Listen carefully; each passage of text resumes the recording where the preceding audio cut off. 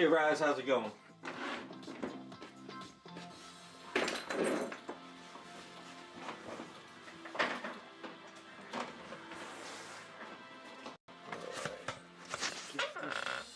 Where am I at here?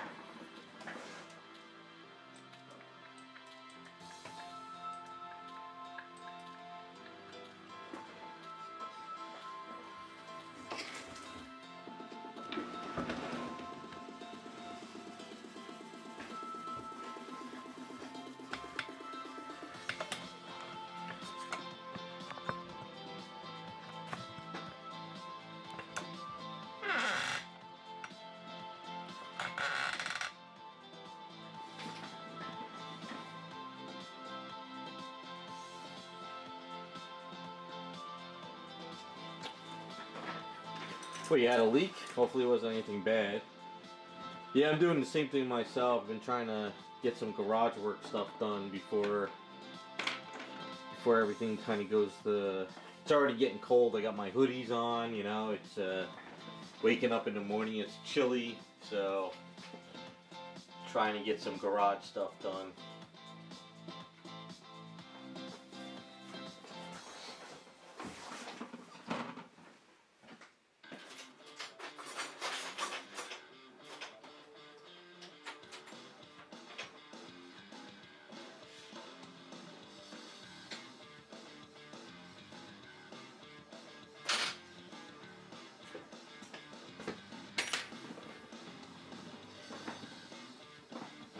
Well, that's good.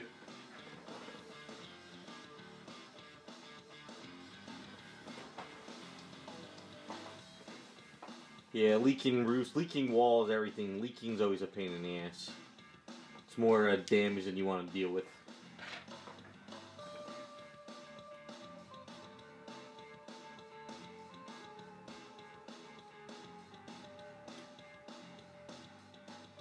Hey, what's up, Iceman?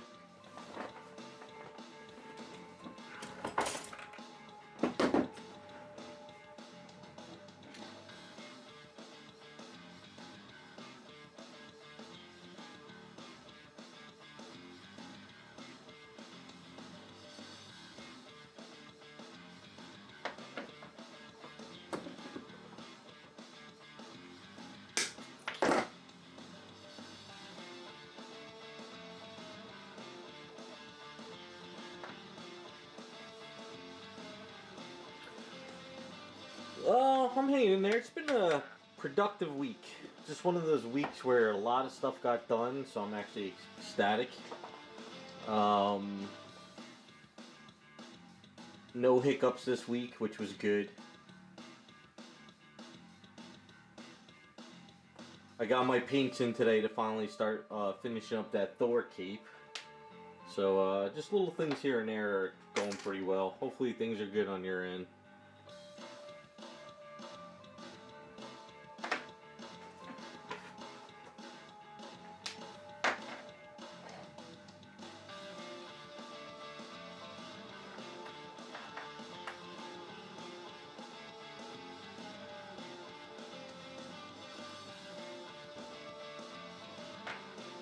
Hey, what's up, 234? Alright, so, explain what's going on. I decided for Star Trek, I'm going to reposition her arm more like this.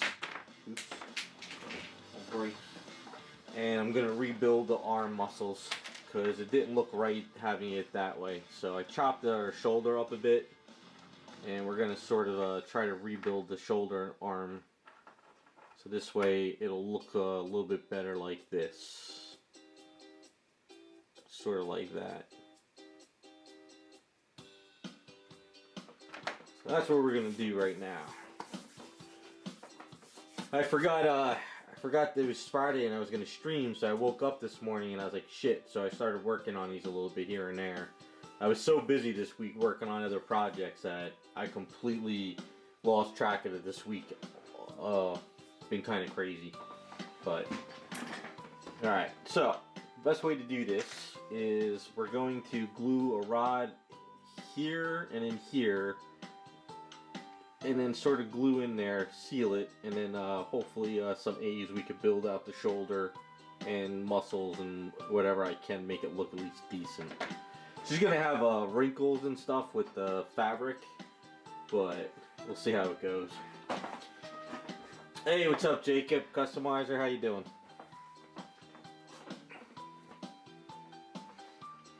But before I streamed, I called up CGC to find out what's going on with those books, and they still haven't corrected the issue or did anything with them. So I think we're shit out of luck with those books.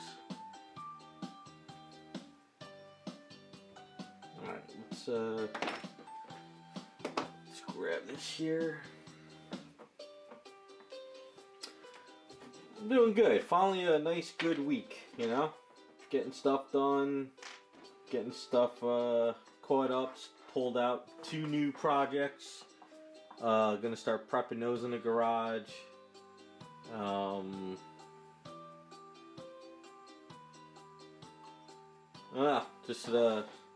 Just plugging away, I guess. Nice and quiet. I guess the cold weather's coming too, so it seems like everyone's starting to get ready.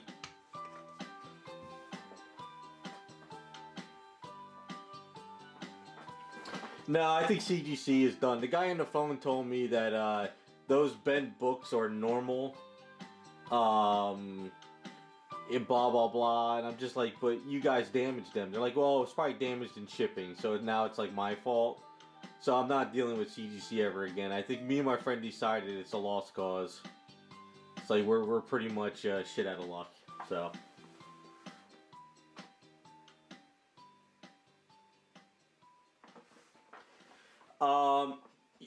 234, you mean make it out of cloth?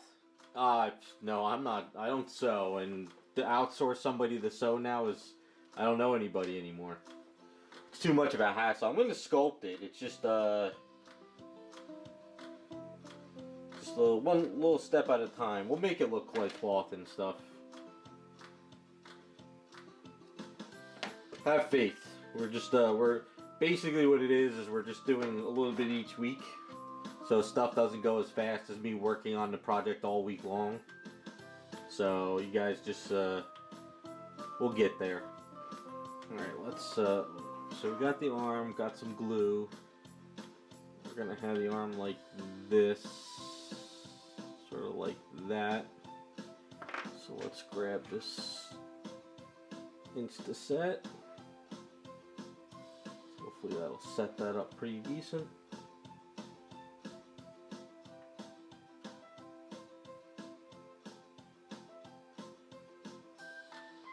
Yeah, I gotta get those images on my computer when I get a chance.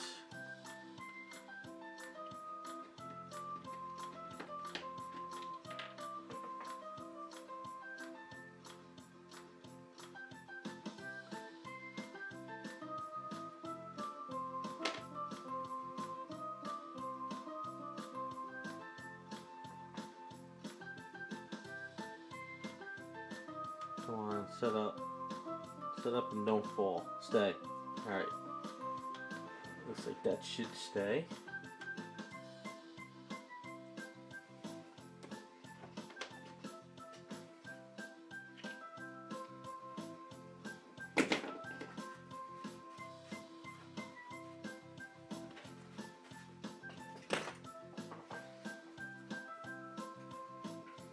Hey, Wante Henry, how's it going?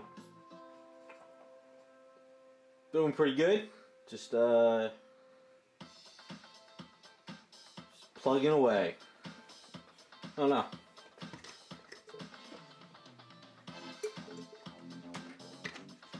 Alright, let's see if there's, I know I squeezed a lot in here. Hopefully you get a lot of it come out.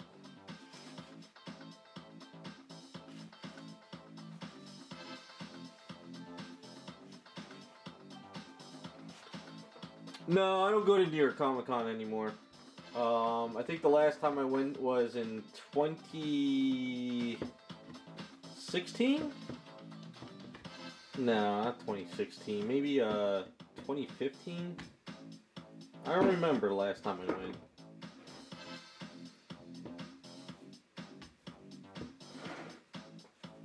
It goes this way.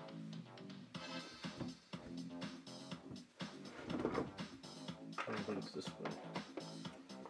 The reason I don't go to New York Comic Con anymore is because it's not really about comics. It's more like a pop culture show. So I hate, if for me to leave here to go to New York, if I don't like driving in, I would drive north to get a train. So it'd be like an hour and a half north. Then I would have to get a train somewhere, take the train in, which is like 20 to 45 minutes depending, and walk. I mean, tolls, gas, and everything is just not worth it.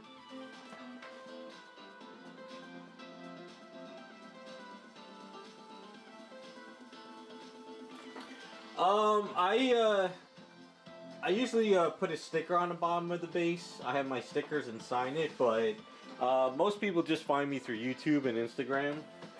A friend of mine made me my logo stickers. But yeah, it's mostly just word of mouth. People know me in the hobby, stuff like that. So it's not really anything other than that, really.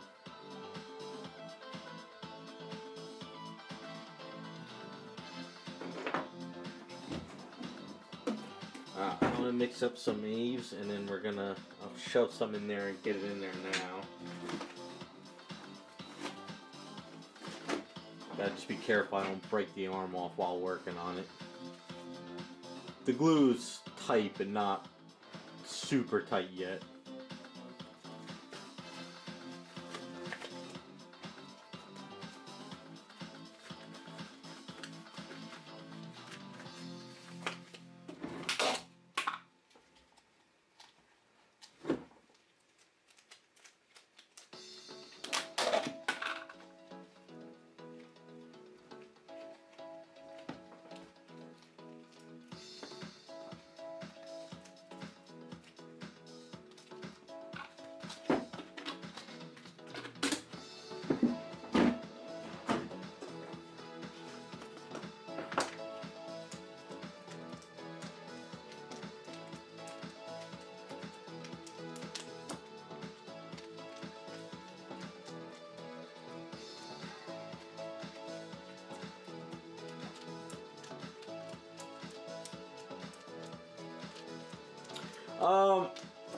My LLC is named Feachi Illustration LLC.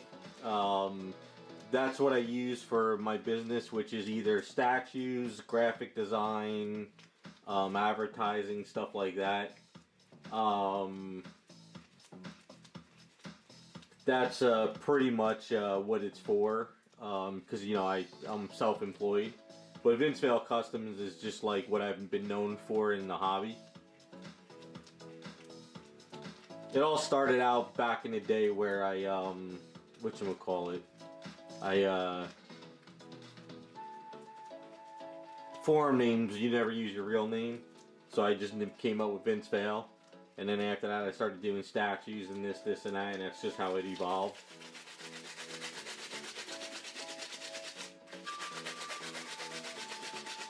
Because when I started going freelance work, I was still doing graphic design on the side too.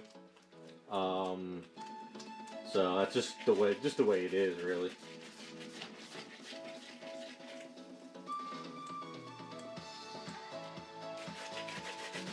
Draw a hand image underneath.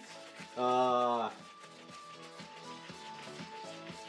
we could give you a really messed up Supergirl image on the bottom. We'll make it look like Homer Simpson. How about that?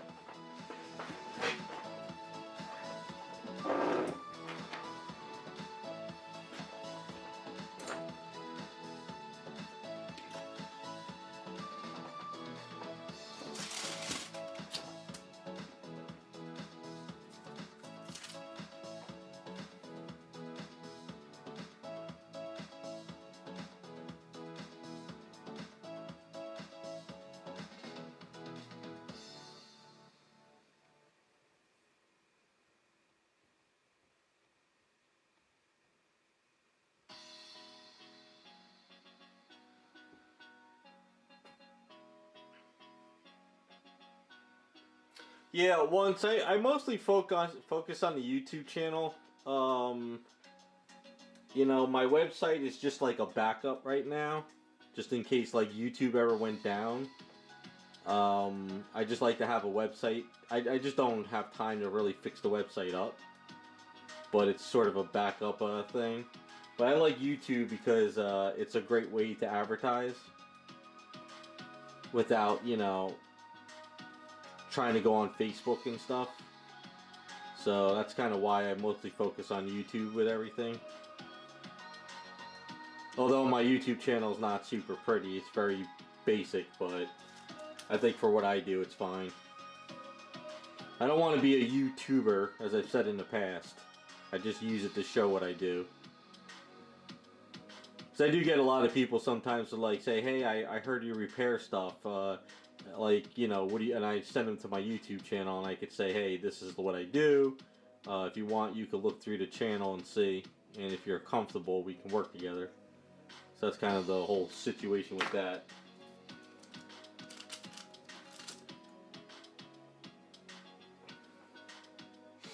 Yeah, I think, what did I start in? I started uploading in 2011. I was still working full-time as a graphic designer. I used to have the old, Apple used to have, they used to have a free hosting site. I forgot what it was called. And I used to have all my portfolio stuff there for advertising, graphic design. And then they closed down that service, and then I started my own website.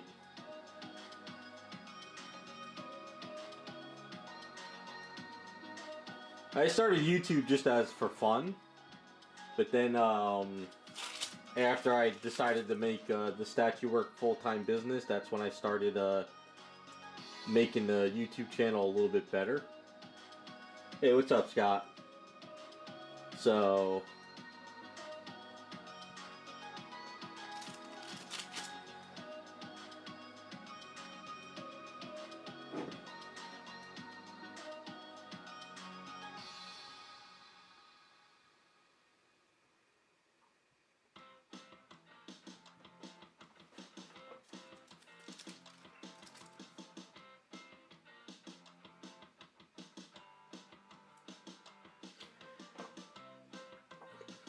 yeah, I think, like, so the way it worked was 2011. I moved down South Jersey because my ex-boss moved the company down here, so I was renting in this really shitty apartment. It was in like in an attic, so the roof was like at an angle, so I didn't have much room in the place.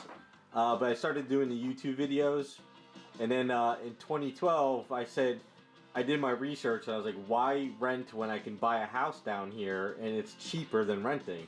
So that's when I purchased a house, because I paid off my student loans by then, and I was putting money aside anyway. And then I bought the house, and 6 months later he closed the business, so I was stuck. So while I was trying to figure out what to do I sell the house? Do I try to move into New York? Blah blah blah. You know, graphic design was kind of dying at that time. So basically after that, what did I do? I lost my job and I went on to, unemployment. And while I was on unemployment, I was sending out my portfolio everywhere, my resume. I wasn't getting any hits or anything. And then, but while I was doing that, I was taking on a lot of statue work. Like, a lot of people were like, hey, can you repaint this? Can you repair that?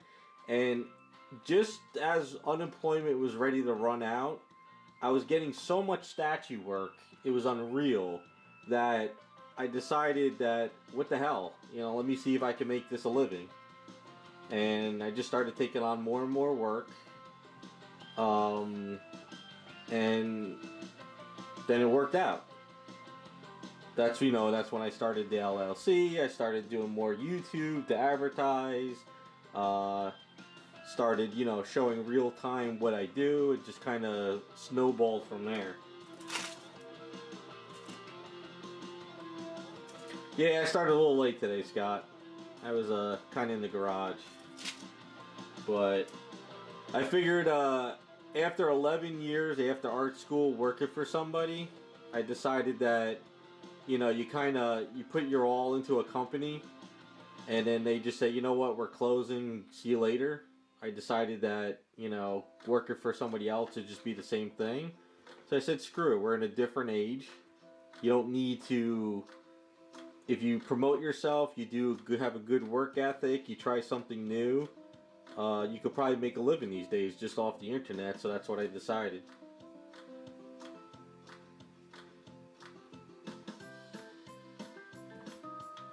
Like I say, am I going to be rich off of this? No, but it puts food on the table and pays the mortgage. If I had a wife and kids, though, then probably I don't think I'd be able to do this. But I enjoy it, and I figured, what the hell, you know? I might as well attempt it and fail than just never try.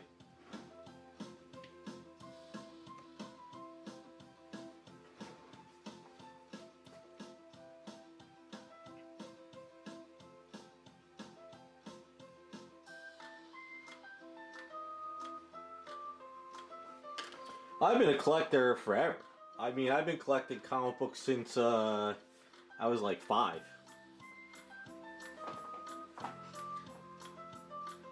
You know, I've been reading and collecting since 5 years old, and then once I started, you know, by like 8 years old, 9 years old, I was already cutting lawns for people around my town. So I was taking that money to the local 5 and dime store. We used to call it Dave's Sweet Shop. And I would buy comic books there. And then when I was allowed to ride my bike further into other towns, I would go to the comic book stores. And I've been collecting, reading comics since. So I'm definitely a comic book fan.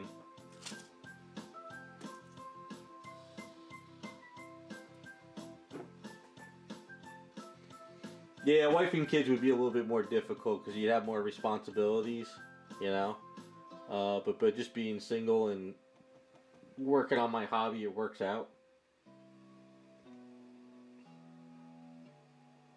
And I live very within my means, if you know what I'm saying. I don't overspend. I have a very small house.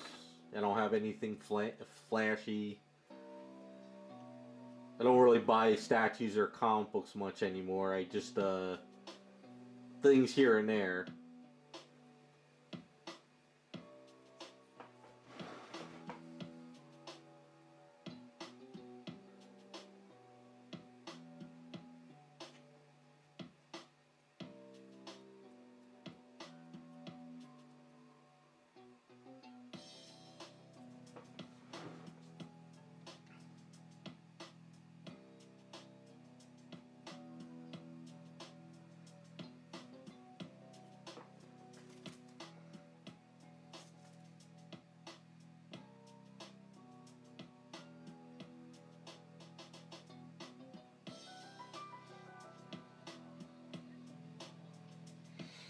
Yeah, Jacob. I think a lot.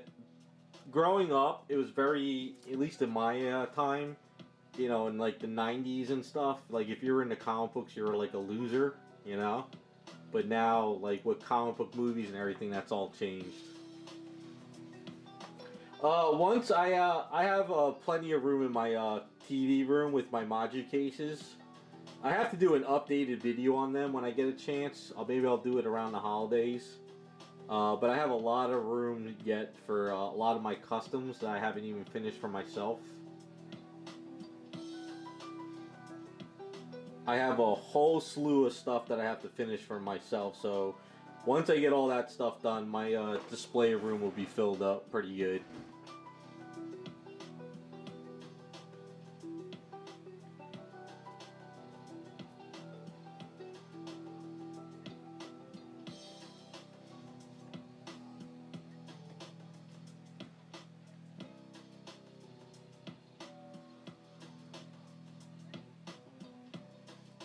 Yeah, I think around the holidays I'll do an updated collection room.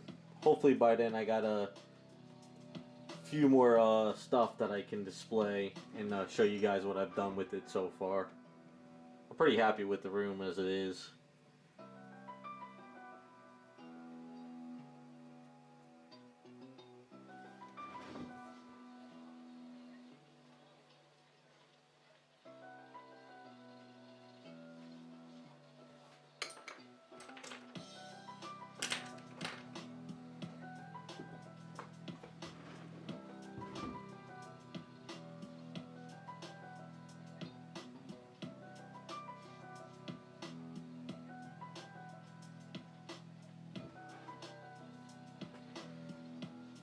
But I'll always be a comic book fan, no matter what.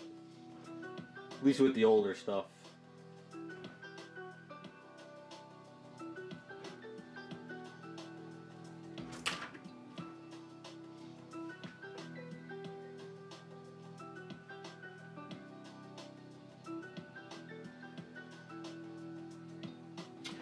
She's in my Maju case. I just haven't had a chance to work on the base anything.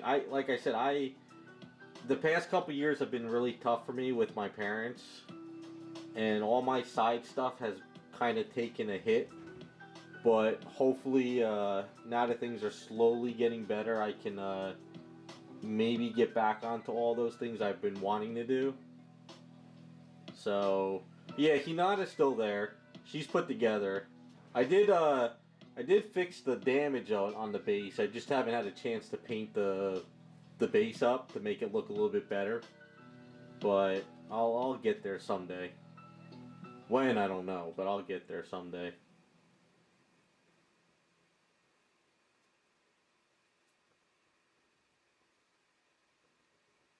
I've been wanting to paint up my Nate Gray and get that done. I haven't had a chance to work on him. Because I want to get him in a display case. That hasn't panned out too well yet. I got some other customs I want to finish for myself.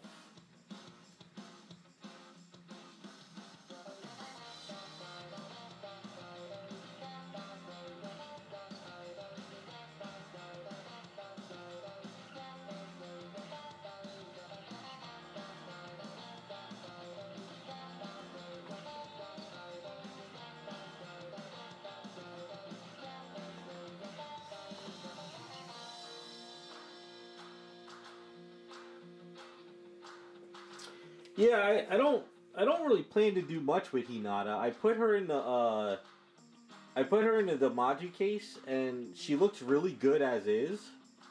So there's really nothing to do to her per se, except maybe just make the base pop a little bit more. But yeah, I'll get a updated TV room video in the holidays. You know, maybe either Thanksgiving or before Christmas, I'll get one up. The room, the last time I showed it on the videos, it's come a long way since then.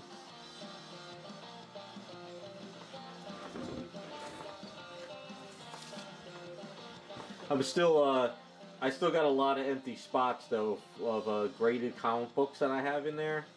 Because I still got a lot of stuff I want to get signed next couple years. But I'll go over it. I think you'll like it once you see what I've done with it so far. The Maju cases was the best thing I ever got in that room. I should have did it a long time ago.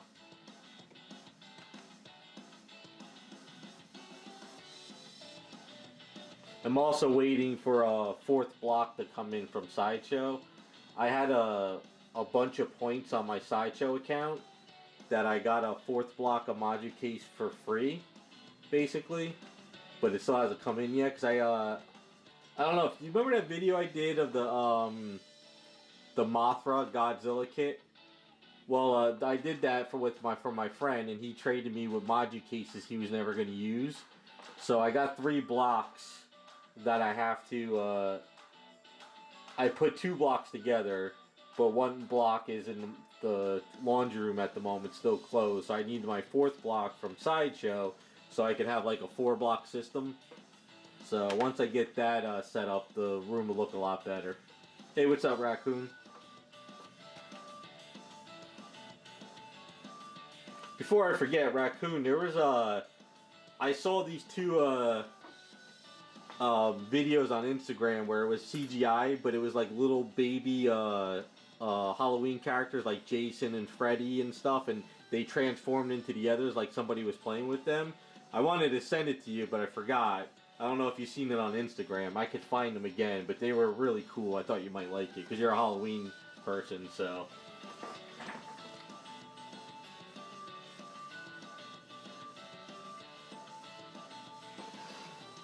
Video game? No, I'm not collecting video games. I have video games. I have all my PS1 and PS2 games still. I want to sell them, but as of right now, I'm going to hold on to them till I see where the market goes. Then I'll decide if I'm going to get rid of them.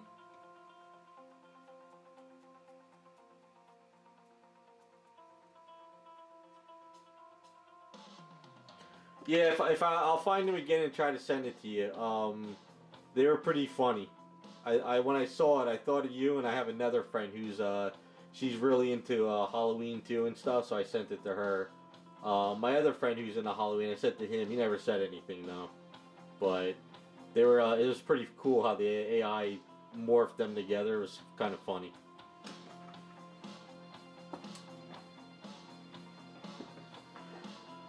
Yeah, I think the only thing I'm gonna have, I'm a huge Street Fighter fan, so I got all my Street Fighter games still. But it's kind of weird. I wake up some days and I'm like, you know what? I want to sell all my video games, but then I go online and I read all the crap that's going on with the video game industry, and then I sit there to myself, well, maybe I should just keep these games because they might be worth something later down the line. But then other times I see I don't know. It's kind of weird. Never know what to do with them. Sometimes they're worth money, sometimes they're not.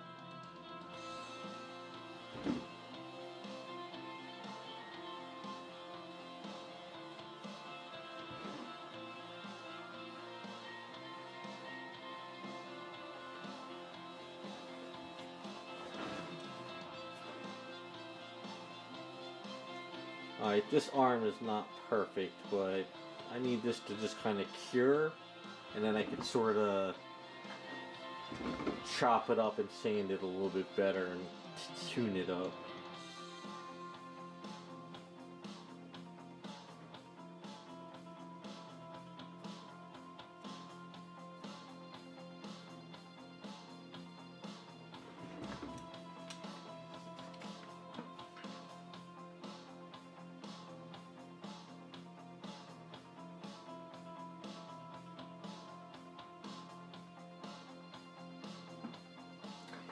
Oh yeah, that's the reason why I keep saying to myself, maybe I should keep my video games, because this whole Sweet Baby thing and all these games that are like, they spent millions to make these games and no one's buying them because of what they did to the characters and stuff. It's like, maybe I should keep my games a little bit longer, you know?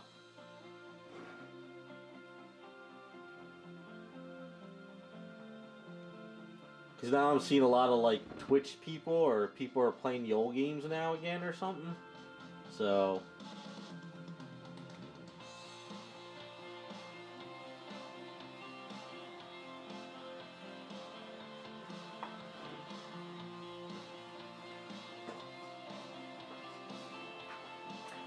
Yeah, the only stuff I sold all so far was my GameCube, my Sega Dreamcast, and my original Nintendo.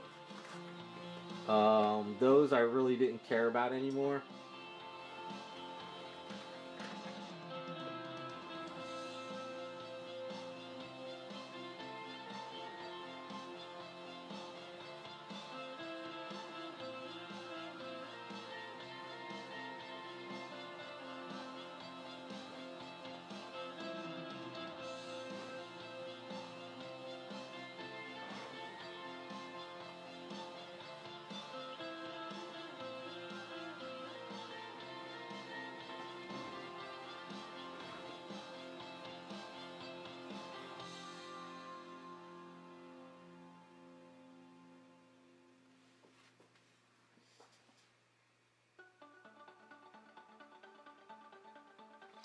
Yeah, that's the other problem too. It's like anytime they want to remake a game, they have to go in there and censor stuff.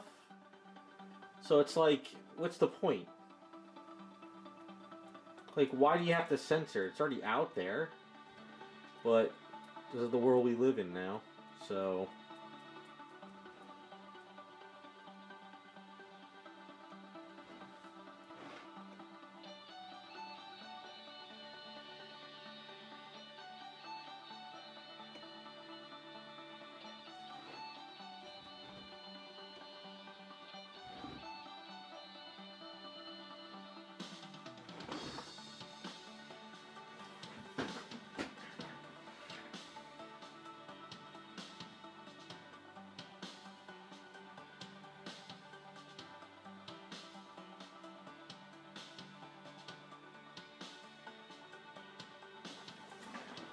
yeah, like I said, there's certain things I want to get rid of, but there's other things I kind of want to hold on to for now.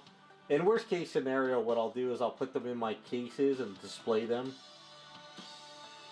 for now. But if I see things pick up, I'll definitely sell them. And who knows, maybe if the video game companies all go out of business, the old stuff will skyrocket. Never know.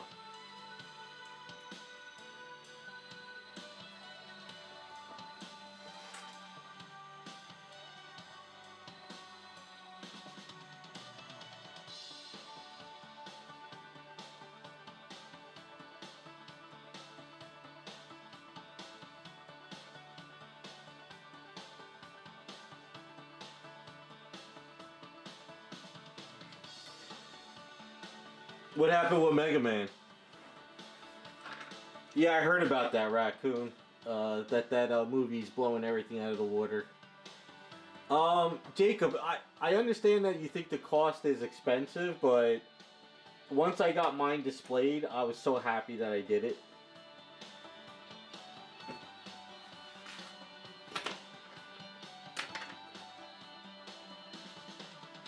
I figured I love this stuff so much, I might as well get it on display and spend the money.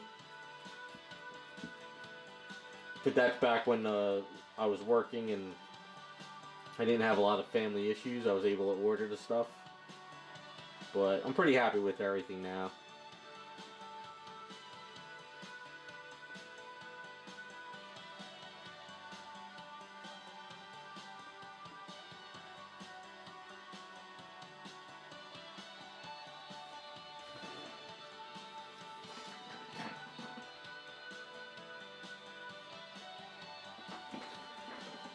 The only thing that sucks though is some of the games probably won't be able to play them because the consoles are too old because you have to play online. Well, that's the thing that sucks about all the new games. You know? It's like you want to buy a new game, but if you can't connect online, you can't play it. That's kind of why I'm still, like, want to hold on to some of my older ones.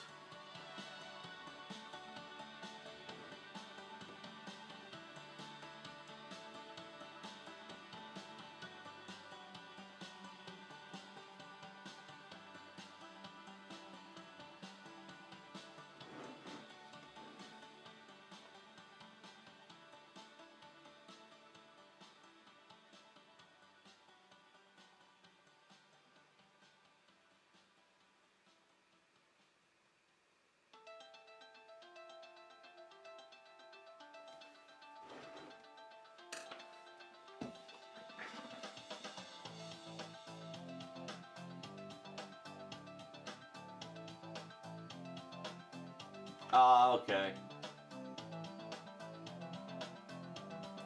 Really, Matt? Are you serious? It's so stupid. Everybody's got to see something in everything now. Like that wouldn't even have crossed my mind with Mega Man saluting. Like, who cares?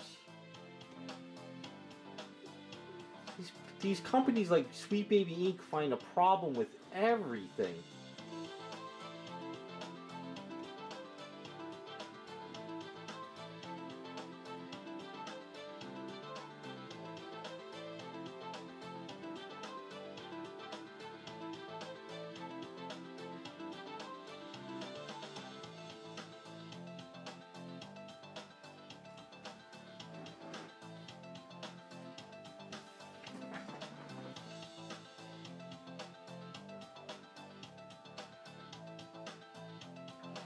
Yeah, I've seen a lot of the CRT TVs at like garage sales and flea markets start selling like crazy now.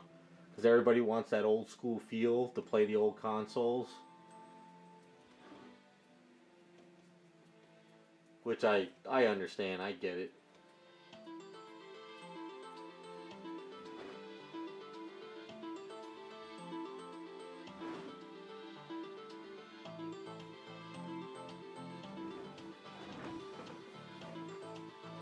Alright, that shoulder's gonna get reworked. A little bit. I'll let this cure, and then what I'll do is I'll Dremel out an area and then sort of build it again correctly. Because right now it's a little off and a little bit off here. So what I need to do is sort of Dremel this bicep down and build out the back and straighten it. But once it locks up, it'll be easier. Because right now I could still kind of wiggle it, and I don't want to break it off. So we're gonna leave that as is.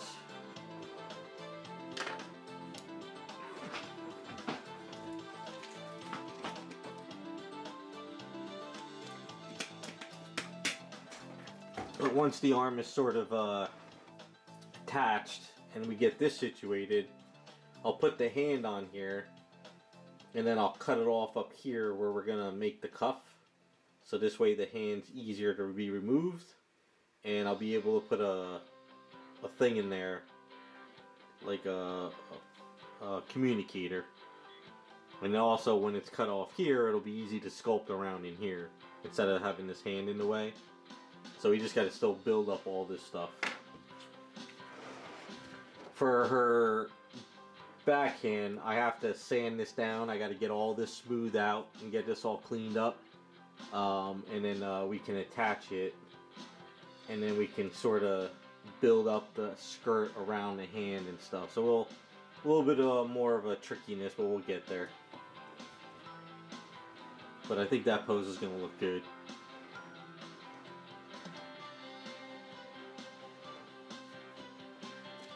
And if we have a little bit of eaves tonight that hardens, I could put a little piece here to start this area. I think what I should do is fill in here. This will be a little bit easier with this filled in too. So I don't slice my finger on the metal.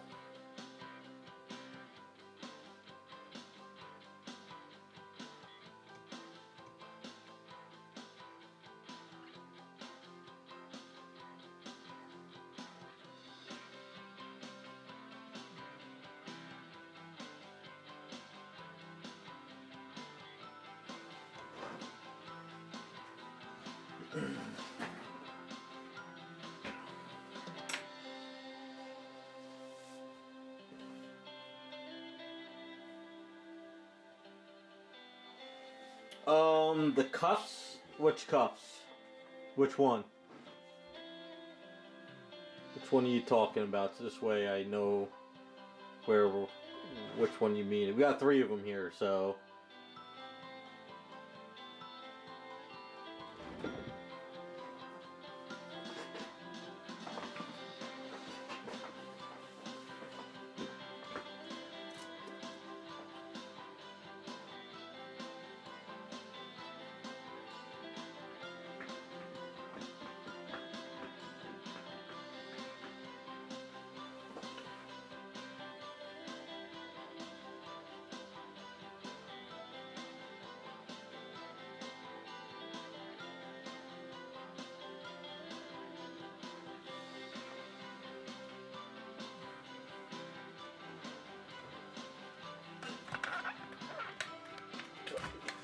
I'll show you from this angle.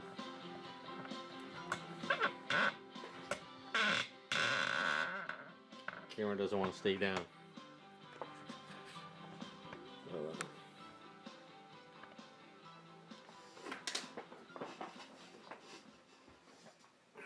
So this hand's gonna go like that.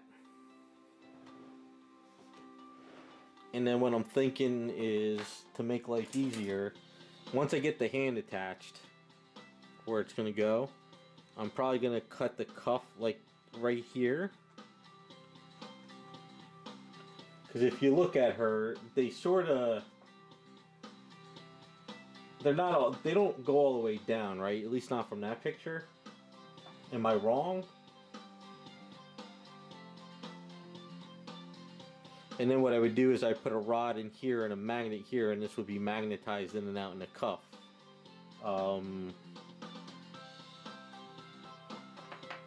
I thought the cuff comes to about there. I should look up that Kotobukiya picture too, right?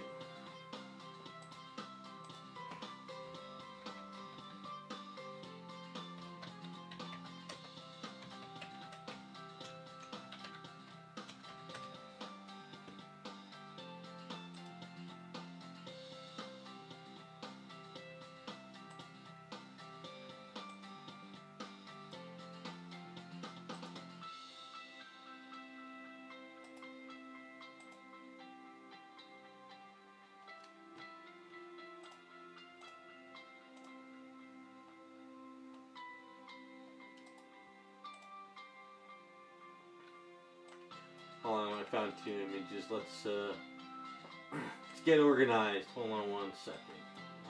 I'll get there. Where is Star Trek? Where is she?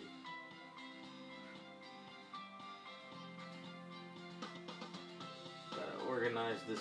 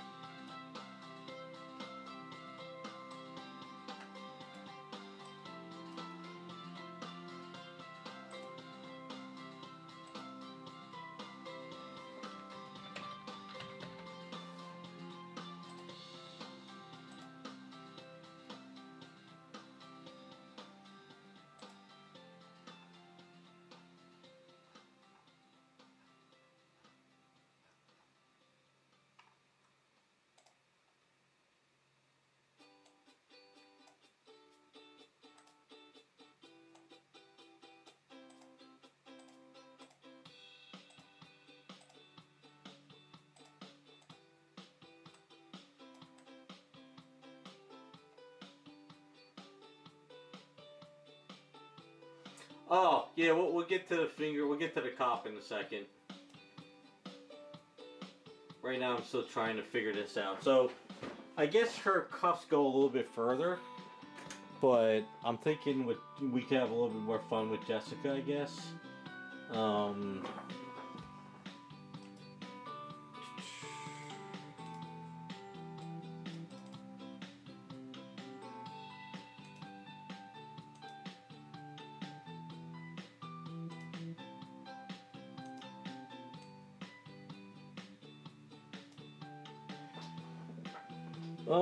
Well, this one has the cuffs go to the hands, but I think maybe what we'll do is for Jessica, maybe we'll go like there, maybe.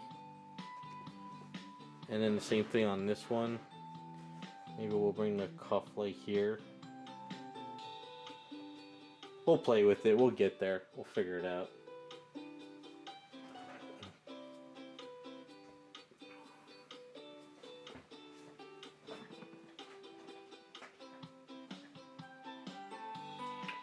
And she's going to have the piece come down here, just like the flap.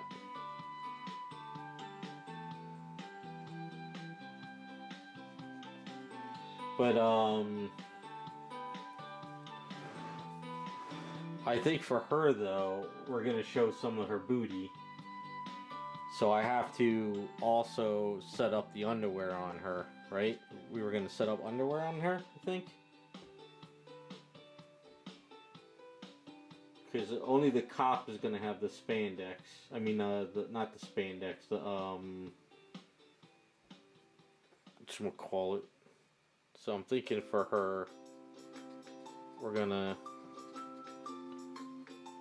create her underwear. No, not a thong. Give her a little bit of a regular bathing suit underwear.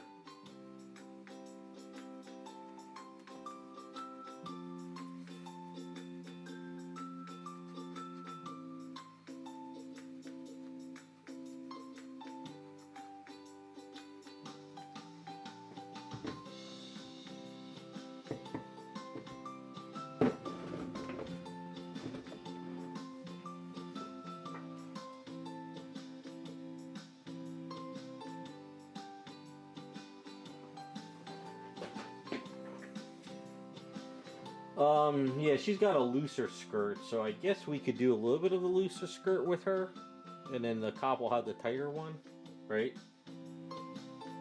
You know, we'll add some wrinkles and stuff going around.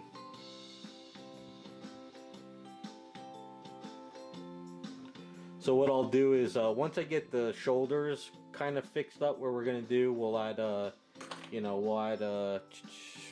my friggin', we'll give her those lines on the shoulders for the outfit, you know. But once I get all the basic anatomy done first, once we get all that done, then we can start working on the outfit.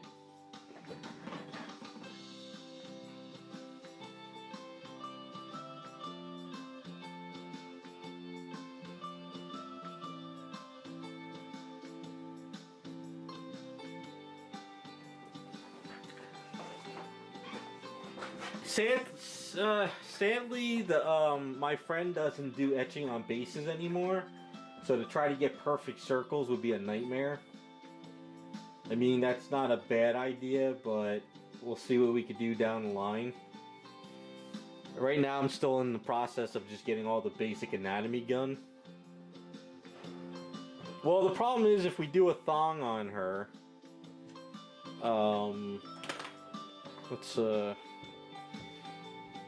I mean, if we show some of the booty on her, right, but we do a thong, we really won't see much. I mean, do you guys want to do a little bit of a skimpier undies?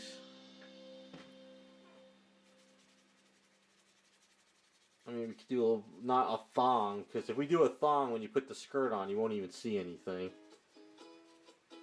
I mean, we could do a little bit more of a...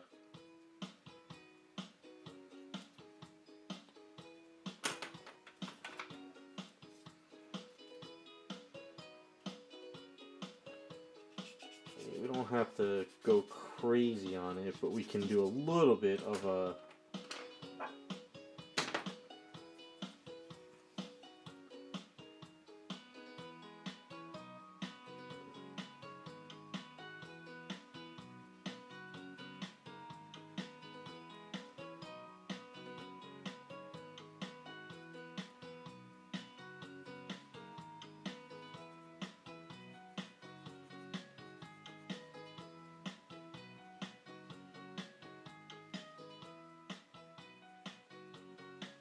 Because what I'll do is, I'll cut it and I'll make it look like it's really tight, so it's squeezing her booty. So this way, when you see it, it's gonna look like, these like this area type thing.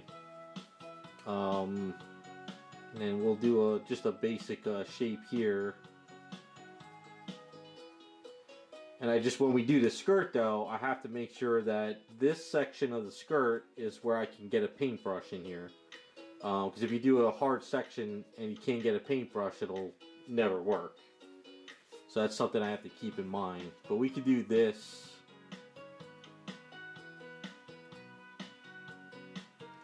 So it's not overly... Because if we do a thong up here and we put a skirt on, we'll never see it.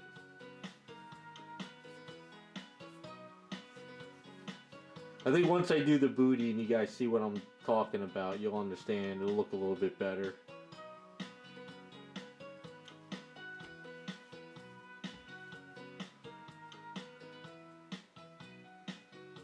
You know what I gotta do? I gotta order Complete Sculptors, what do they call their stuff?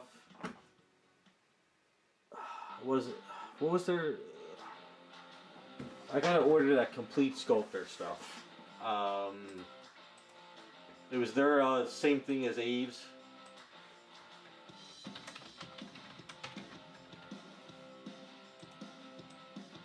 Oh, it's on the tip of my tongue. Gotta find it.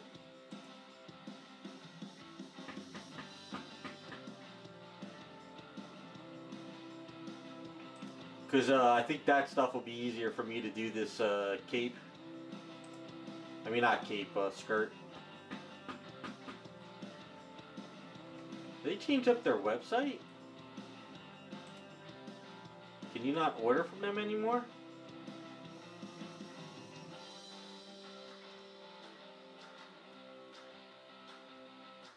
the hell did they do to their site?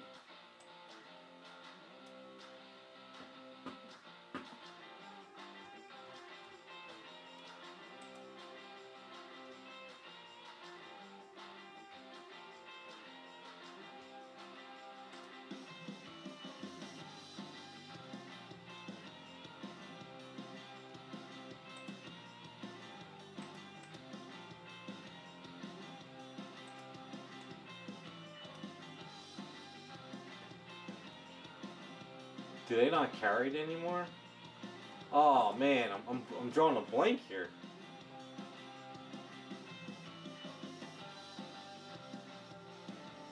They had a sculpt stuff. I stopped buying it a long time ago.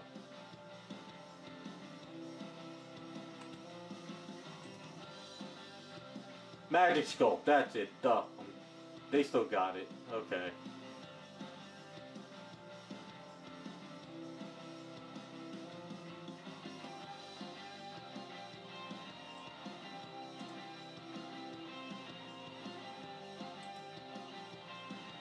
Yeah, I'm gonna buy a thing of Magic Sculpt, and I think when I get the Magic Sculpt and I roll that out and I let that cure, that'll be a little bit easier to wrap around her and work. Because Aves still is good to do it, but Aves takes like... Sometimes with Aves it gets a little bit tricky to try to get that curve and wavy, whereas the Magic Sculpt might work. I don't know if I even should. I gotta debate. I gotta plan that out. I could do the A's, but I'd have to mix it up like an hour or two before I start streaming when we're ready to do it, and then add it on.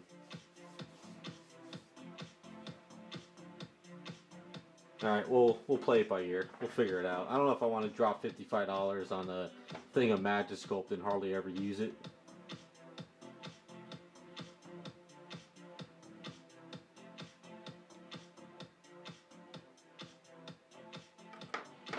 Alright, so let's let this set up a bit. Alright, for on to the cop. We, oops, almost ripped off the arm. That's not good. Onto the cop.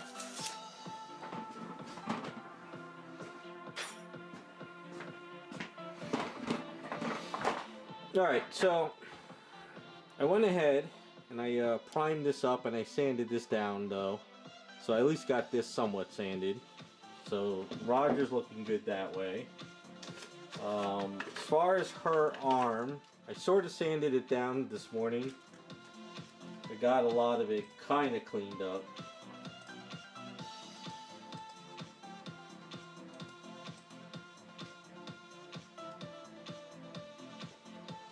Now I still have the hand and the finger broke off of it, but her hand's gonna be holding the handcuffs, which is gonna be holding the cuffs down like this. So you can sort of see how I kind of cleaned up the arm. So I'm gonna use some A's and everything. I'm gonna try to get this arm seamed closer to this. I sort of sanded this part down a little bit more today. So this way when we put the cuffs on her shoulders, this will be a bare arm, and this will be like gloves with the hand.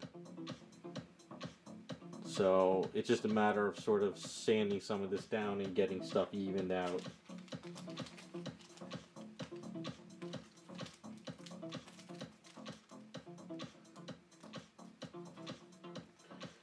Look at her shirt. So it's going to be a basic shirt.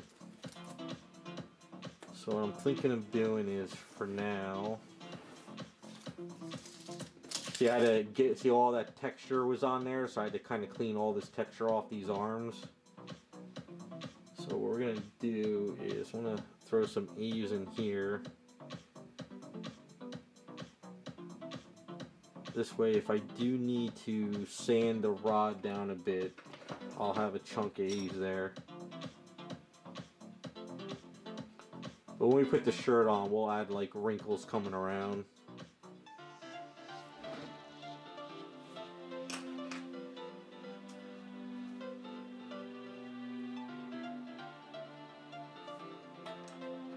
That's the only downside of putting these metal rods on. If you go and grind them down a bit, you get that it becomes like a razor blade, so you gotta be very careful not to like put Aves in there with your finger and slice up your finger. It's the only downside.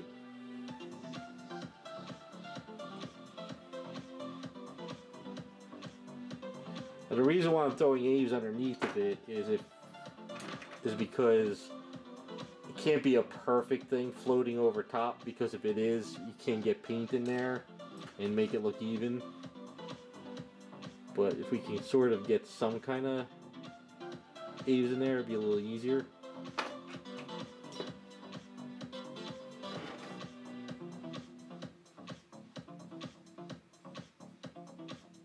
So, because what I might do is I might go just like kind of grind this part down a little bit.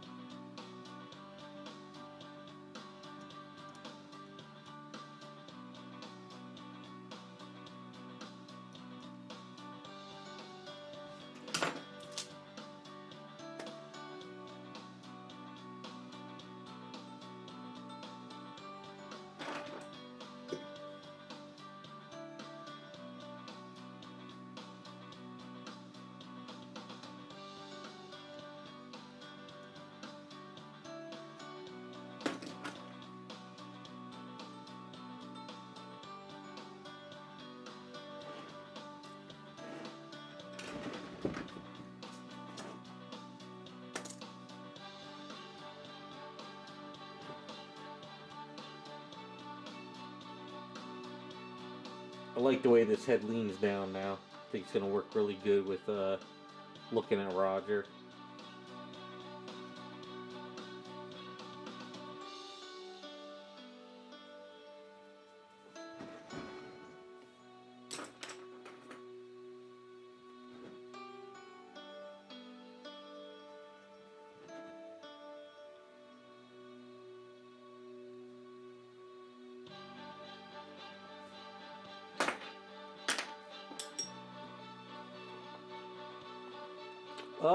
It's up to you guys. Do we, like I said, do we leave the chain on or do we take the chain off? Because if we leave the chain on, it's going to be a little bit more messy to try to get it to work. You know? I'd rather take the chain off and put a nice rabbit, like carrot on her head. Like an emblem or badge or something. But if we leave the chain on and putting a small one, just is going to be a messy, you know? So, I mean, I'm leaving it up to you guys. I mean, when we're ready to, we could vote on it.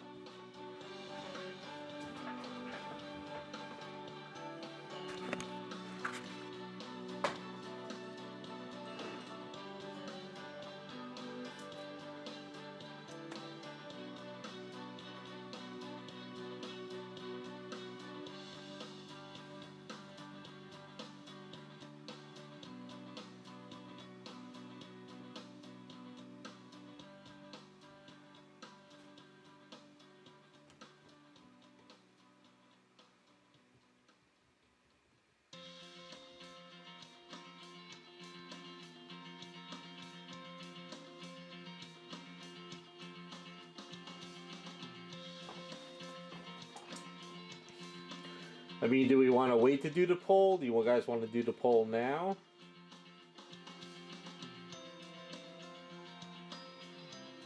And like I said, I don't care either way. It's up to you guys. It's just a matter of which you guys might think looks better or doesn't look better.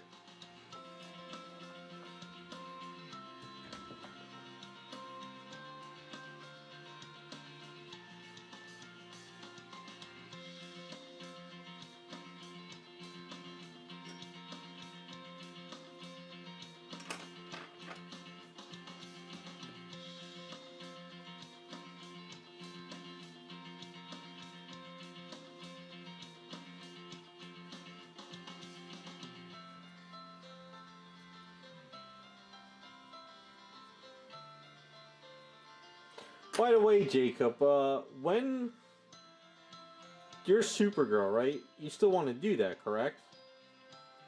Because you were still on my list to do it. Trying to plan my next batch of stuff and when to start stuff. Because I got a lot of kits I have to paint for people, but as far as customs...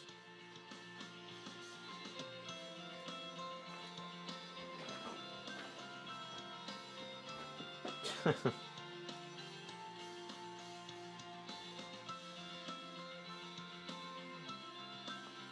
don't know what else is saying anything in chat, so I guess I'll have to wait till maybe people are listening or give some feedback later, one or the other.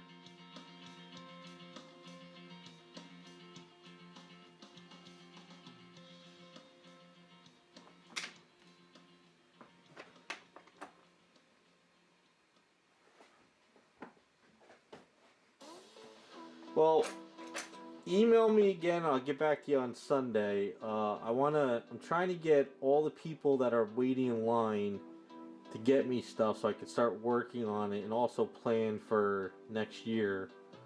So what I'm thinking of doing now is pull out certain projects that can be used as filler. And like when I chop stuff down, I can put those projects into the chopping, stuff.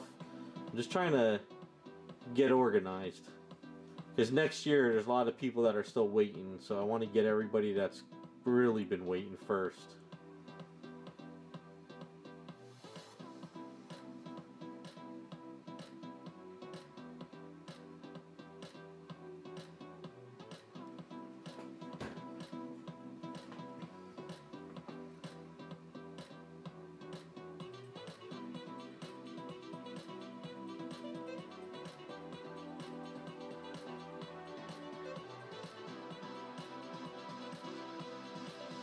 Well, since people are back, I guess we'll do a poll and see what people are thinking.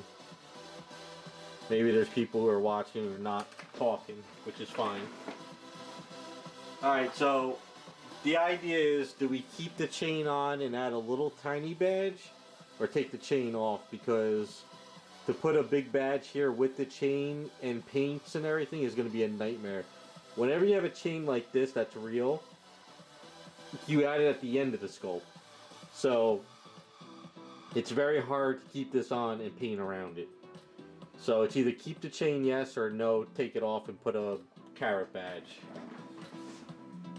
So we'll do the old YouTube poll.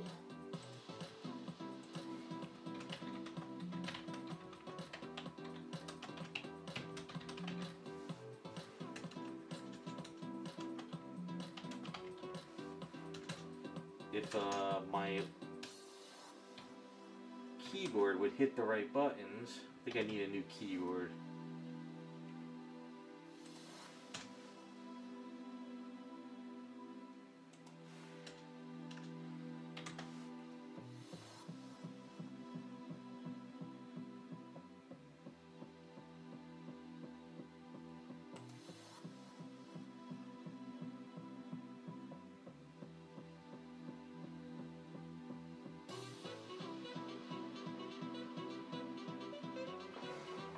No, I rather get the projects that you want as a grail going. I gotta like I said, I really got to catch up on people's stuff that have been waiting. So if that's the one you want to start working on, we'll do it. Simple stuff I could do whenever down the line.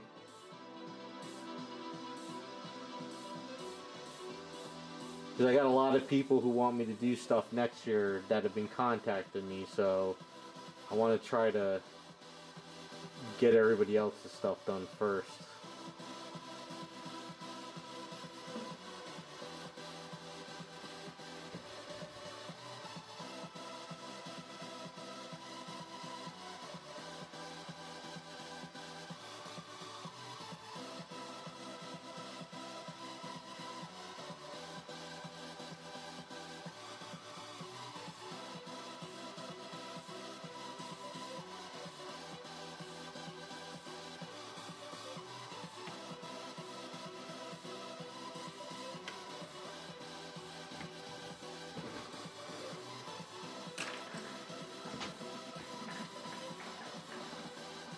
Yeah, the change sort of does feel like YMCA, but that's kind of like Poison's style. Like I said, I got which one? I'll grab one.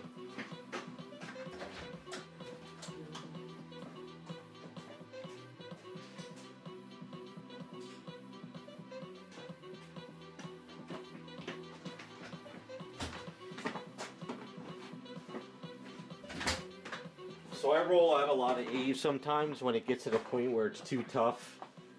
It gets a little bit too tough to kind of work, so I roll these out, and I have a lot of these little flat A's in my studio. And what I'll do is, like, you know, if we can sort of create the badge, you know, sort of or sort of the badge is like this, I think, or wherever, however it is. And then what I do is I go in a garage and chop it out, and then you put that basic shape on there, and then from there you can do a little like carrot, so we can do a sort of a little carrot kind of thing, a little bit of leaf on it, you know, something. Something, we'll come up with something, but that's just a quick sketch type idea.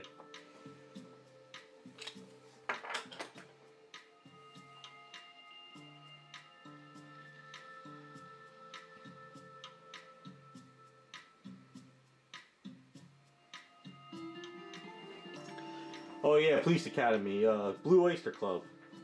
Love those movies.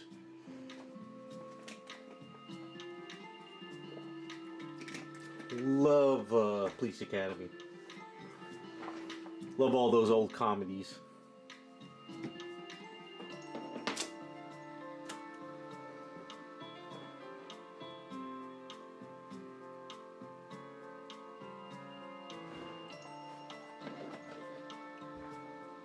I chop down the wrinkles in these arms because it's just too much of a hassle to sit there and try to make them perfect. It's better just throw eaves in here.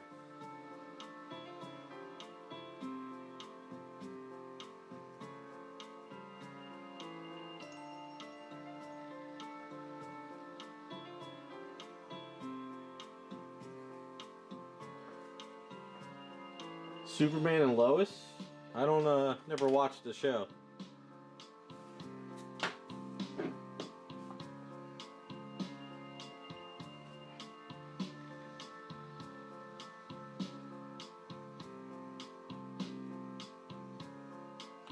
I mean, while I like Superman and Lois Lane, I'm kind of over it. It's like every time there's a new Superman movie or show, it's all about Lois Lane and Superman. It's the same thing. I get why they do it, but I want more characters, other characters brought in. You can still do Superman and stuff, but bring in some other characters, but make them well done.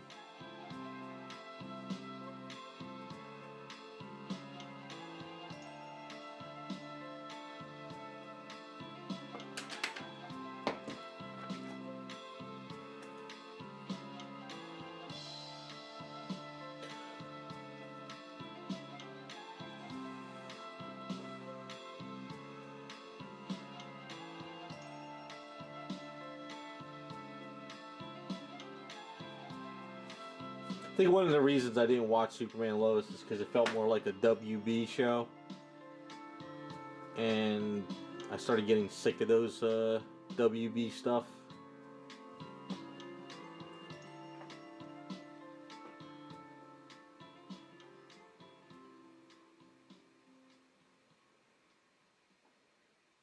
Yeah, I'm kind of over that stuff. I think now after watching like Deadpool and Wolverine, I'm like, if we're not up to that caliber anymore, whether it's a TV show or movie, I just don't care.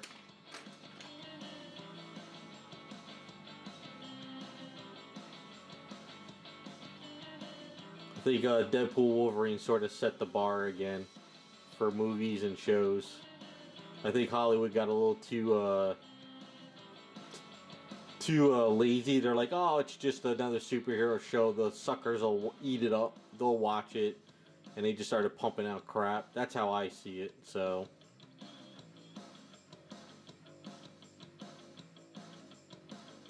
look, it's a new shiny superhero movie. Give us money.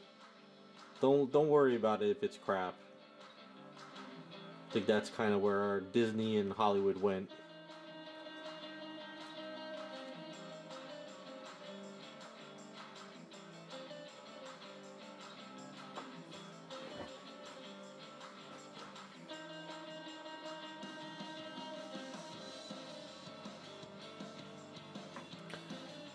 There was a Stargirl show? Really? Like I say, yeah, I don't pay attention anymore. Guess I'm too busy watching YouTube channels and how all these companies are crashing and burning for making crap. So that's kind of my entertainment now. Do you want to see the 100th show of a, Superman and Lois, or do I want to watch a YouTube video about how the game companies are destroying all their IPs? That's a little bit funnier to me.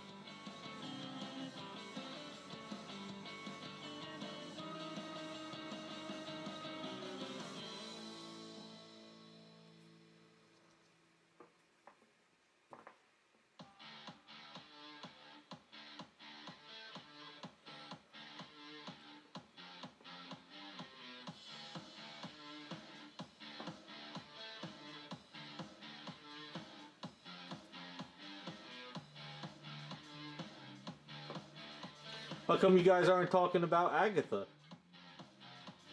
Well, those shill videos are telling me that it's the best show ever made. You guys aren't real fans if you're not watching that.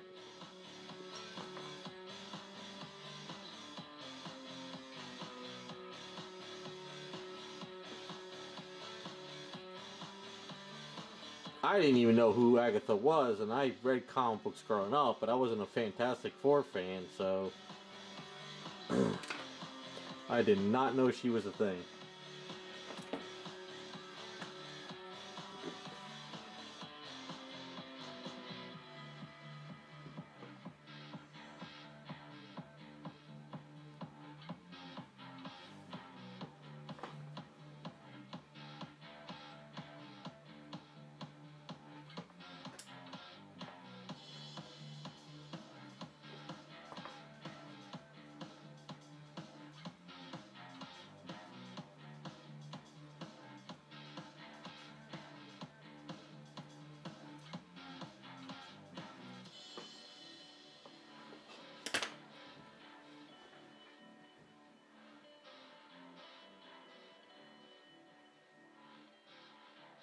That is true, Jacob. It's funny. We make stuff, it's not made for you. The show is not intended for you. Blah, blah, blah. But then when you don't watch it, they're like, well, you didn't watch our show, so you're a racist, or you're this, or you're that, or whatever. I don't know. Like I said, I just watch YouTube channels and watch how much money they spend on stuff and then watch it fail.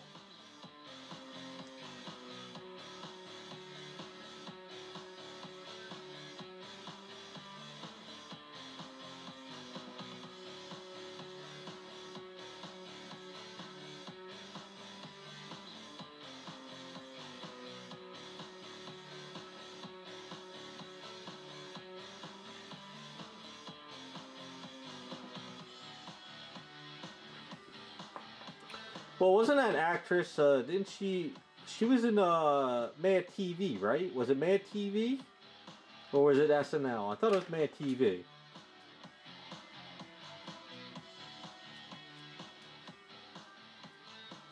I think that's what it was.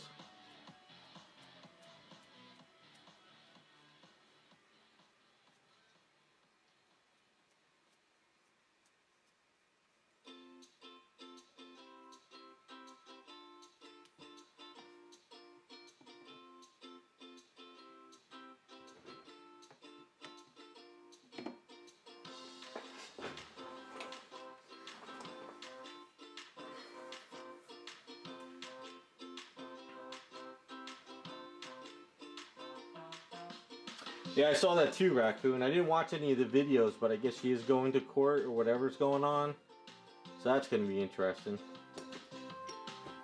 Yeah, it's all burning. It's all going to hell. I don't think they care anyway. I mean, if they cared, they would have fixed it by now, but they don't care, so. Oh well. If they don't care, I don't care.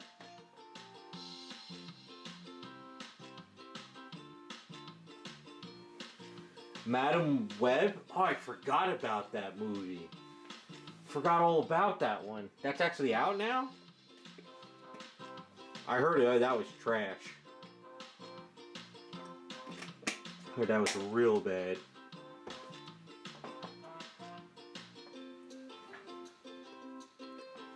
Alright, I think I'm gonna have to level this out another day. Gotta do it in the garage with a lot of baby powder.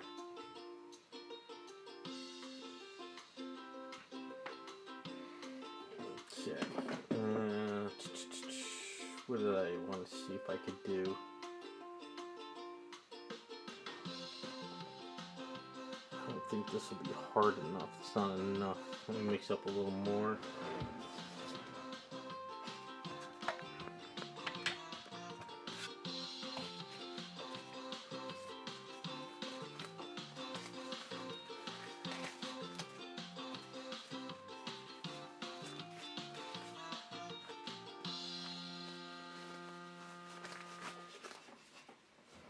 Yeah, it's what a lot of people said that Madam Web was. Wasn't that another movie that they bitched that nobody came to see it, but it was the best movie ever made? Something like that. Everything's always the best ever made, but nobody likes it.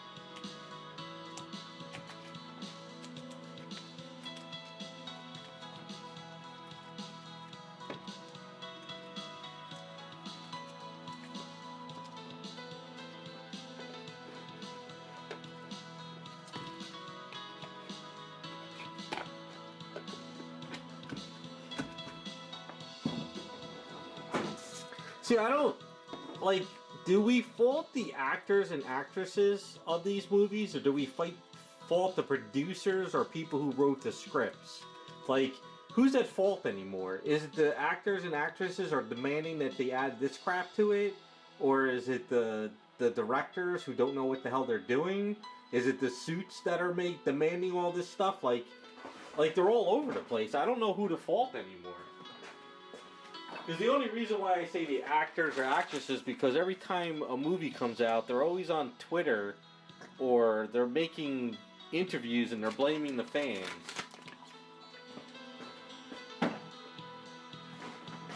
Like, I couldn't imagine this happening in the 90s. Like, if a movie studio came out in the 90s and said, you know, the fans are toxic. I think in the 90s, the fans would be like, alright, screw you and just move on, you know? But now, all they do is they say the fans are toxic. Like every fan is a toxic fan now. Like they're attacking fans. If the fans are saying we don't like this, change it. Like why do you attack the fans now? It's crazy. It just blows my mind. It's unreal.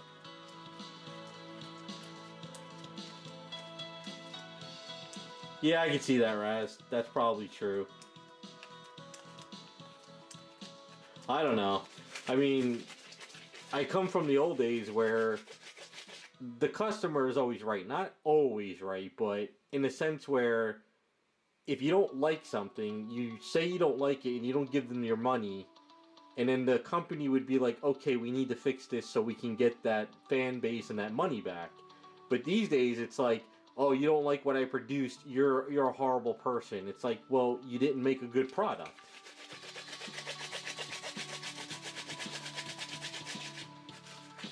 No, I'm not even getting into the whole Snow White thing. That whole debacle's unreal.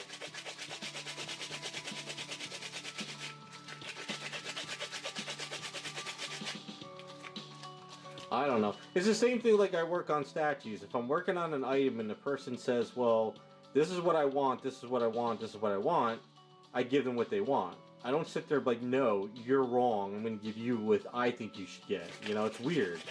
It's a weird mentality that these corporations have begun this whole attacking everybody.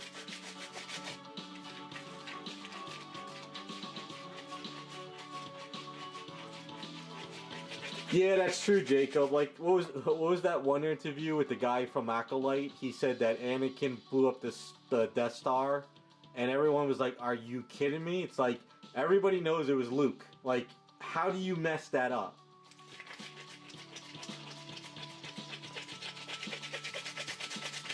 And I'm not saying every actor should be a fan of the item, but every actor or actress should do their research on the role they're going to play. Not come out and say, I'm going to do this because I think this is what should be done.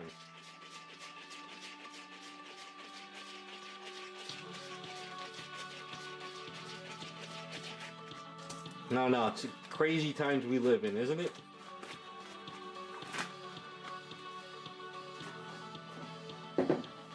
Crazy, crazy times.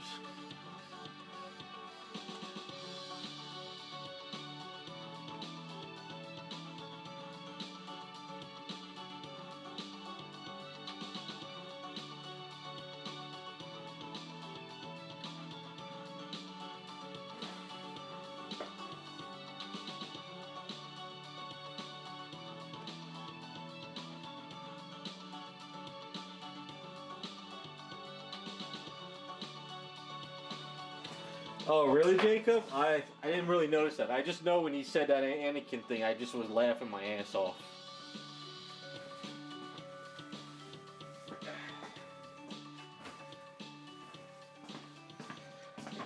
I remember back. I gotta go back in the day, like at least the '90s. A lot of actors and actresses would actually start to do their research on the characters they would play. Like I think for like a lot of the comic book stuff, like those actors and actresses would like go and get comic books and they would read up on them and they would kind of get used to the character, you know. Where I think these days they just go in and like, just pay me my 30 million and I'm just gonna do what I want. You know, it's weird. Weird mentality these days. Oh, that was her? Okay. That's kind of funny. That is kind of funny, to tell you the truth. Like, he was just like, Anakin blew up the Death Star. He was so like, I got this right, and I know my history. And I think I'm pretty sure everybody in the studios behind the camera mouth was like, what did he just say? So...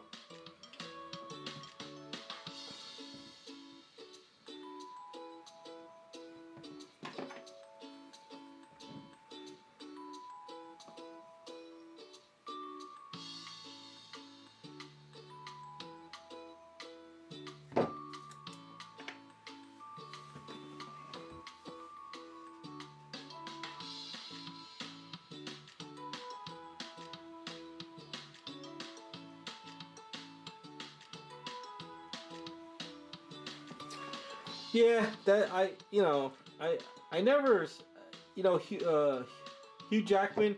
I thought he did a good job with Wolverine, but I personally don't think he was the best Wolverine. I'm pretty sure they could have found other people that would have been better, but it's also the time that he was an actor. He was in a lot of other roles, and that's back. I always claim that the '90s and 2000s is when they would just put the biggest name in Hollywood in a movie role, even if they didn't fit that role. They would like they did with Mystique in the X-Men movies. What's her name? The one that was in the Hunger Games. Because she was the hottest actress at the time, they made Mystique around her popularity. Whereas that was not the correct story.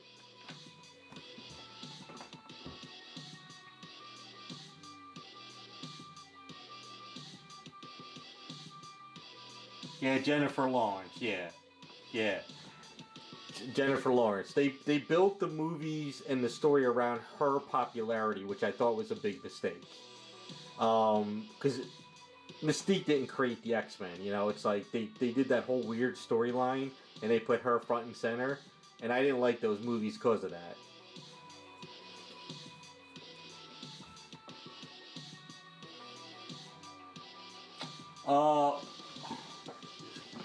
Uh, Rage. So this is for the cop. So this is the police officer. This is Roger Rabbit here. Roger Rabbit's going to be looking up at her. He's going to be in a prison outfit. We have his gun here, like so. And this arm's going to be holding a money bag. And this hand's going to be holding police cuffs looking down at him. So that's the whole idea with the police officer.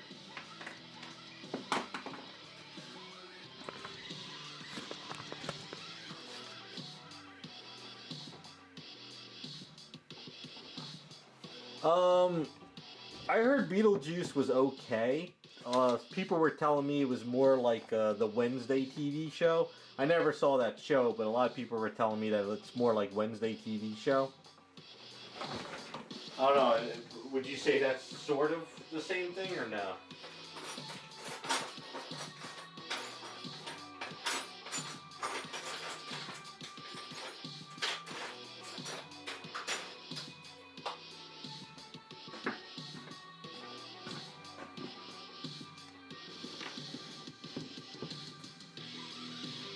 That'll probably work. I could bend this.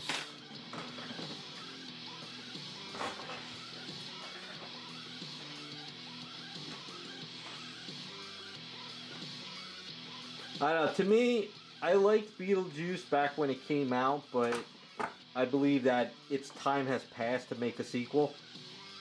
I think they should have made the sequel back in the day.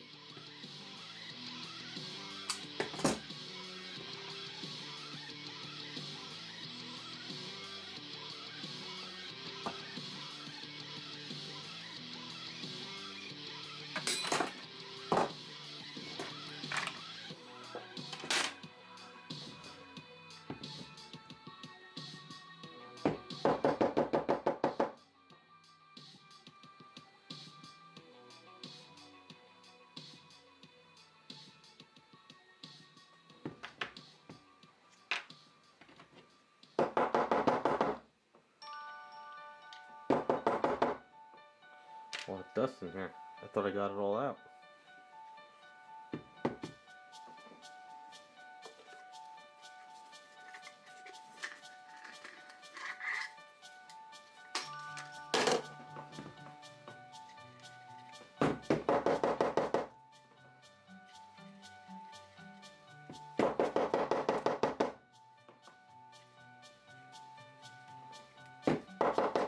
Holy crap. I misjudged this settle big time.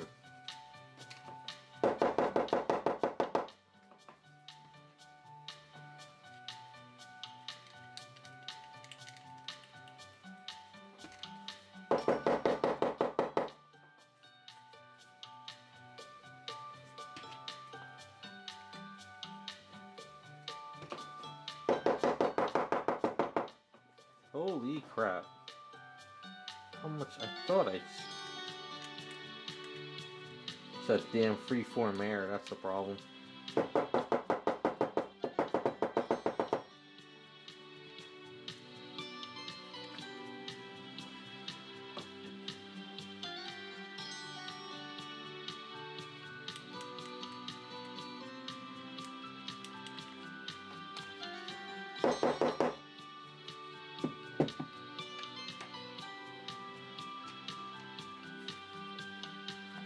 Oh, that's right. Dina Davis and what's they were in the first Beetlejuice. They weren't in the second one.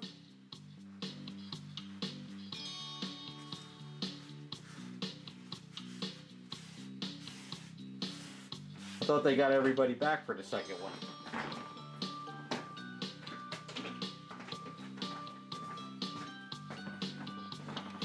Wait, did they die in the first one? Like I said, I haven't seen Beetlejuice in ages.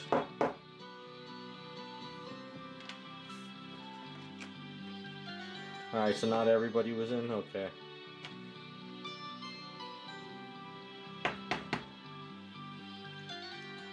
They did die in the first one. Okay, yeah. It's just been a while.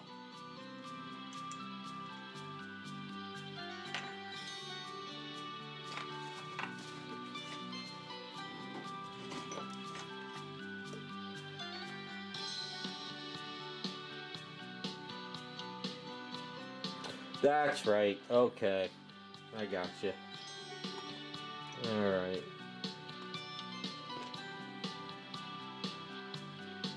Should go back and rewatch that.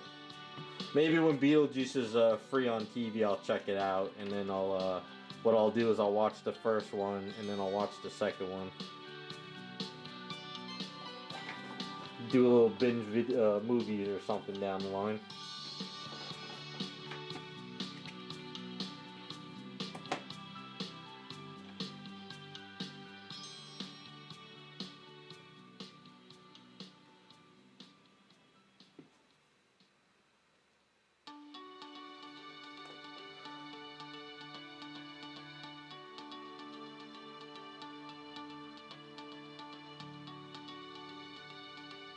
I know they can't put that big guy, the one guy that was in the first movie, because he's wasn't he arrested for the big P word? He's the guy I met.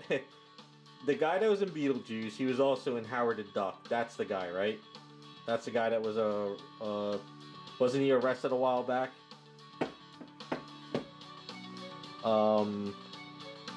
Before even Beetlejuice. Yeah, that was the dad. Yeah, it was. We're going back to 1992 or 3. I was at the Metropolitan Museum at a high school art trip, and me and a friend, we were walking down the hall, and we saw this guy. And I was like, "Hey, that's the guy from Howard the Duck." So my friend, she went over to him, she goes, "Hey, weren't you in Howard the Duck?" And he was like, "Yeah, I didn't like that movie." So, I saw that guy before, when did Beetlejuice come out? Yeah, that's the dude, yep. He was walking around the Metropolitan Museum that day. It was kind of funny.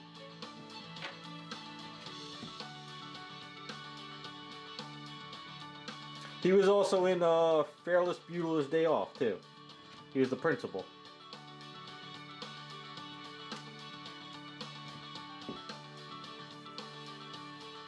Your uncle is in Howard the Duck? Really? That's funny.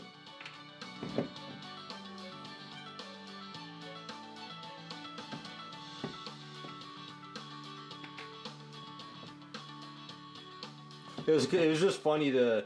She went up to him and she's like, "You were in Howard the Duck." It's just, he was like so embarrassed. He's like, "Yeah, I'm not really a fan of that movie." It was just kind of funny.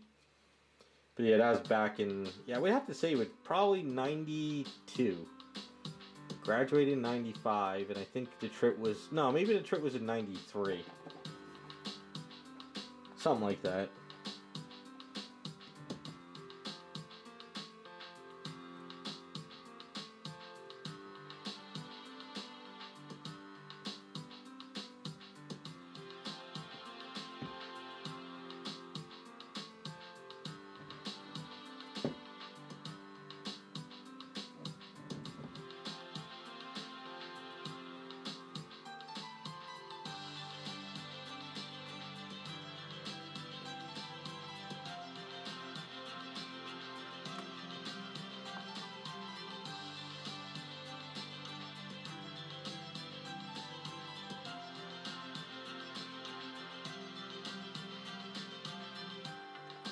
Heartbreak Ridge? I don't think I've ever seen that movie.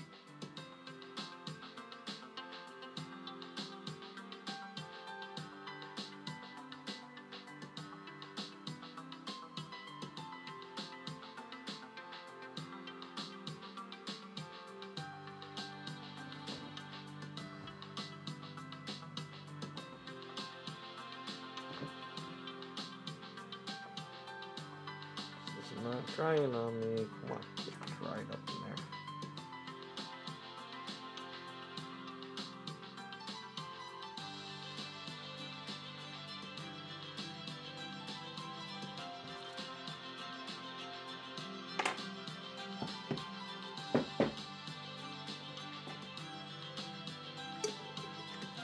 Oh, okay. Maybe someday I'll have to check that out if I remember.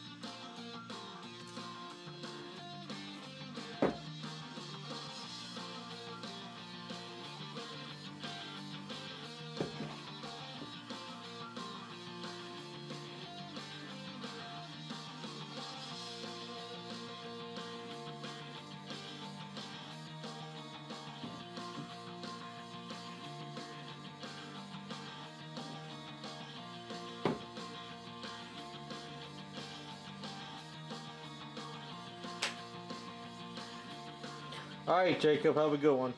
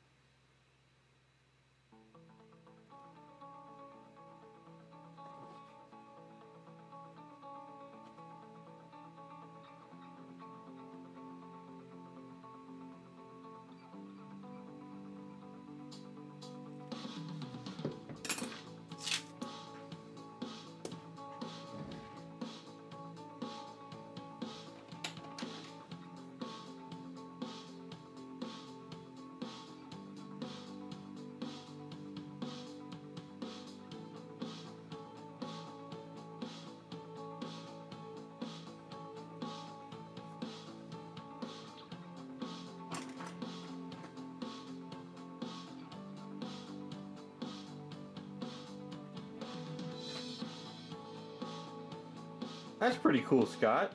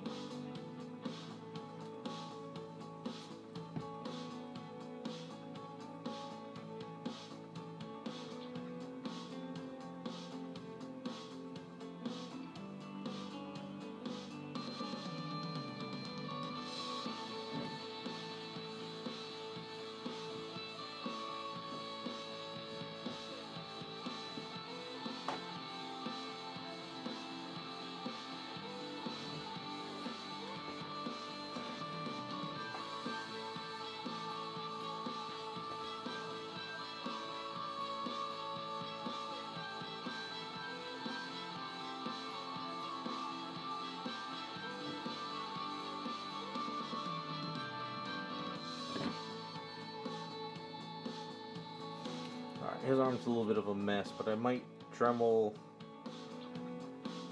over his arm here into here and then set it up a little bit stronger too, just in case that glue doesn't hold too well. Because if we put a money sack in his hand some way, I want it to hold. So I might have to double this up with support. I'll figure that out. We'll let this cure though. At least it's got the basic shape. I don't want to put this arm yet though. Gotta do the finger.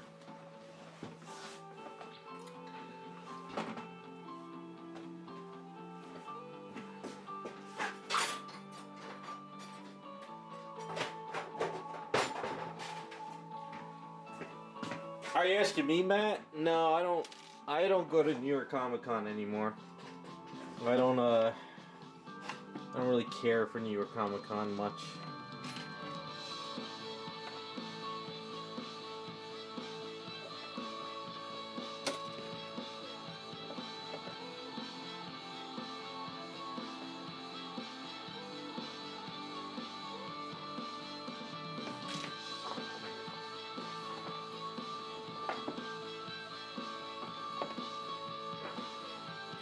The reason I don't like going is because travel, expenses, to get all the way up to the city, deal with all that crap, walk around a super tight convention, when I'm just mostly into the artist alley and comic books. There's really no comic book vendors at New York Comic Con. It's mostly just pop culture stuff.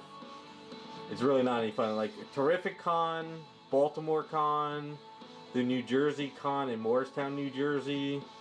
Those cons I love because it's just comic books and artists there. They're so much fun if you're just down for comic books and stuff.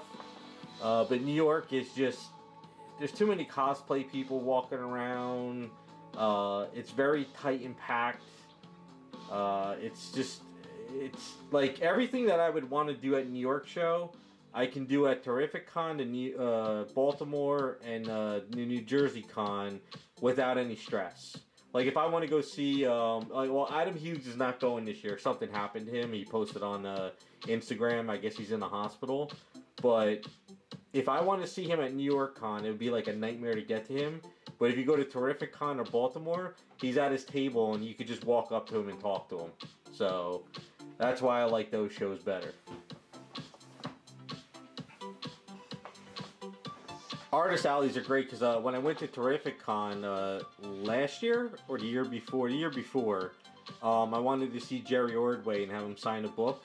And I went right up to the table. I was talking to him. I was able to get the book signed. It was really great. You know, I didn't have to like rush. Felt like I was rushed to get my book signed and get to the next person.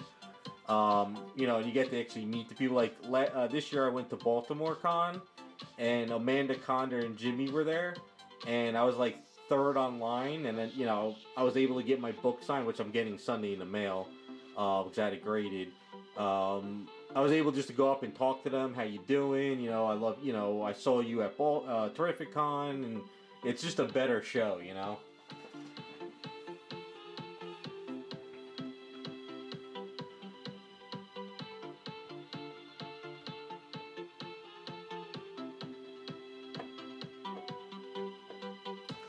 It's going to be in West Orange? It's not in, really?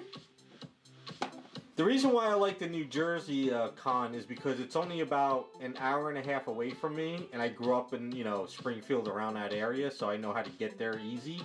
It's more of a, there's not a lot of artists that go that I want to see, but it's a lot of good, like, vendors that sell books you want to just fill up, you know?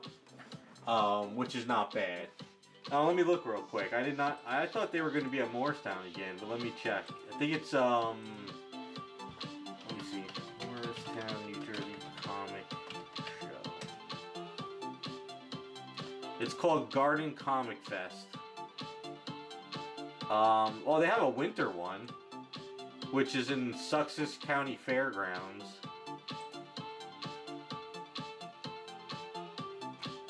But they didn't announce what's going to be next year, so I don't know what it's going to be.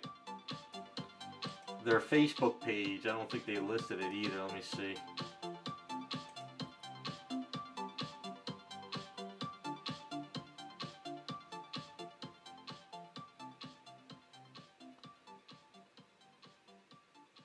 Oh, you're right. June 28th and 29th, it's going to be a West Orange. Ah, why are they going there? Not that it matters.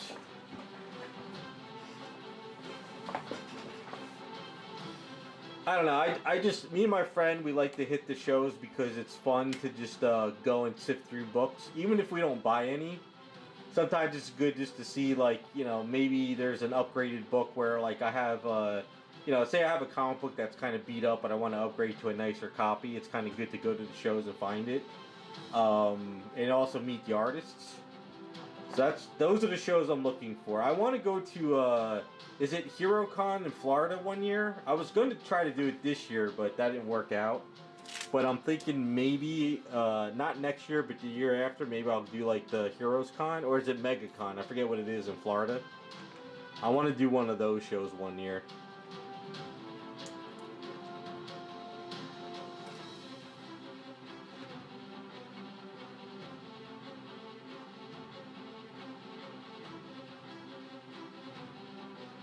Actually...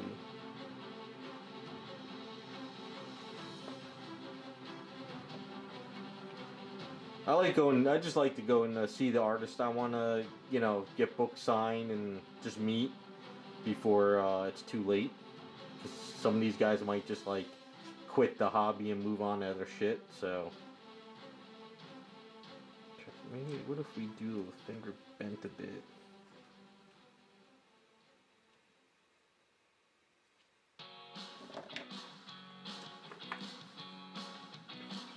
I'll have to tell my friend it's going to be at West Orange this year. Wonder why they couldn't get Morristown. I like the Morristown one. Oh, I forgot the poll. Thank you for reminding me.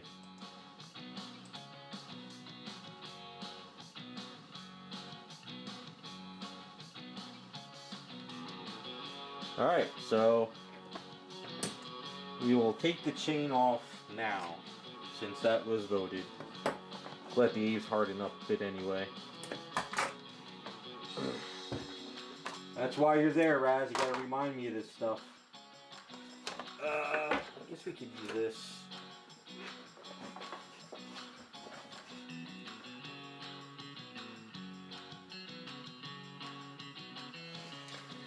The only reason why I want to go to MegaCon is because there's a couple artists that go there, but they don't come up north to the East Coast at all.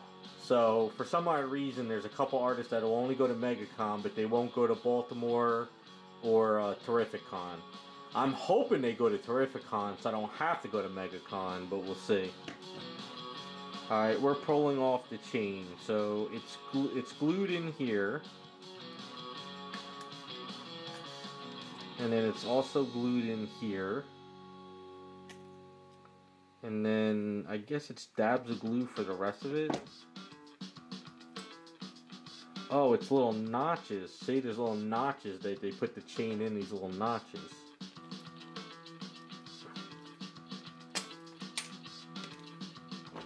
That's not going back on.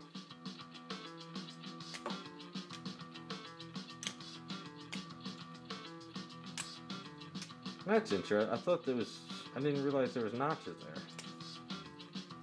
So we have to fill all those in. There you go.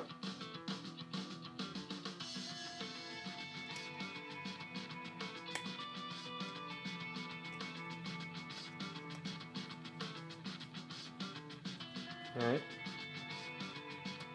Well, got some filling and sanding to do on that. So that chain's no going back on. That's going in the trash.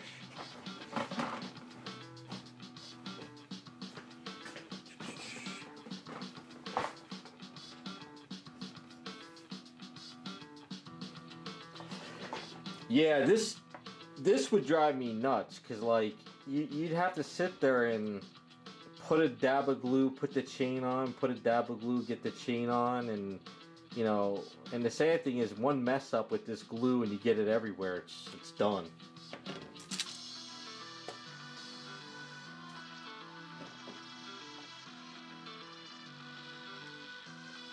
So what we'll do is we'll put some A's down and I'll sand it down next day I'm in the garage. See if we can get it all kind of cleaned up.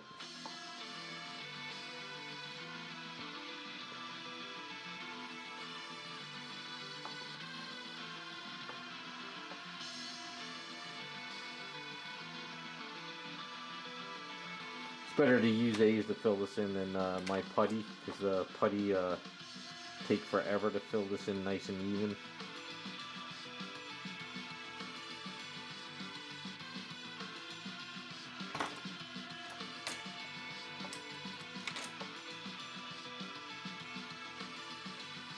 I would go to San Diego, but I don't think I'm really going to spend that kind of money to go to a show like that, when I can do all the shows on the East Coast cheaper.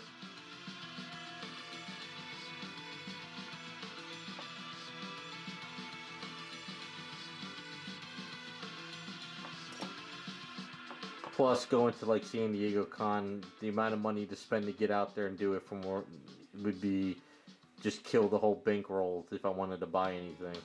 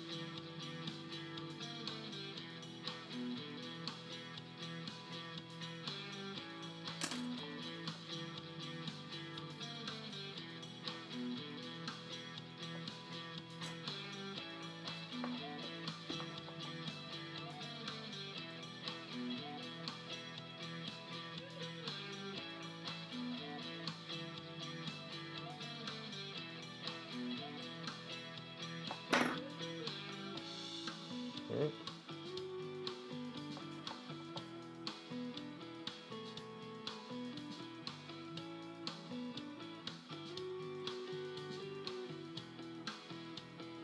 Although when I went to Baltimore Con, I wanted to see a couple artists, but they canceled.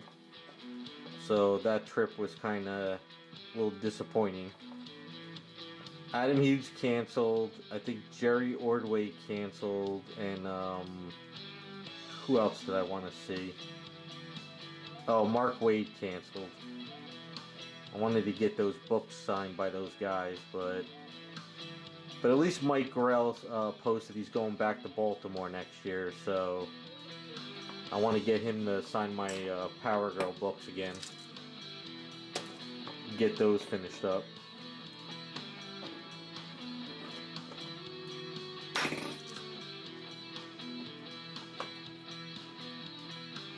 No, my luck, I'd go to San Diego Con to meet a couple artists and they would all cancel. That would be my luck.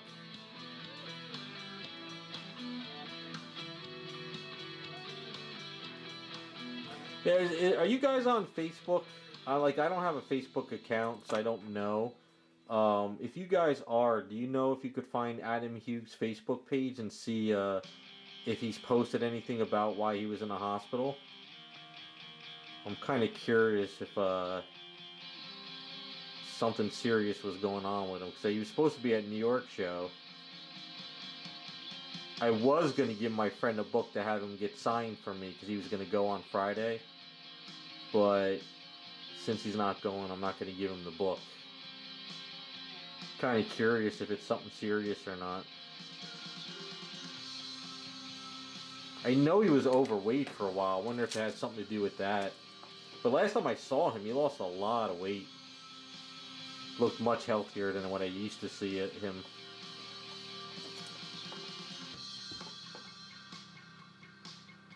He was at Terrific Con, and I didn't even recognize him at first.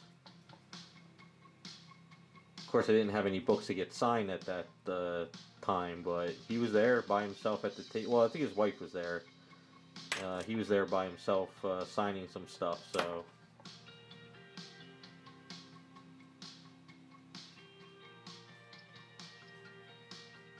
Because we're all getting older now, even the generation of artists all starting to have issues.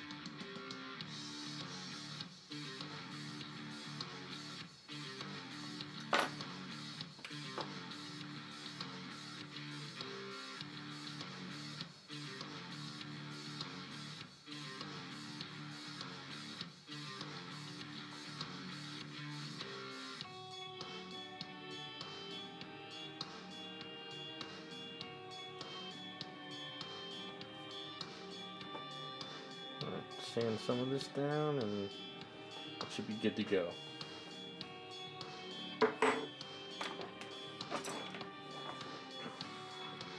Undo his finger. What was I on the finger?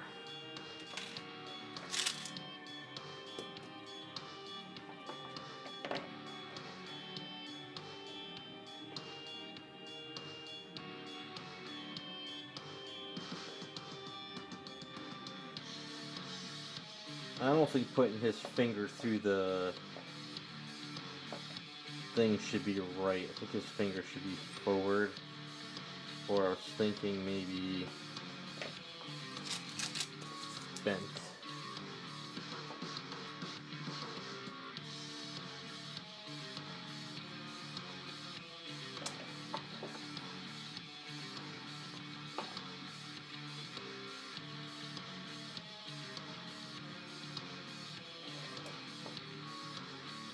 Yeah, it should be like that.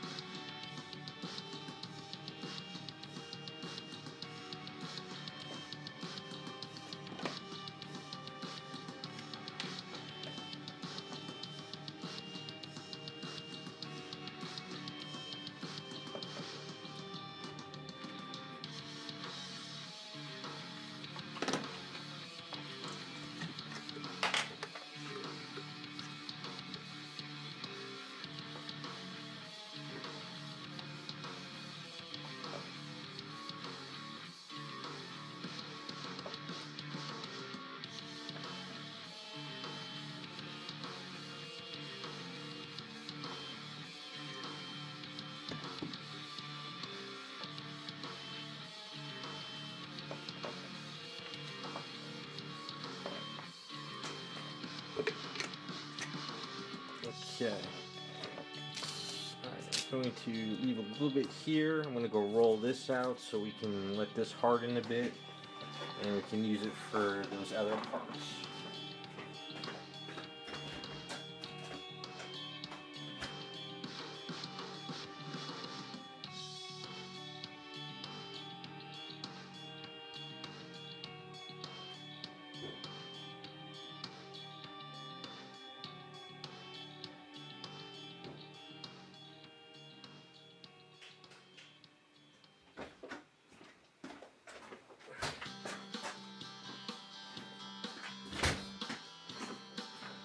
Alright, so the reason why I put a rod here is because it's a little bit easier to work it. Not the best, but trying to sculpt a finger and pushing down and back and forth is going to be a pain in the ass, but we'll make it work the best we can.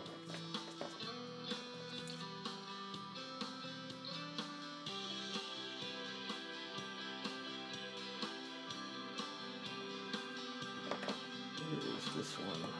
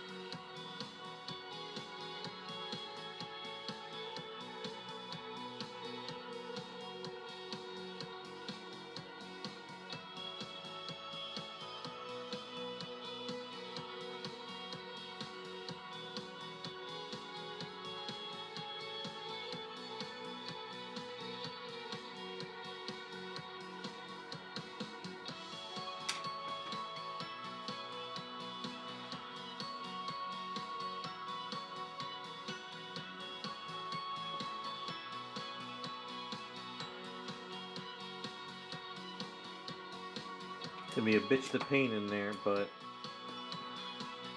we'll get it somehow.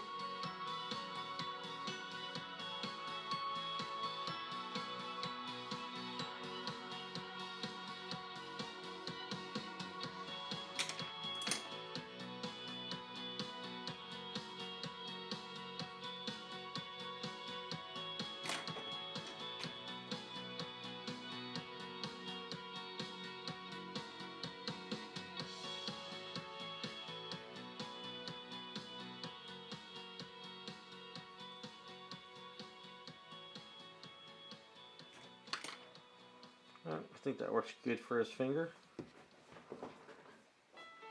have it like this.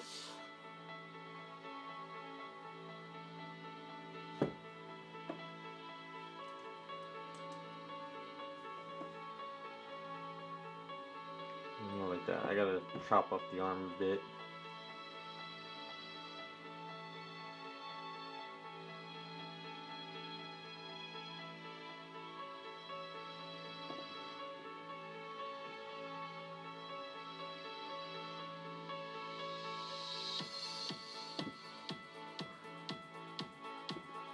More like that, something like that. All right, got the finger done.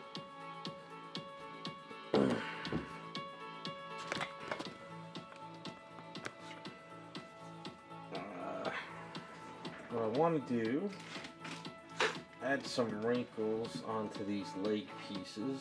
Let's put the gun over here, put his head over here.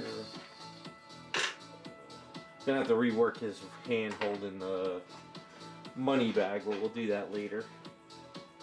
Another time. For the nun, I wanted to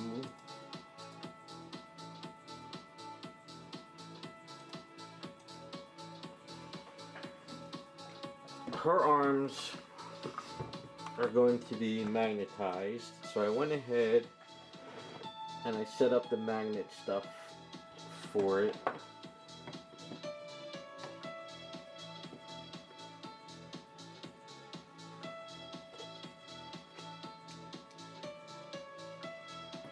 So I'll go ahead and glue these in. We're going to sand down the arms because they got that texture. We're going to make these latex, so we got a little tweaking to do. But at least I can magnetize them and get them set.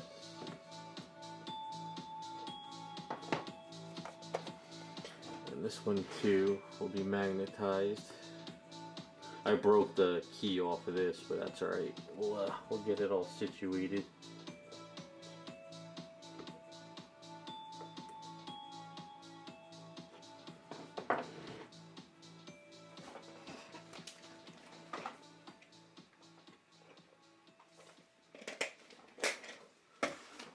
Alright. Without breaking her heels, best way of doing this, again, our glue and Insta set.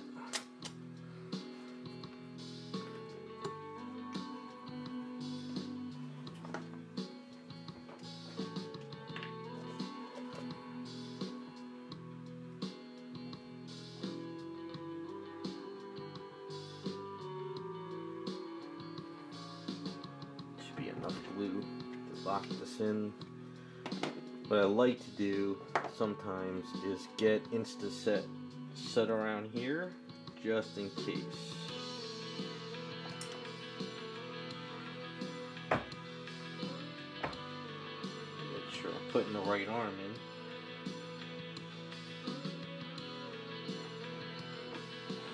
Okay. And then grab this. Insta-set really kind of just goes everywhere real fast. If you can see, it leaks down the body. See how fast it leaks down there? So it goes in the crevices pretty well. And it locks in fairly fast.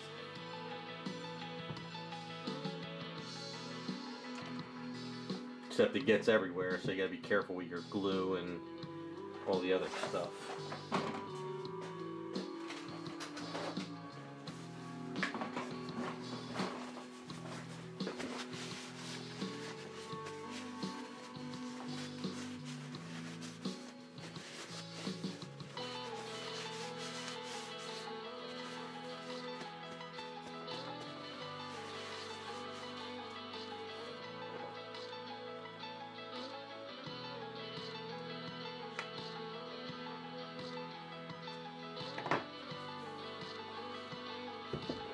Next one,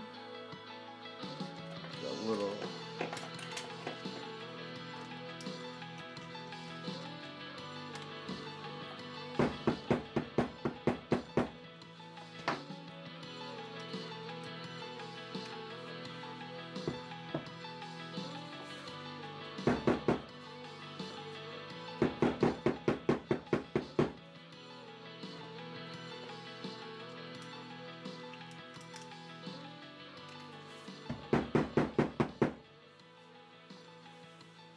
good. Sure we got the right hand. Okay.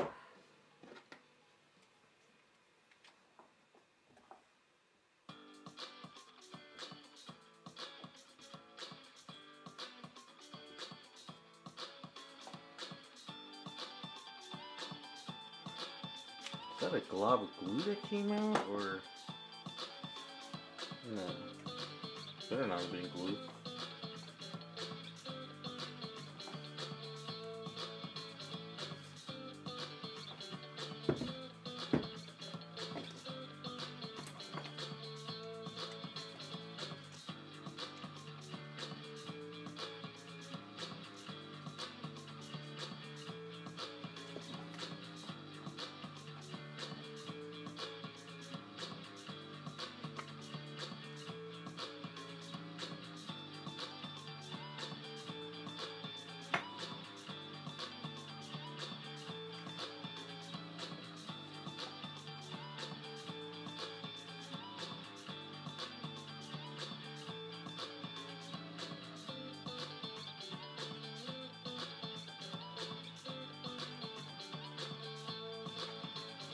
I don't think it's stuck.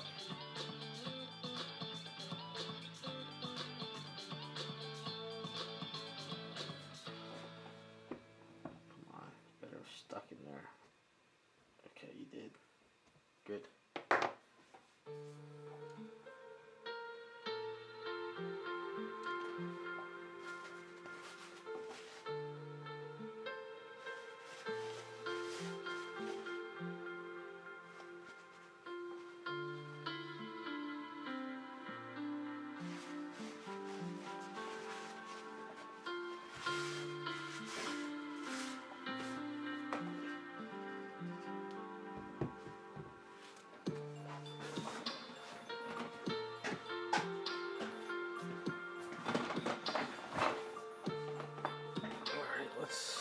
Close this up so I don't spill it.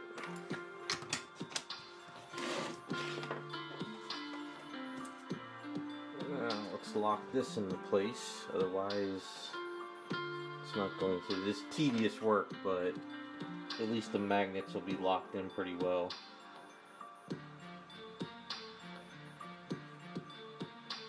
I hate trying to get glue all the way up top, because if you get it inside the key, forget it. Screw up the whole key system.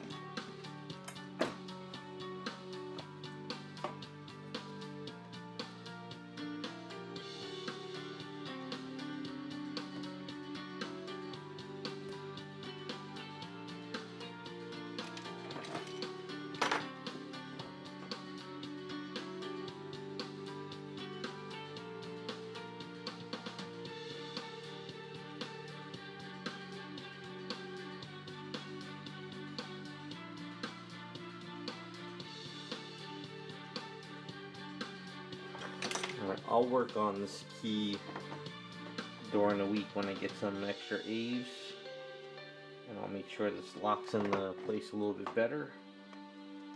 So right now it's got this weird little opening, but we'll kind of clean that up a bit. I don't want to mess with it too much right now. Make it more like that. I think I need to sand this rod down a little bit more. But what I want to do is mix up some A's and do some wrinkles up around here.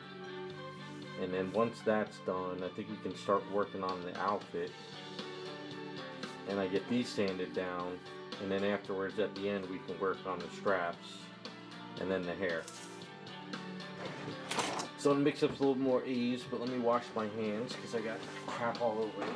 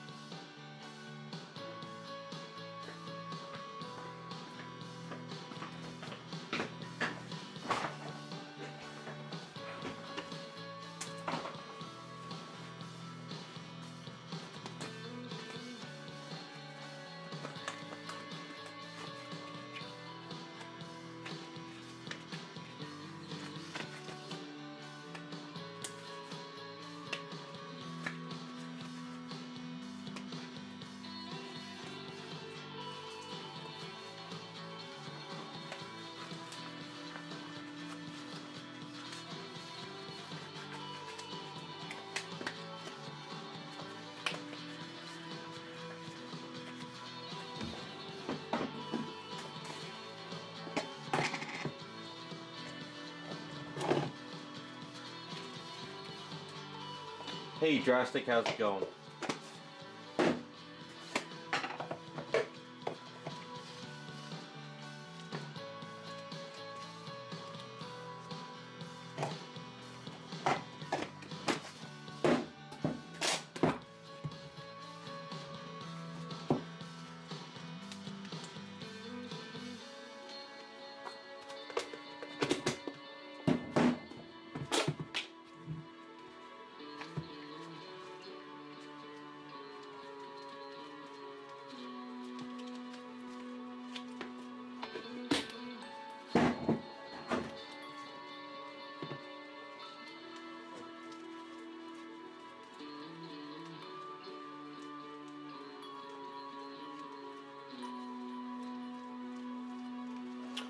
Oh, you got the putties? That's good.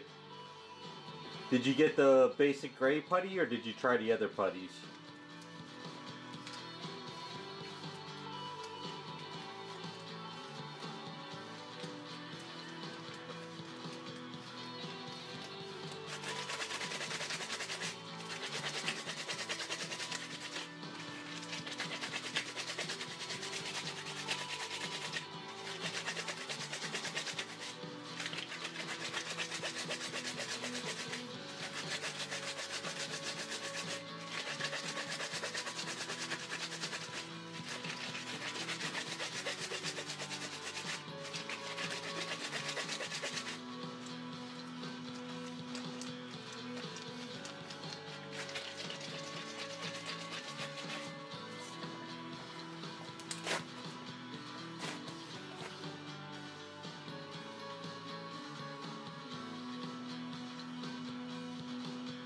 Okay, that works.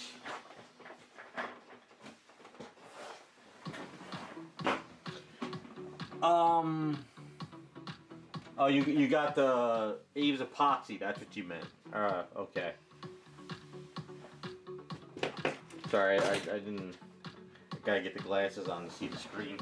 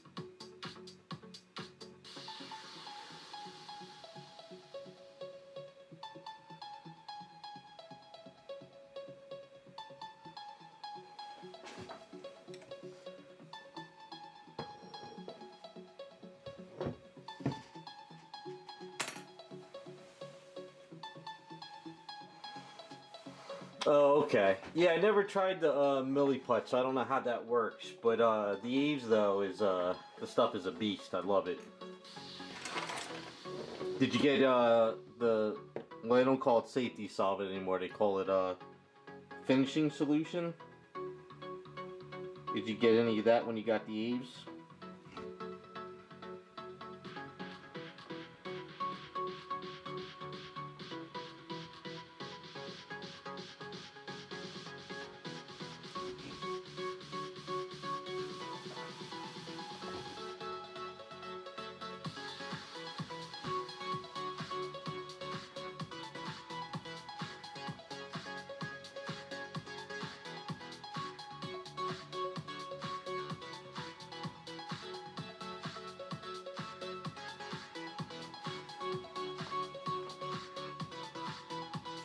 Alcohol's not gonna work. Trust me. It's not gonna work. You're not gonna like it. Alcohol is just gonna make it very, I mean, I'll show you what alcohol, I don't have any alcohol that'll work. It's not gonna work, trust me. If you try alcohol and then you try their finishing solution, you'll realize that you should have got the finishing solution from the start.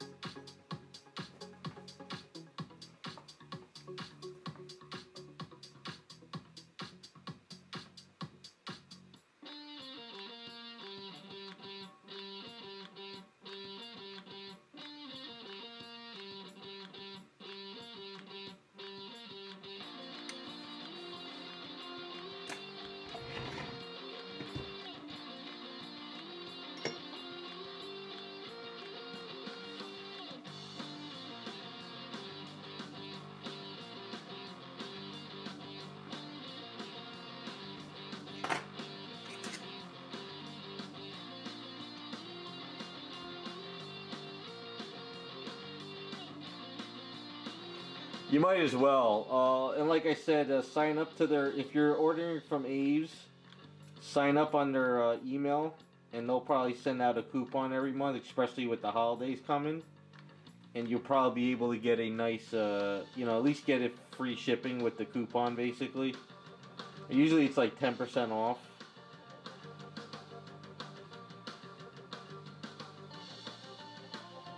I know they sent one out for October.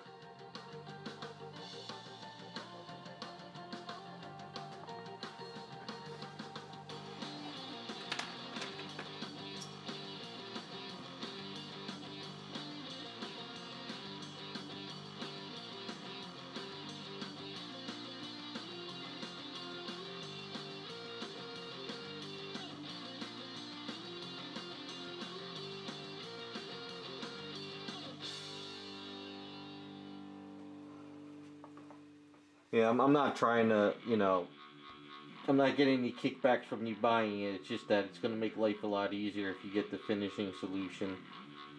You'll see how nice and smooth it makes it, and, you know.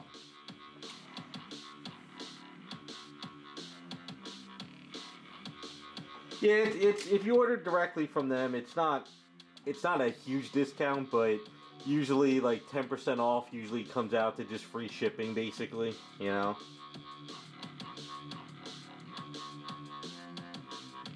They don't really spam you with emails too. You probably get maybe one email a month, if that.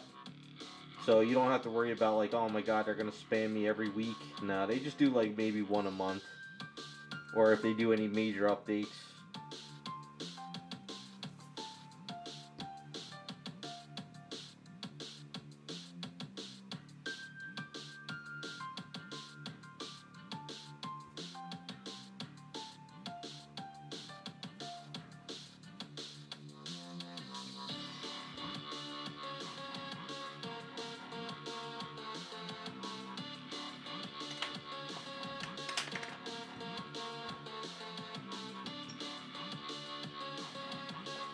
No, this stuff is great, man. They have other products too you might even be interested in. You know, there's other stuff they have on the site. You could test out.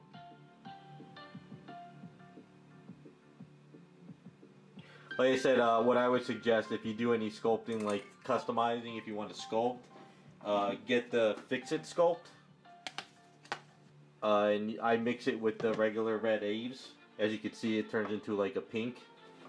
But the Fix-It Sculpt is really nice. So you just get the basic colors, you know, the basic, I think it's just natural. Well, I don't know if it's natural, whatever they call it. You know, it's just kind of like, looks like this. And the Fix-It Sculpt is really good stuff. I really like mixing it together with the regular Aves. It gives me that perfect sculpting material. Regular Aves is like really soft when you mix it up. You know, like I did her shoulder with just regular Aves, so you could see without the Fix-It mixed in with it, different colors. But it still works. It's just that if you want to get like a good balance of mixtures, I think that's the best I've come up with so far.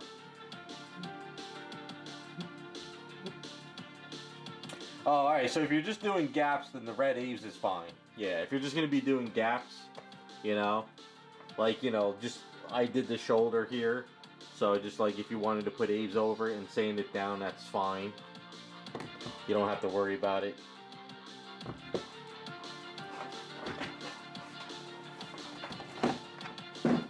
I think once you get used to it and you play with it and you try new things with the Aves, you realize there's a lot of stuff you can do with the regular Aves. So it's not just a matter of just statues. You can use it for all kinds of stuff. So.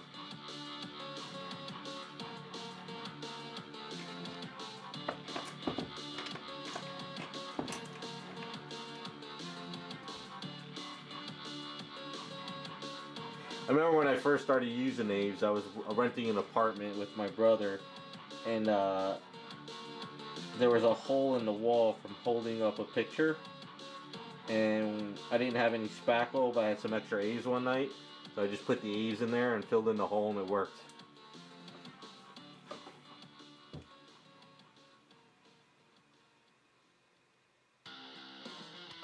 No, there's no difference between, well, there is a difference between colors in a sense of how messy it gets.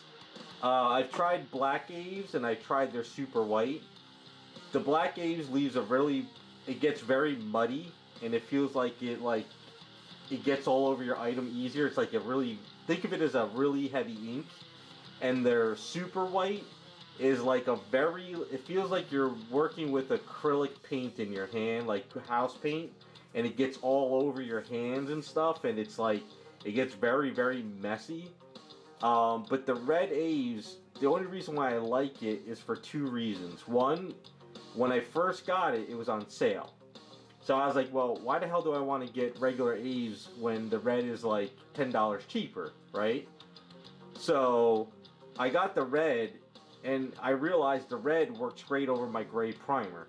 And also, the red doesn't leave a lot of residue, and you can see it better. I feel like the red is like the perfect balance of adding a color to Aves without it being messy and a nightmare. But what you can see is, like, if you do get a little red residue and you grab your item, you sort of can see like a little bit of red residue on your fingers, you know? But I love the way red goes over gray primer. I can see what I'm doing better. I feel their natural Aves, like that regular natural color, I feel it's very hard to see it even if you're sculpting over something that has color. It's very hard to see it. I just feel that red just really pops on you and it works. So I just stuck with red ever since. I know they have like orange and greens and stuff, but I just go with the red. And sometimes, most of the time, like red is always on sale too. Because if you go to their website, they don't do it in the super sale section anymore. You actually have to go to the Aves section and pick the color red or green or blue. And then they'll let you know if those colors are on sale. But usually their email will let you know if specific colors on sale. But yeah, I love the red. I think red is just the perfect balance of color. And like I said, the only reason why I found it was because it was on sale. I think at the time, this was years back, I think it was like do I buy the 4-pound red for $25 or do I buy the regular A's for like 35? And I was like, just get the red. But that's back. It's back when things were cheaper too. So.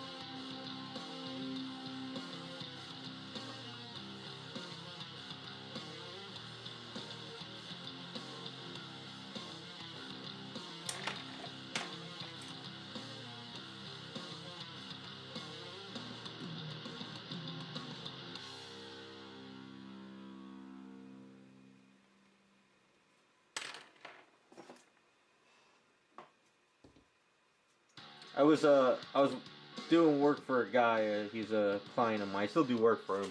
He bought a big 4-pound thing of the black Aves because it was on sale, and he gave it to me because he's like, yeah, he was using it, but he didn't really like working with Aves because he's just trying to experiment with stuff here and there. And then he gave me the container, and I remember mixing it, and the black ink was all over my hand, and when I grabbed the stapler, you could see me, like, touch the thing. It was crazy, so ever since then, I stayed away from the heavier colors.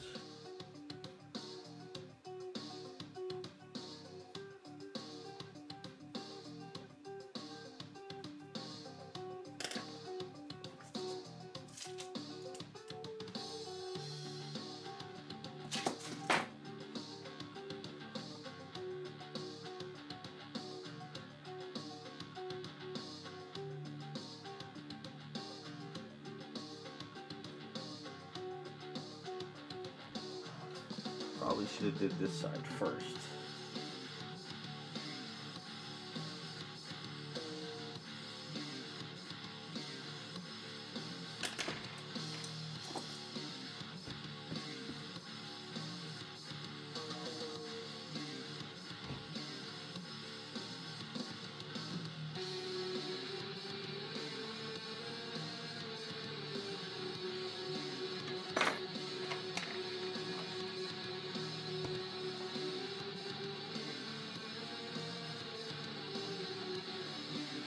I buy paints from all different companies. You know, Vallejo, Golden, Liquitex, Spaztec. I usually just stick with acrylics for most of my stuff. But for when we paint up these Jessica Rabbits, the guys in chat told me to pick up these acrylic pros. Acrylic Pro. So these are some different paints that they said to try. So I tested these out. I didn't test them yet, but I tested them on my finger. They feel like they're almost like those garage kit paints that Jesse used to make. So I'll be experimenting with those on this.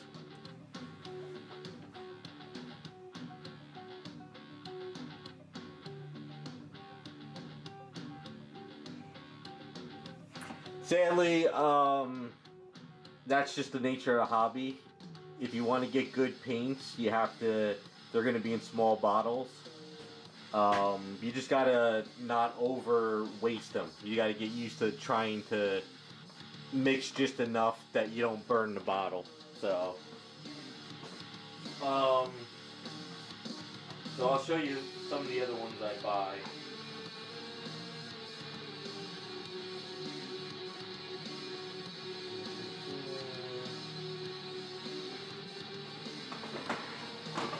So this is a bottle of Vallejo. These are Citadels.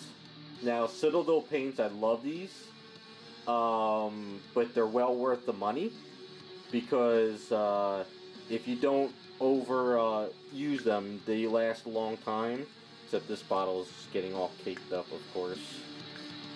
So hold on. The bottles sometimes suck because it gets kind of like caked up in here, so you got to kind of pull this crap out of there, and then you can kind of close the bottle correctly.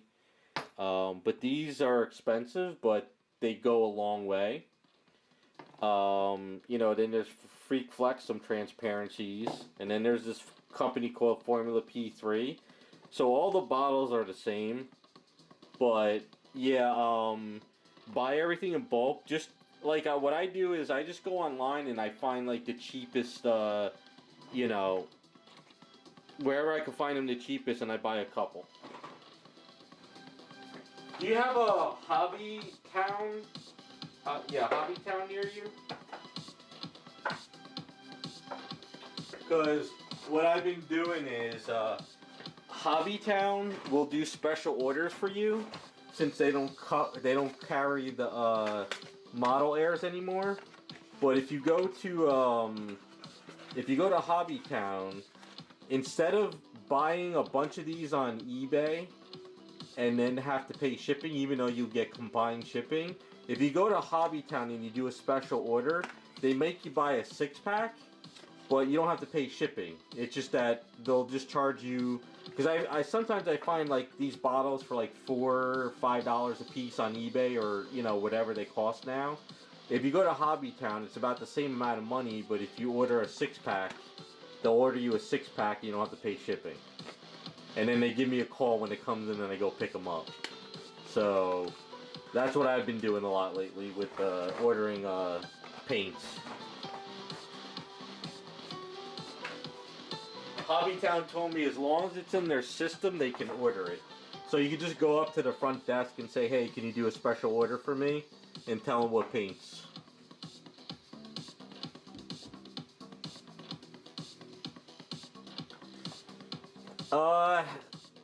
Do you have any, you know of any gaming stores near you? Like, you know, gaming stores that do those World Warhammers games, like those board Warhammer games.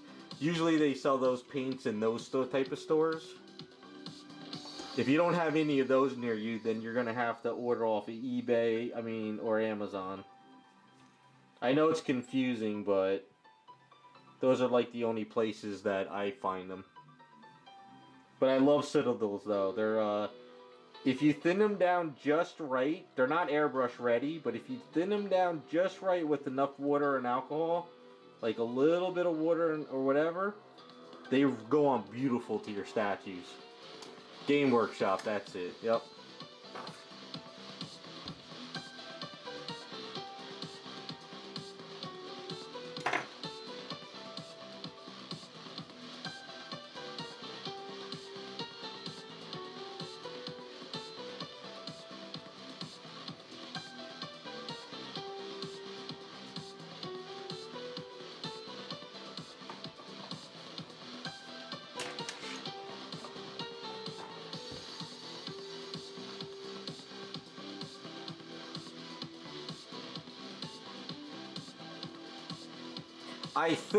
I think if you go to Citadel's website, they have I think they have a map where you could find where to buy them.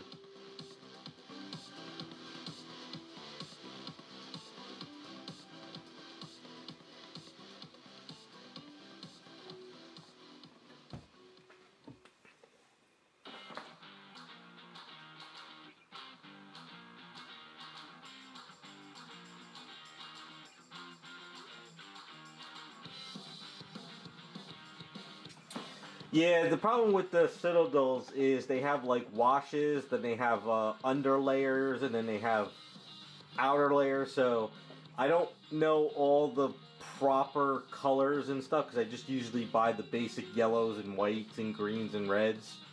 So yeah, it's a little bit tough. You might have to experiment. But yeah, Vallejo paints are. I think a lot of the stores are not carrying the airbrush ones as much anymore because most of the stores by me are for like miniature stuff, so they don't carry the airbrush stuff anymore because they said it's not a big seller. So now I have to order them online.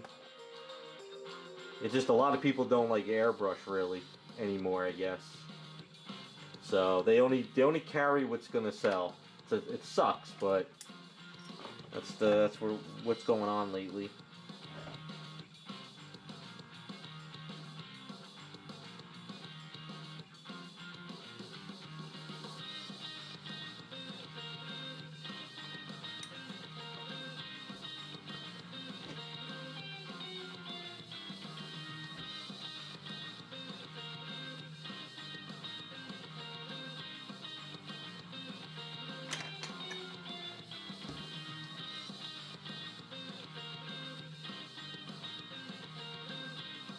I don't know if anybody in chat's got any recommendations for you. Maybe somebody knows a good website to order them.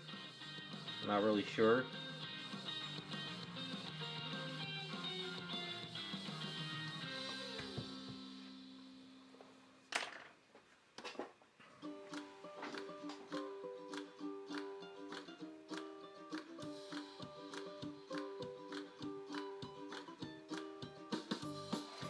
Well, the place you go to, are they willing to order you paints? Because you asked them to order you, like, bulk items?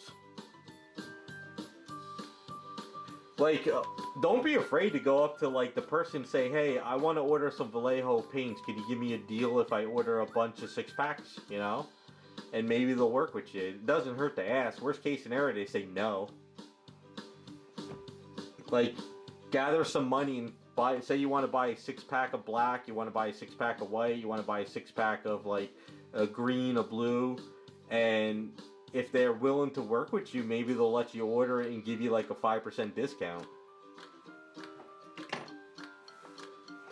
Hobbytown? Oh well, that's where I go. Hobbytown is where I order mine. It's the Hobbytown is it's more like a. If it's like the one like me, it's more like you go in there and they have miniatures, but they have train sets, they have remote control cars, so it's more of like an all-around type of store.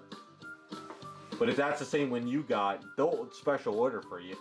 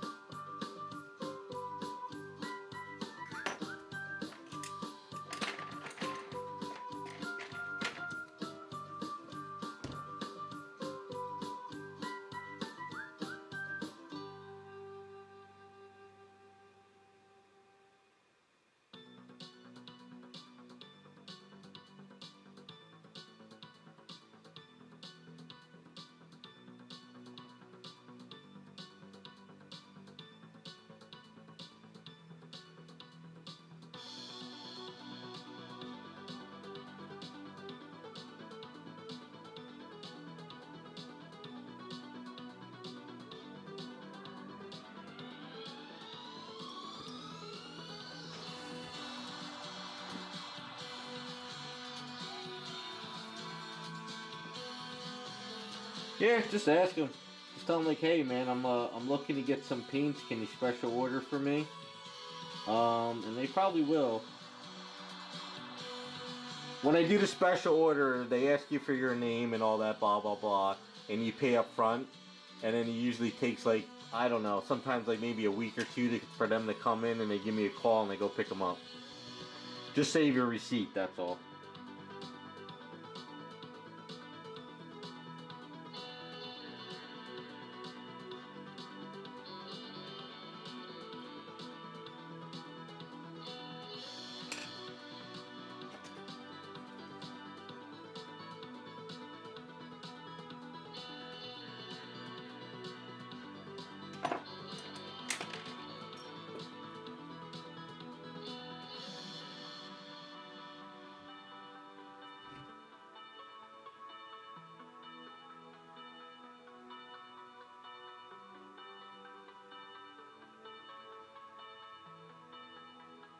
And don't forget, guys, Black Friday is around the corner. So if there's anything you're looking for or any specific sites, sometimes it's kind of good to wait for Black Friday because you never know if they're going to have a sale on something you're looking for.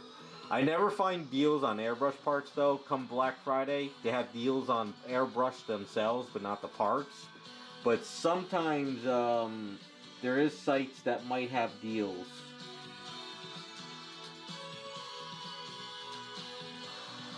There's one site called Spray Gunner. Have you guys heard of that one? I don't know if I have the business card. I think they sell paint. Sometimes I think they have Black Friday sales. I think the card's in the other room. Let me check.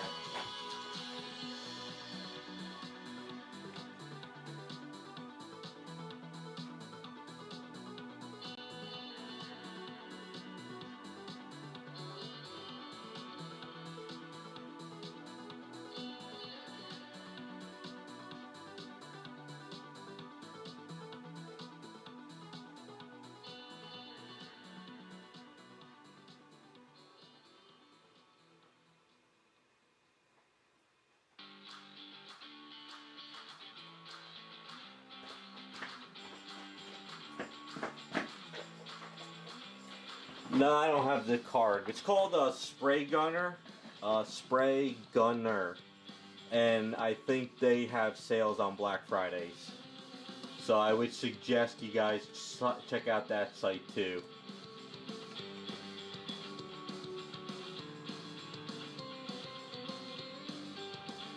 Yeah, the only time I use Spray Gunner is I think I get their stuff off eBay. But I buy parts from them. Because there used to be, I think it's called USA Airbrush. I don't know if they're still in business. I usually get an email from an airbrush company like once a month. Let me see if, I think it's USA Airbrush.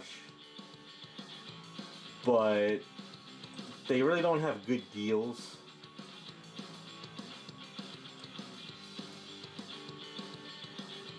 Yeah, it's USA Airbrush. But they do have Black Friday sales, I think. But the only problem, though, is it's just on airbrushes, not parts.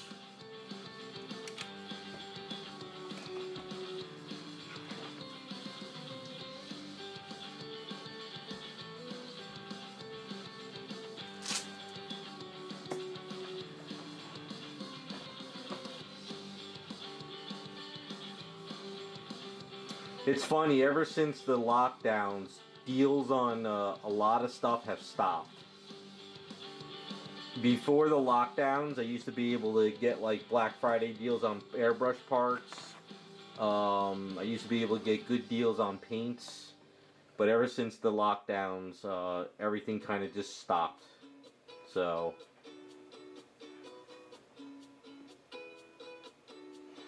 yeah, that's the other thing. It's a good point, Wells. If you find a company on Amazon or eBay, like whether it's Spray Gunner, USA Airbrush, or Hobby Town, or whatever, sometimes if you go to their specific site, the stuff is cheaper, and or a third-party site might be cheaper.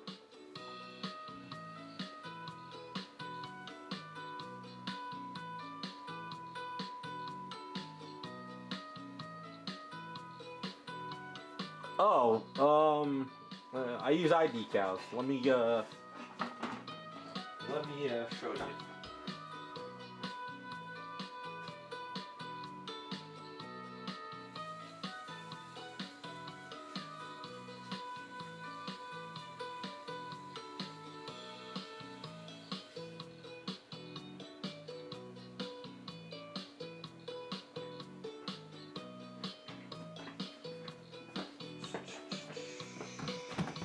Alright. Hands a little... hold on, let me grab them.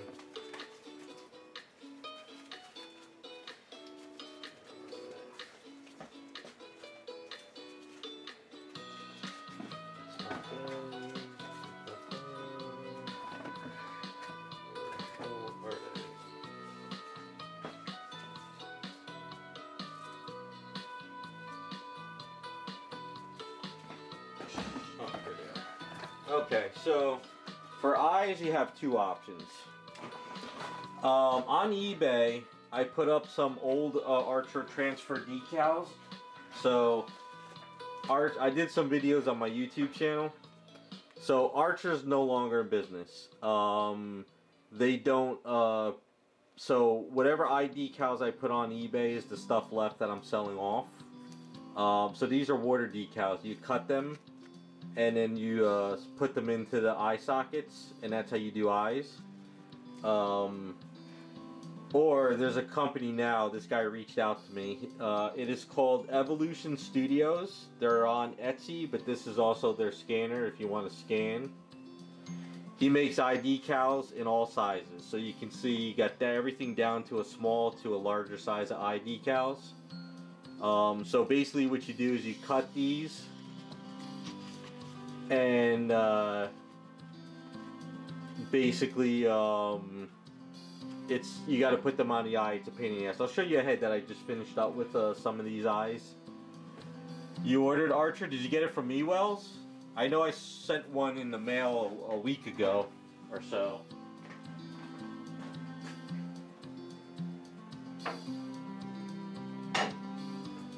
So I finished painting up this Thor head, and I used the eye decals on the eyes so you can see what they look like when you put them on. They're a little bit tricky. You got to get used to them, but once you get used to them, it's a lot easier than trying to paint them. So Archer? No, Archer went out of business. If you're getting them, maybe you're getting them from another site because their website's down.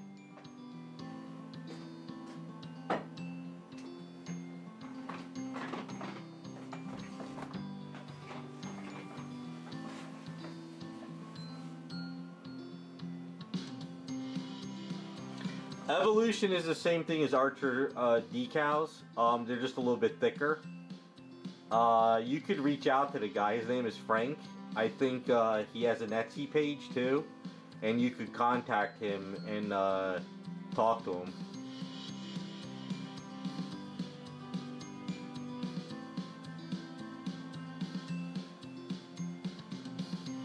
Oh, okay. Well, yeah. I don't. I do know the last time I talked to the guy Woody who owned Archer, he said he's done. So he sold off. He's done with. He retired. So I don't know. But like I said, I have a couple sheets left on eBay. I put. Oh, the homepage says new management. Oh, interesting. Let me check it out. Maybe he sold off the company. Oh wait, I think I deleted the site a while ago. Did I?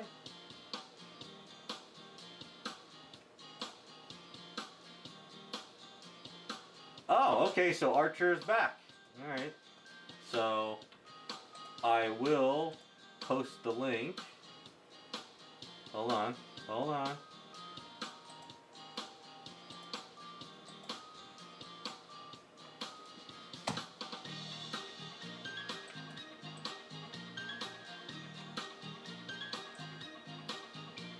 Alright, so there you go. They do have the eye decals.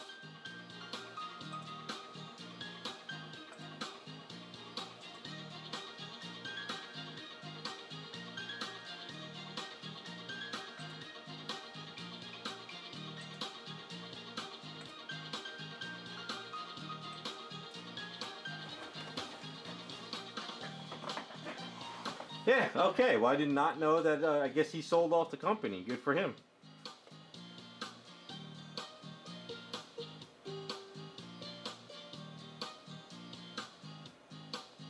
Maybe somebody in the hobby or somebody saw what he was doing and bought up all his equipment.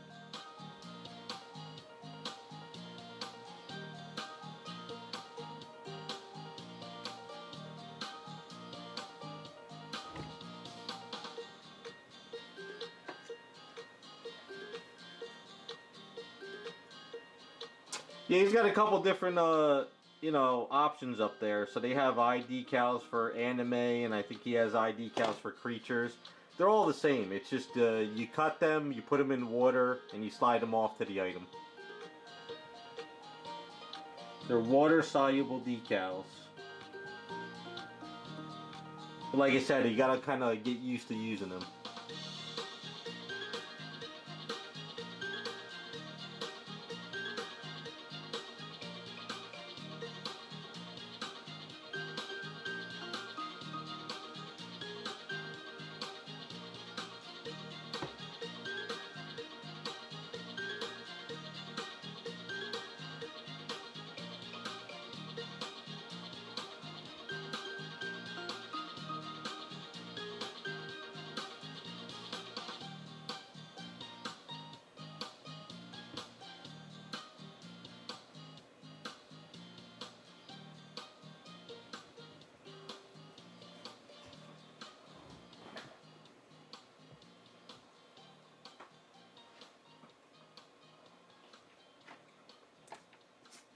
Yeah, thanks. Well, I didn't know that they came back. That's interesting.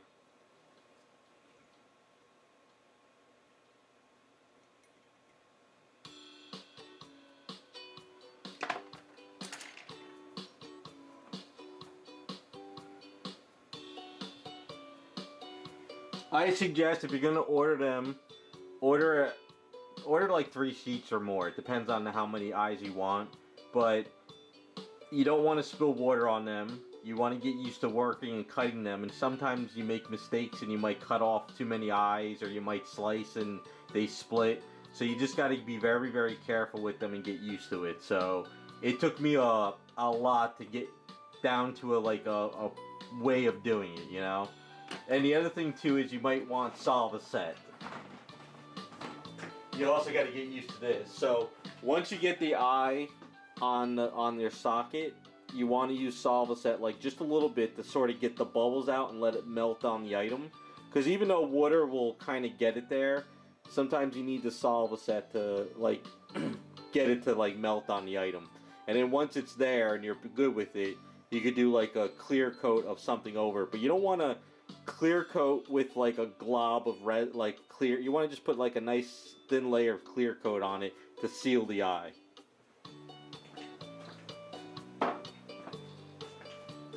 What I like to seal my eyes with now is I use the satin varnish because it gives it a little bit of shine, but it doesn't make it like they're crying, but it doesn't flat coat it. So the satin varnish going over the eyes with the mecha varnish, once it dries, it gives it a nice good like seal, and it also makes it like better than putting like clear coat all over it.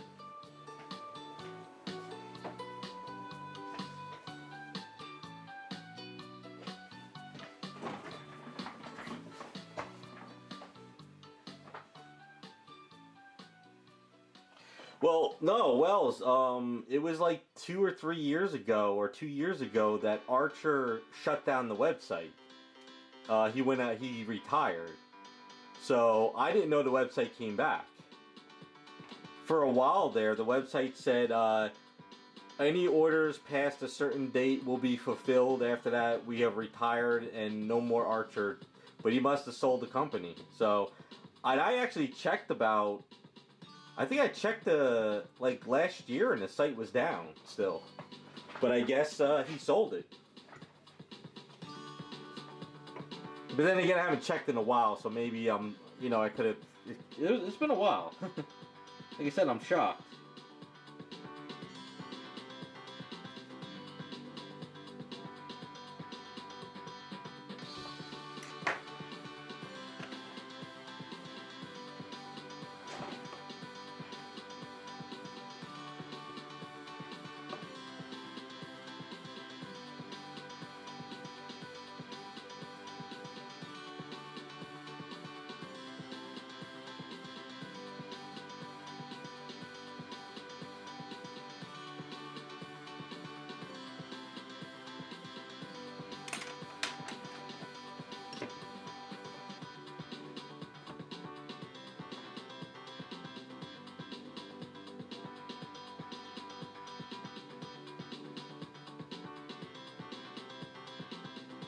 But we got two options now. So the Evolution X decals, I like them because he actually makes bigger sheet eyes for like larger statues, like really big ones.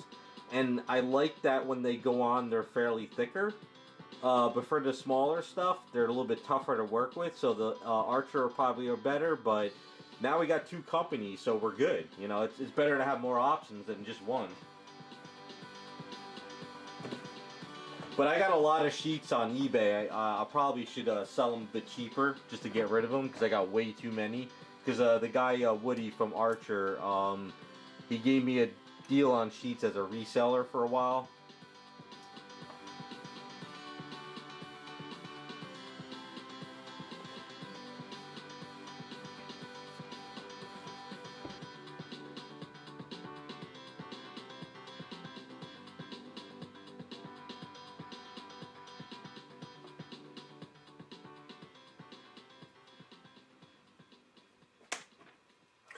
I'm actually kind of curious on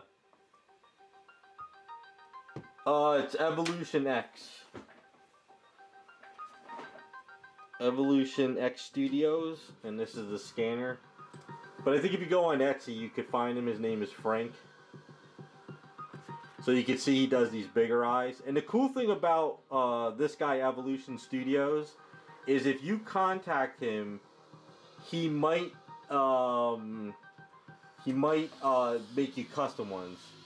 Oh, my eBay is Vince Vale Customs. So if you put it on your watch list, what I'll do is later tonight I could send out an offer for cheaper price. You know, so if you just watch the auction, don't buy it. I'll send out like an auction for like $6 or something, or $5 or whatever. But the guy Frank, really nice guy. He's the guy that made all the decals for the tuna. I'm gonna reach out to him for some other decals to make for me. Because Archer wouldn't do custom decals, but the guy Frank from Evolution X will. So that's a good. So we got options now.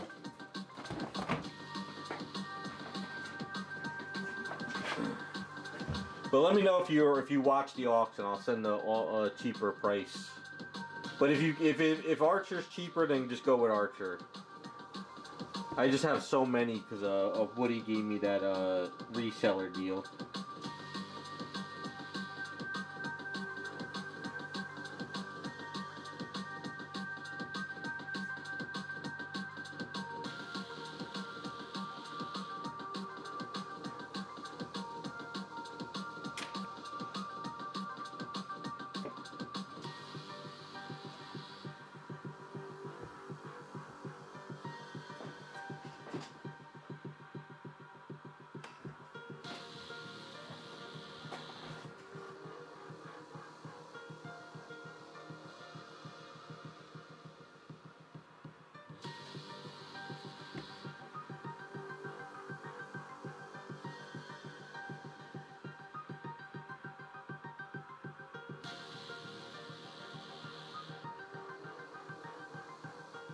What I do sometimes too is with the Archer decals, the regular circle ones that are not like the realistic ones.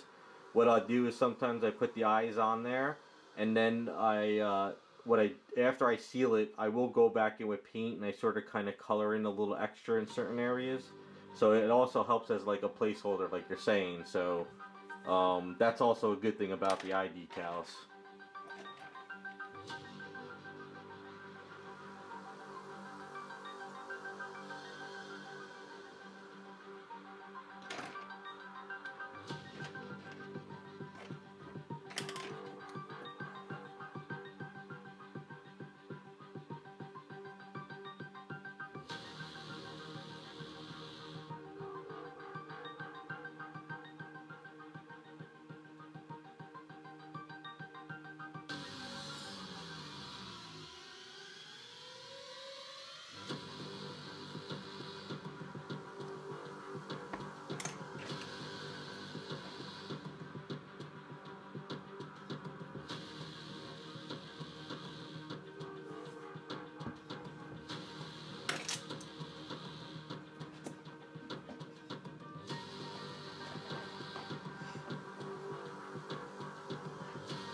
I wonder. I gotta go through the Archer site. I wonder if they say who purchased it or not. I wonder if it was somebody in the hobby, or maybe a son took over, or a relative. Huh. I'm surprised that they didn't get an email. Archer finding you direct sales only due to the surge in inflation. We had to decide whether to raise our prices or can offer discounts. Therefore, Archer printers will no longer be available from dealers. Payment options. Oh, they don't do PayPal anymore. Shopify. Orders over 50. Create an account. No annoying pop-ups. Oh, yeah, so I wonder who... Interesting. Yeah, they don't say who purchased it.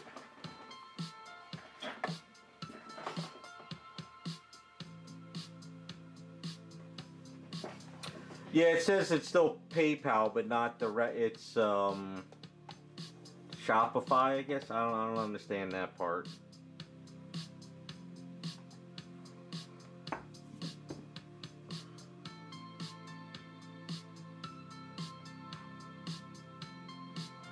Well, like I said, it's good that somebody picked them up. So now we got options again.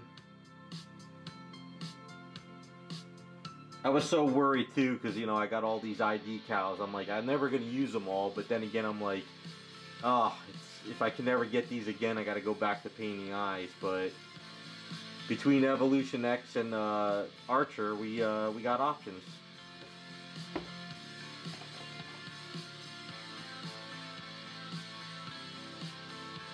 But I have to say though, I like Evolution X though because somebody that's willing to make you a custom decal for an item, even if you're willing to pay the price, is a great option. Like say I got to do a Harley Quinn for a client down the line, and she's got specific tattoos on her arms, so I can actually get those designs set up on like a file in like Illustrator, and I can send it to the guy Frank, and he can he'll charge me, and he could print me out like the decal, and instead of me trying to paint it on Harley, I can put the decal on her. So that's a great option for like, you know, working on statues.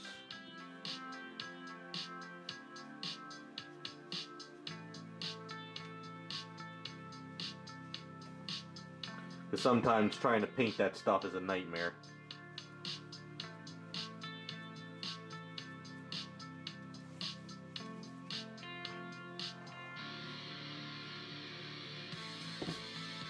Yeah, same thing with me, Raccoon. I tried to paint eyes, like it just could never get them right. But once I discovered those Archer decals, I reached out to that guy Woody right away. I was like, "Yo," I was like, "These things are amazing," and I even designed a set of the superhero eyes for him.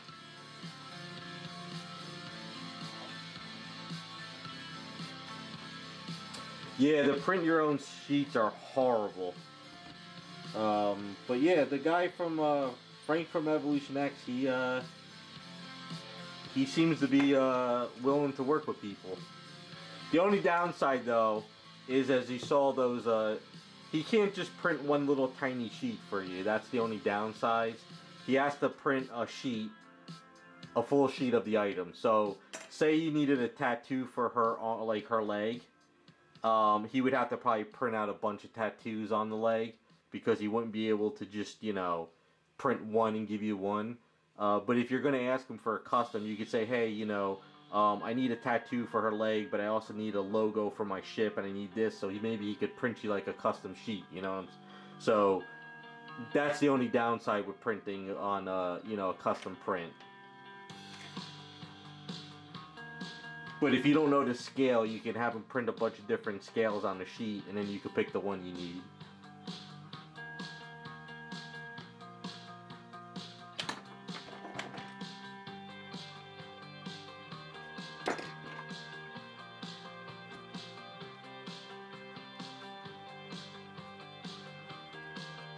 Like, I gotta reach out to him for that Mary Jane that I'm working on that's sitting down, the Deja Thoris. I finally had a chance to work on her hair, so I'm gonna have to reach out to him to print me a Spider-Man logo for her t-shirt.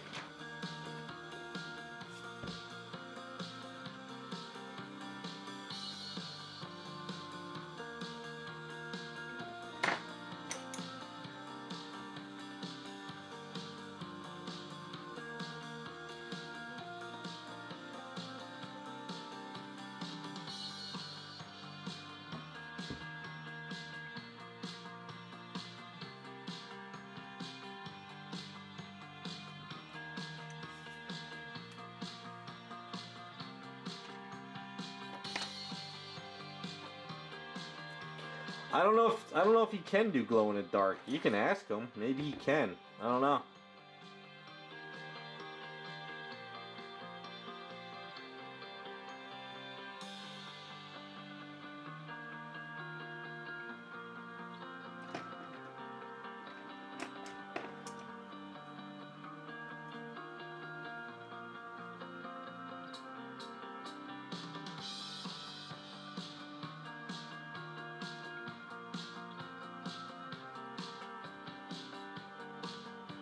Oh, you try to do your print your own stuff?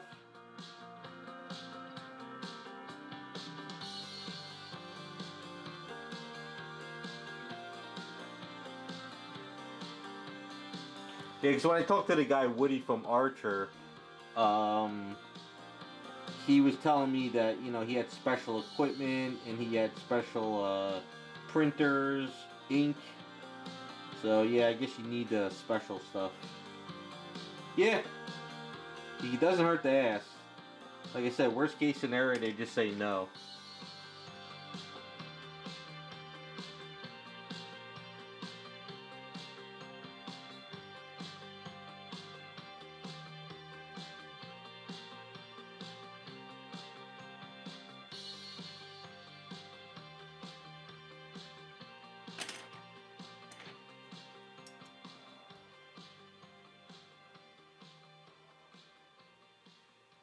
Yeah, I don't blame you, Wells. It's you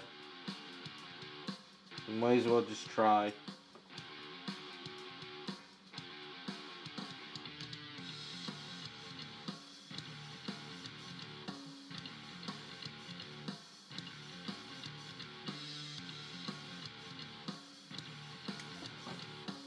Alright, I think that's good for basically animated wrinkles. Sand them down a bit.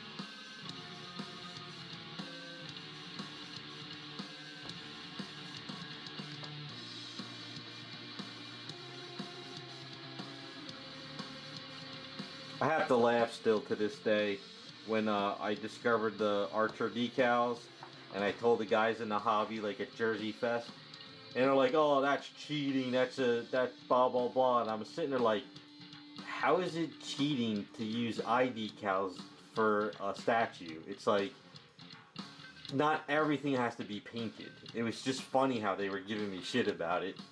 I didn't care. I was like, I'm using them. I'm gonna give my clients a good paint up, you know. But I had to laugh at that.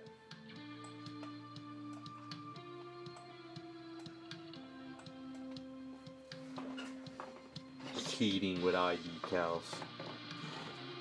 Some people, you know. Let's see how. I think that'll.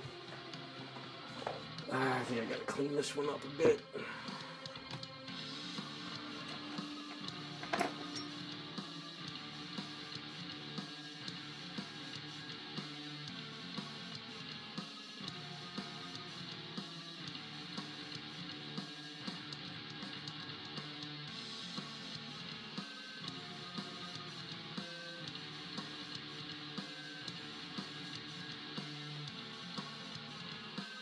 Set it down.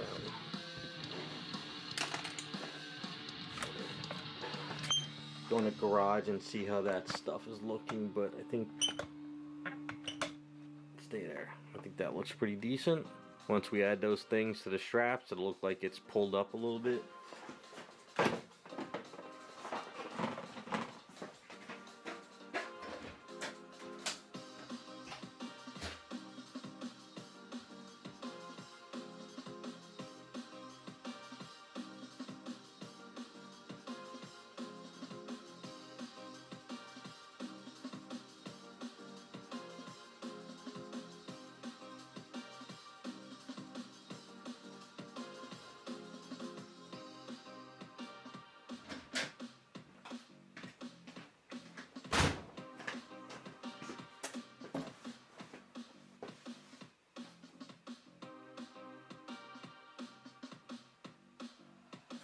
Oh, it was? Ah, maybe they took it down, fear that I get mad. Or maybe they didn't like how I did it. I'll send them an email. They're more than welcome to use my video.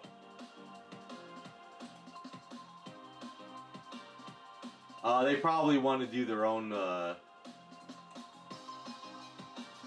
no, it's still up there.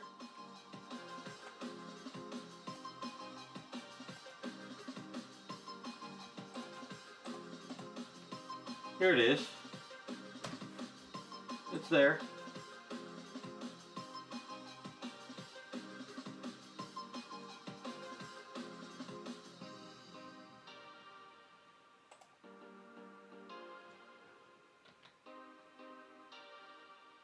Yeah, I don't care that they're using my video. Let them.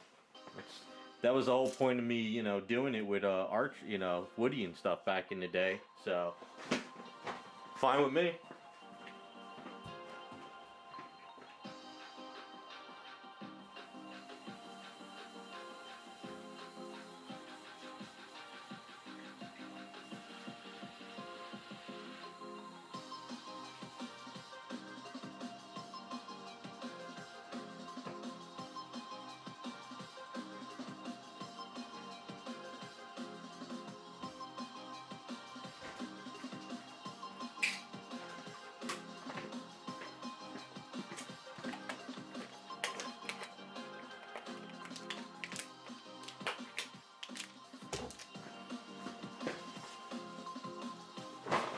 Yeah, it looks like they're building up the site a lot better than what it was. Woody had a very generic site, which he didn't really like branch out. I guess he was so well known in like the vehicle hobby that he had a lot of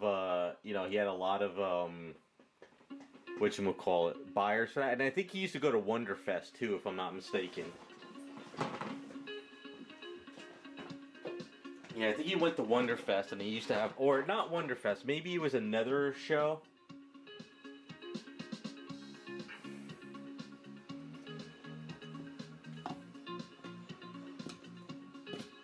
Yeah, like I said, I think I'll shoot him an email, reach out to him.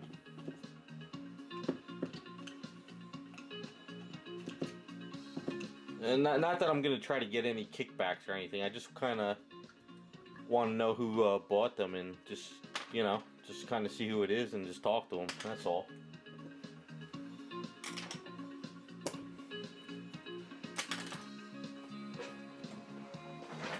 Just to get to know the people, you know, just know who's doing what, blah blah blah, all that stuff.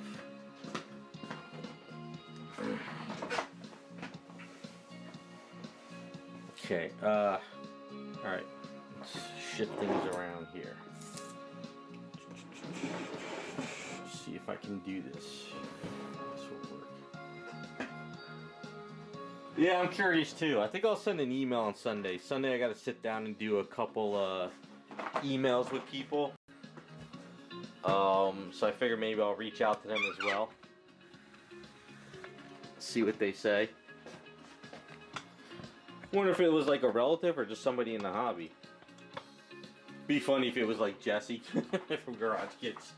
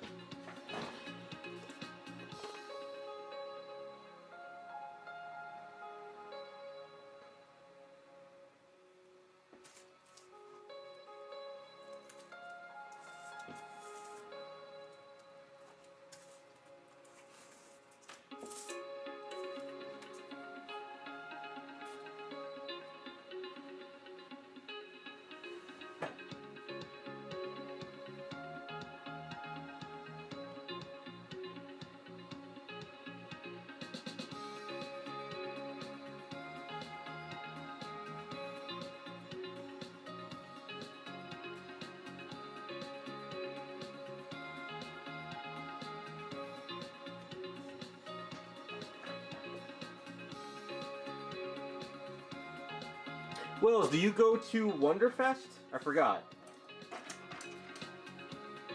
Or do you go to any of the other hobby shows? I think there's the one in Cali, which is Monster Palooza, and I think there was a vehicle one.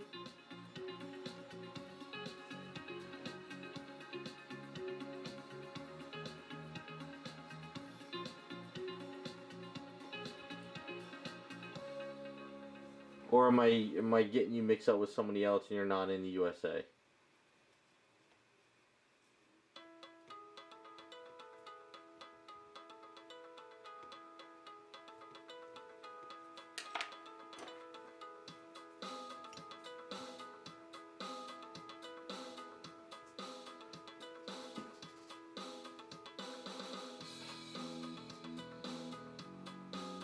Oh, okay, yeah, I wasn't sure because I was wondering if Archer was going to that show.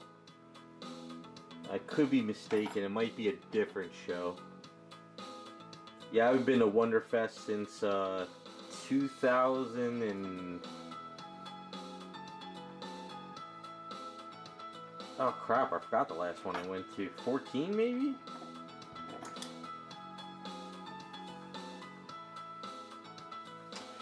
Yeah, busy and broke is kind of my thing too for anything traveling.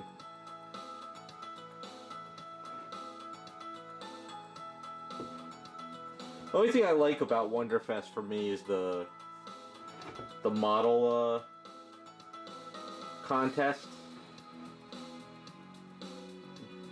But all the stuff that they sell is kind of not up my alley.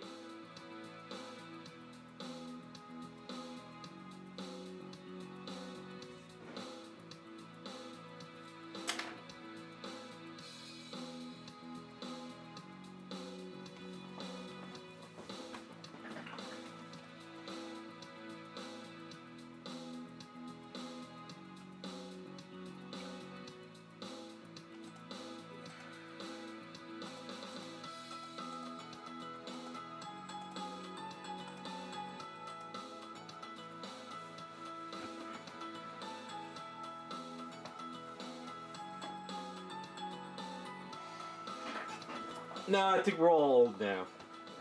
God, first Wonderfest I went to was, I think, 2006.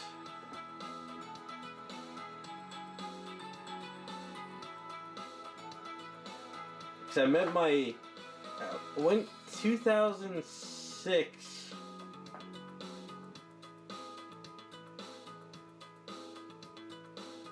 And I met my friend from Canada there. I think that was the year.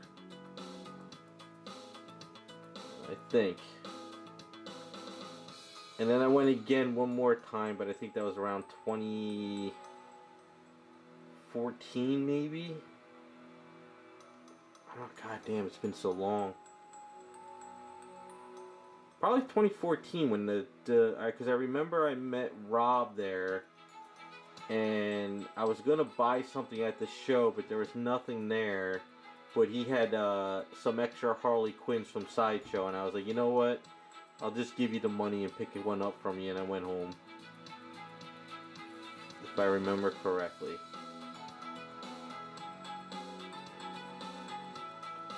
I liked Wonderfest, but I hated trying to buy stuff and come home, because you couldn't bring all those paints on the plane. That sucked.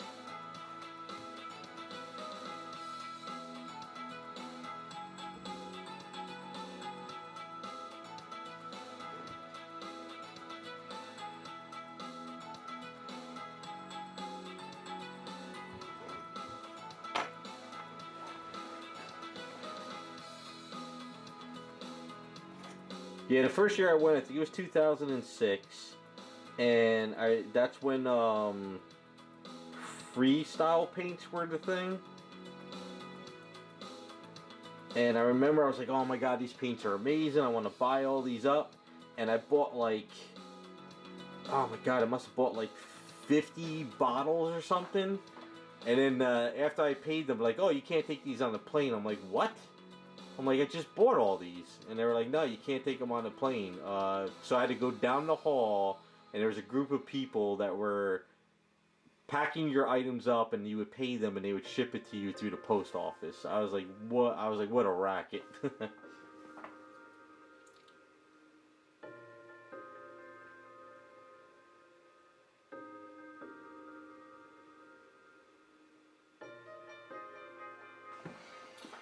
Oh, for Javits?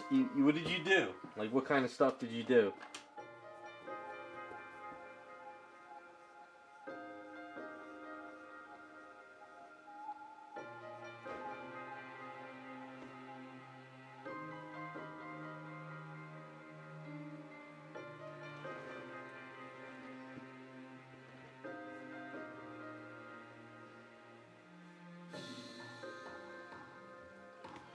So many damn markets died.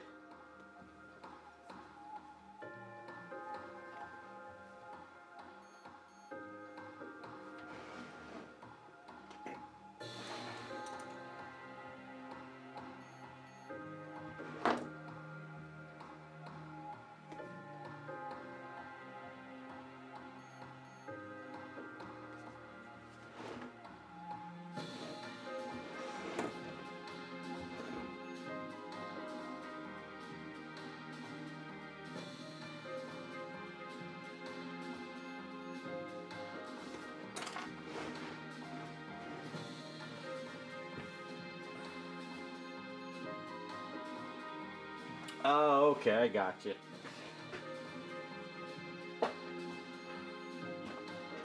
Still work there, or do you moved on? Oh, that's around the G4 era? Ah. Yeah, G4 tried to come back last year. That died real fast. I don't know if you know that debacle. Another video game story that went to hell.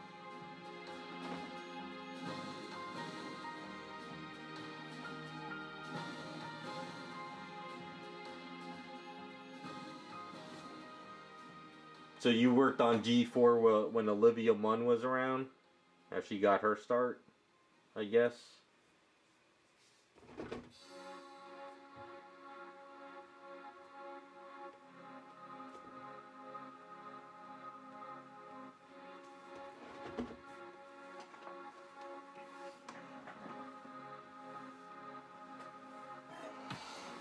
Yeah, that's where everything is now. The 3D statue market, 3D printing, everything.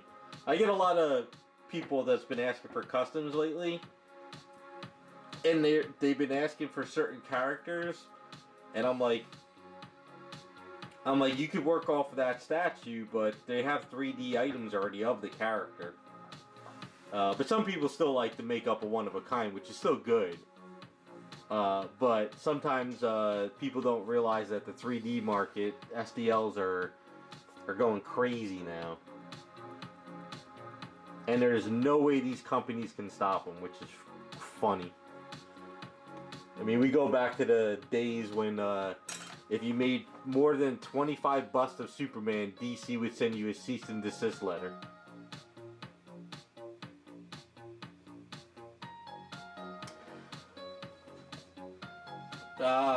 I feel it on that, Wells. I mean, that's where she got her start, but...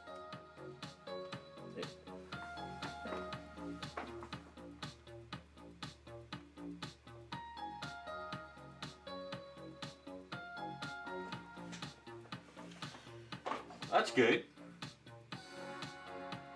You just gotta sit down and plug away on it.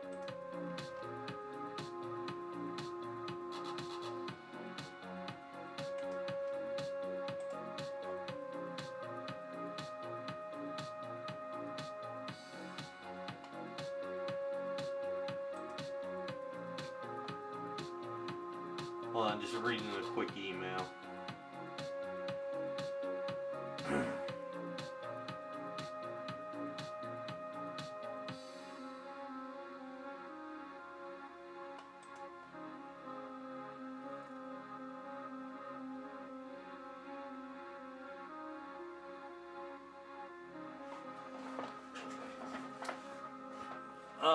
Adam, you Supergirl? What do you mean? The kit? Terrell? I still love that drawing of Adam Hughes. I have the foil, the Facsimile foil or whatever. I want to get signed by him.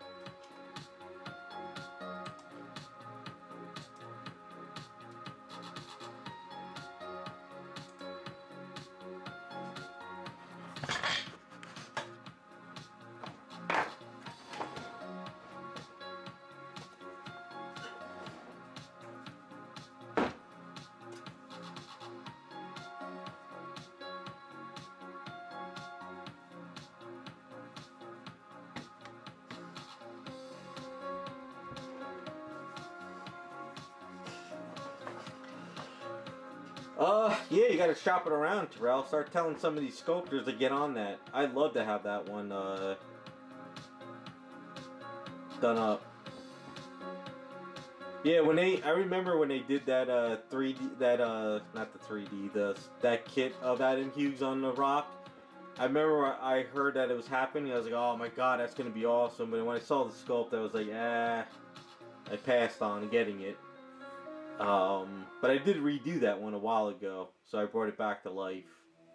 But yeah, if somebody could do a new one, you know, it'd be cool if somebody did that sculpt on the asteroid with the Supergirl outfit, but then did two other versions of it, with one with Power Girl and then one with Supergirl as Linda Danvers with her white and blue skirt outfit. That would be a cool 3D file set.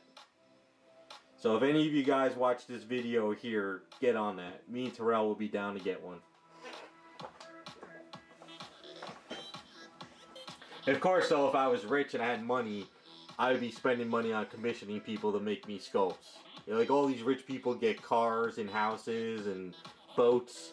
I'd be just statues out the ass of all the stuff I want.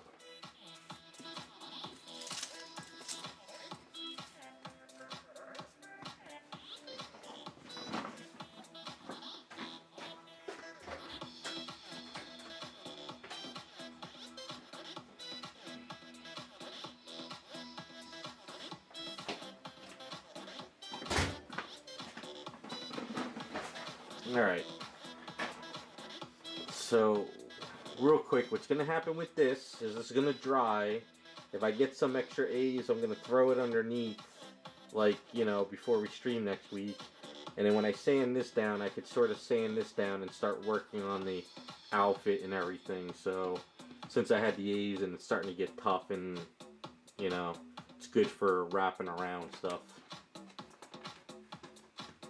Since this A's is sort of semi-soft, I'm going to use it as a filler on a hollow head I'm working on. Just get it in there so it doesn't go to waste.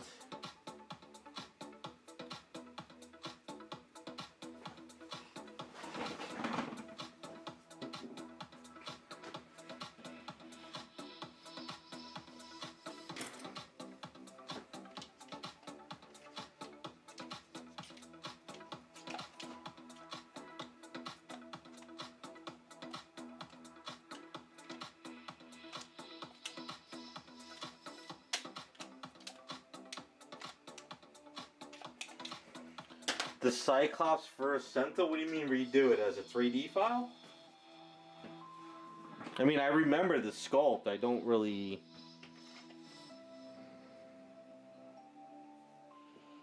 I think I remember the sculpt.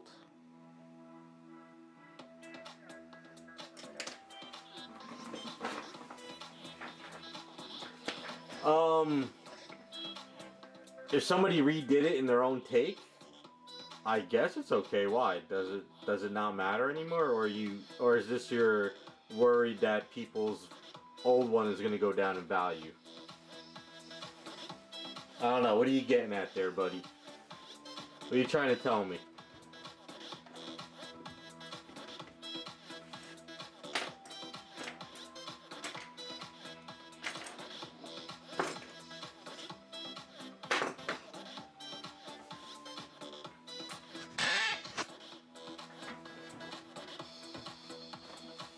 Yeah, I mean, honestly, if somebody was to redo it as a 3D sculpt, they can tweak it up a bit. They can change up the outfits. I mean, you know,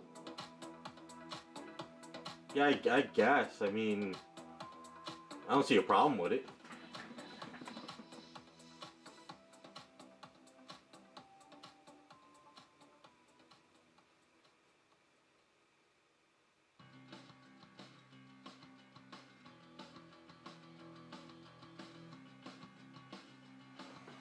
Yeah, well, that's gonna happen. There's you can't stop the 3D and AI market. It's going so fast. By the time anybody that really wants to stop it, it's gonna be too. Just like when the internet came out. Before they could control the internet, it was everywhere. So Because if they really wanted to, they would have controlled the internet, so you would have to, you know, do. But it's a wildfire. They rescaled the Mytho line. I thought the Mythos line was over. Then again, I don't pay attention to Star Wars anymore. I personally do not care about Star Wars at all anymore after what Disney did to it. So, I think the reason why I do not care about Star Wars is they never made a Mara Jade, so I could care less.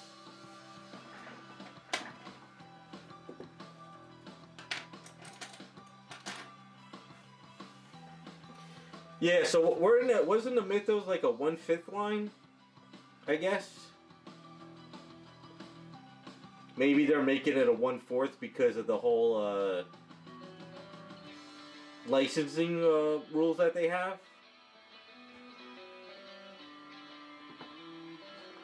I don't know about that, Wells. I highly doubt they're bringing. As long as Kennedy's in charge, you will not see a Mara Jade. From what she said, she absolutely hates Mara Jade. She hates the character. So, if they get rid of Kennedy, then maybe we'll see a Mara Jade.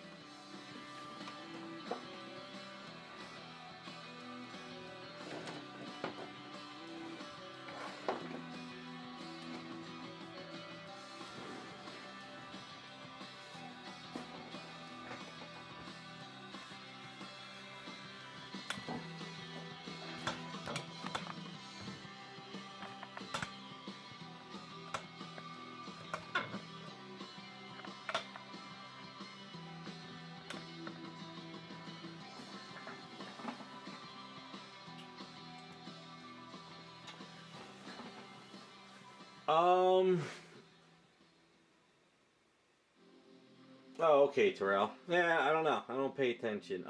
As far as I know, Kathleen Kennedy hates the hates the Skywalker family lineage. Like, she hates everything Skywalker. And Mara Jade is a Skywalker, basically. She marries Luke, you know, in the future, whatever. So she does not like any of the Skywalkers at all. But yeah, she doesn't like male characters either. That's a given. But yeah, from what I heard, I think somebody asked her a while back about Mara Jade, and she's like, "I hate the character" or something. There's something about that. I don't know, but as far as what they're gonna do, as long as she's in that company, I have no faith in Disney at all.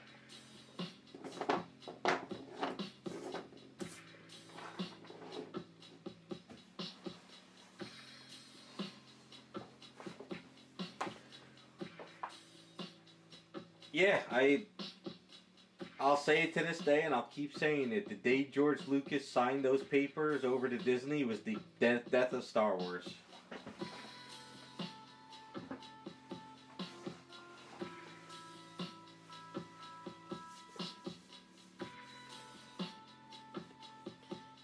I don't think she hates money. I think that she knows she's getting paid. She hates the idea that people like George Lucas's Star Wars and not her vision. Her vision, she thought everybody was going to love, and she was going to be like the savior of Star Wars. But I think she just didn't know what she was doing, and I don't think she understood that fans love the lore to, like, it's like a Bible to them, you know? So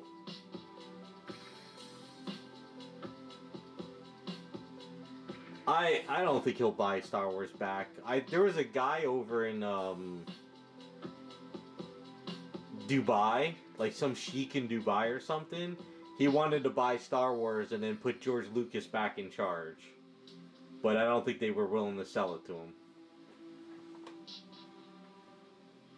I don't even think Disney cares about money anymore, to tell you the truth. I just think they care about the message.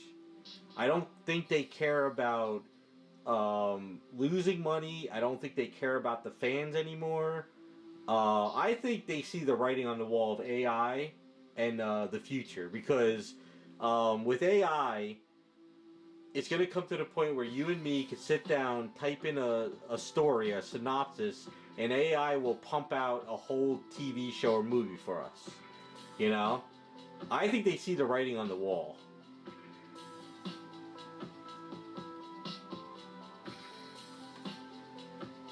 Yeah, I don't think that Disney cares. Because if Disney really wanted to make money, they would put people in charge that they know would give it to the fans, and the fans would pay. But they just keep giving it to... It's what is the old saying? They fail upwards.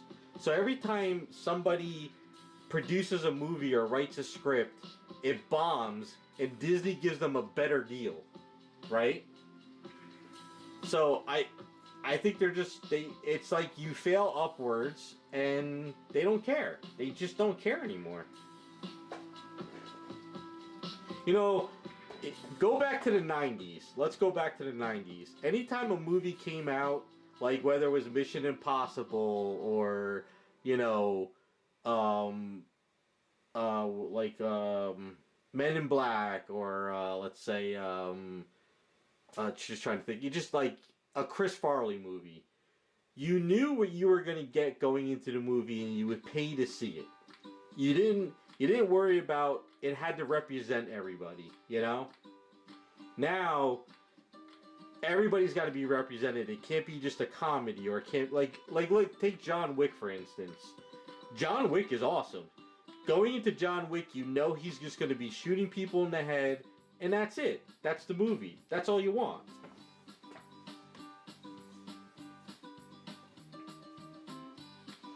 Yeah, all those AI trailers from the 50s and the 60s X-Men or Avengers or, you know, Scooby-Doo. I love watching those things. I know it's AI and I know people hate it, but for a 2-minute trailer of, like, Scooby-Doo in the 60s is way more entertaining than a Star Wars crappy TV show. I don't think the Rey movie was ever really a go. The rumor was that when they had that Star Wars event, the rumor is they told Kennedy not to announce anything, but she went and announced it anyway, so...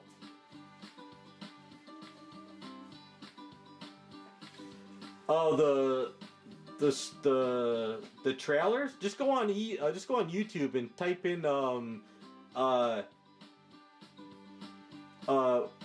just type in like Avengers 50s or something, and you'll find those AI videos. They're like 2-minute videos, and they'll just be like, what they do is the AI takes like images from like old like 50s movies, but then it like warps the characters into like, you know, X-Men or other characters, and they're really cool. They're actually really fun to watch.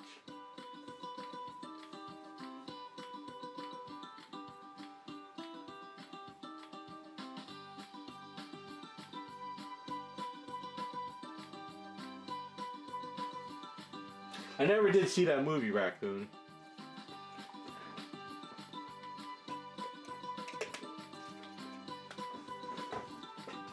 I like the X-Men in the 40s and 50s.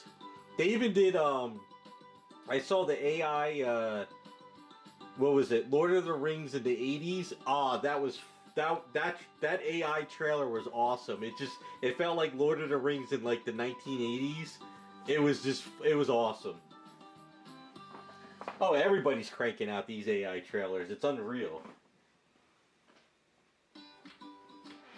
Yeah, that's what, in 5 years, like Terrell said, you're going to be able to sit down, type in something, and you could say, John Wick in the 1950s 007, you know, and they'll probably take a bunch of John Wick, you know, stuff from the movie, and they'll warp it, and you'll get like some kind of like quick, like, you know, 15-minute movie of like in the 50s, you know?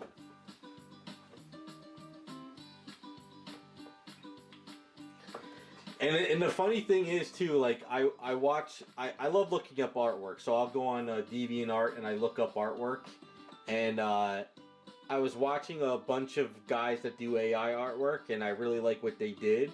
and then all of a sudden they got another AI program, and their artwork was stepped up. Like, it looked like somebody that was just starting out in like art school, and they've been in artwork for like 20 years. That's how AI transferred from what they were doing to what the new program did. It's pretty mind-blowing what's going on. And I'm seeing on Instagram a lot now. So if there's like an image of Jessica Rabbit, the AI now is able to take that AI and like transfer Jessica Rabbit looking around and stepping and walking now. It's pretty crazy what they're doing. And if Iceman sees us talking about this, he's gonna get mad. But it's just coming so fast, it's unreal.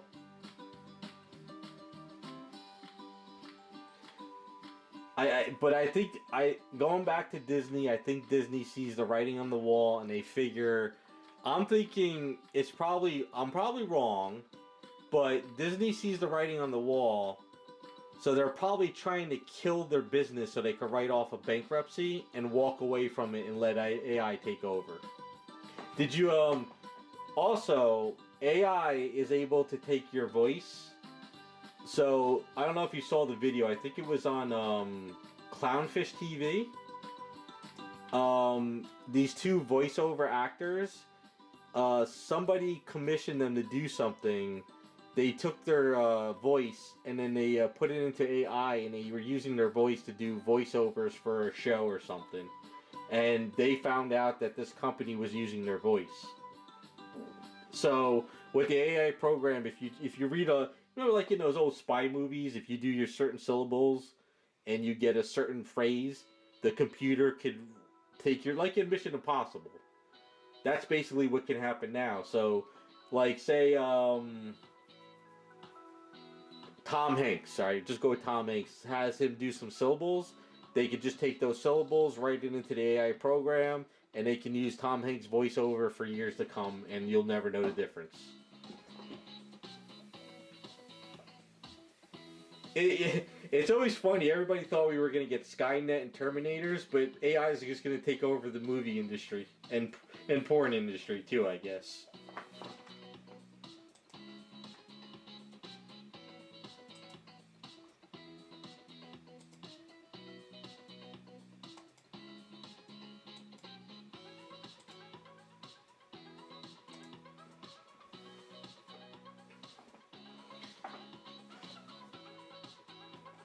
You think this is the age of creativity? I think creativity's going away. I don't think people are creative anymore. Like, look at all these video game companies. They're not creative anymore. They're not making new game engines. They're not making new gameplays. The graphics are very bland. I think creativity's going away. I think we're in the age of AI where people are just going to sit on their asses and just have AI pump out junk.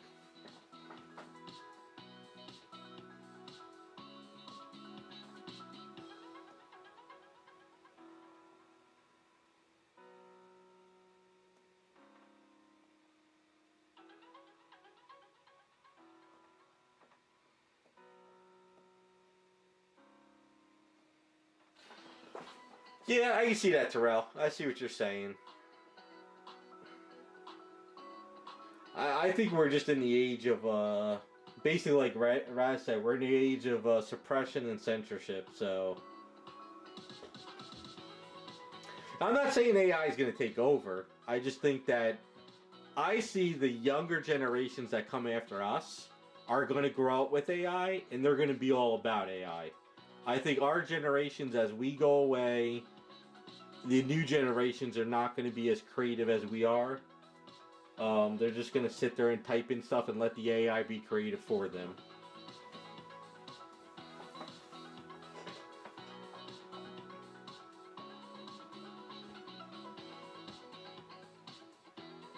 Well, all I know is I would like to take some old comic book stories that were never made into the big screen or into a cartoon, and be able to take those and pump those into an AA program and watch them, and I would be happy. Because all the new stuff is crap.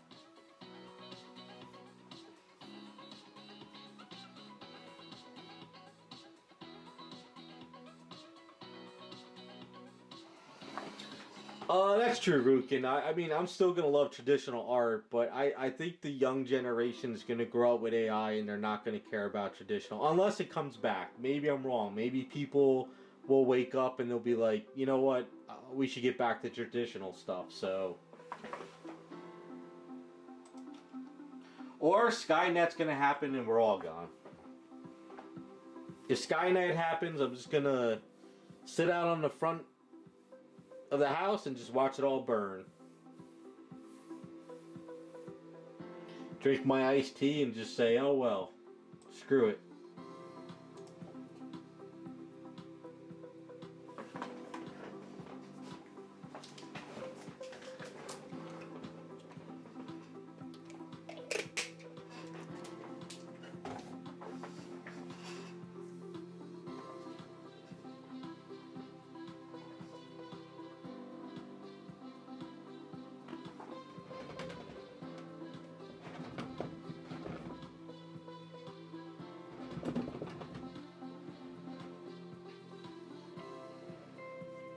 Honestly, I don't think Skynet would happen because if Skynet happened and they said we're going to take over the world, you'd have some idiots on Instagram or X or Twitter saying that it's racist. We need to welcome the overlord computers to take us. You know, there's going to be some idiots saying that robots are you know need jobs too or something. You know, that's we're basically heading toward idiocracy.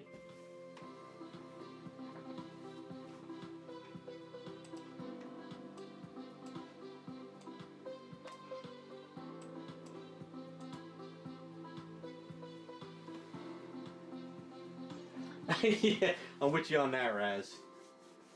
Definitely a better option because at least they would probably understand how to fix things.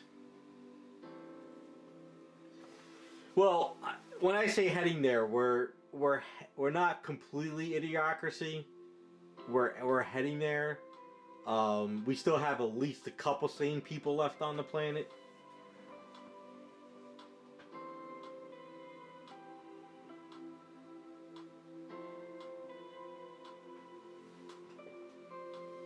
Well, I don't know about you. Over here, the self checkouts now. Everybody's posting up signs that, you know, don't leave. You can't put stuff in your bags anymore because of theft. Because self checkout, they're losing more money than hiring people. So that was they screwed all that up.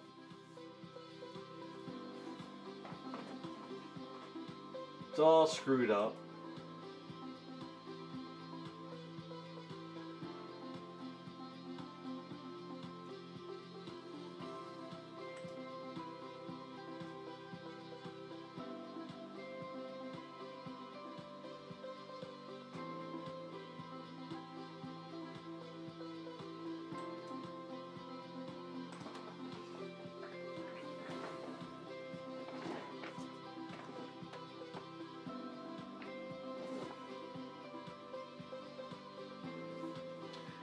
One thing I do now, I don't know if you guys do it. When I go to Walmart and I do the self checkout and I walk out the door, I walk past the people and I don't show them my receipt because if I'm doing the self checkout, why do you need to see my receipt? If you want to see my receipt, you should check me out. So I just walk by the lady all the time. And if she says, "Can I see your receipt?" I just say, "Have a nice day," and I just walk away. Because I don't know why you're checking it if you made me check it out, you know?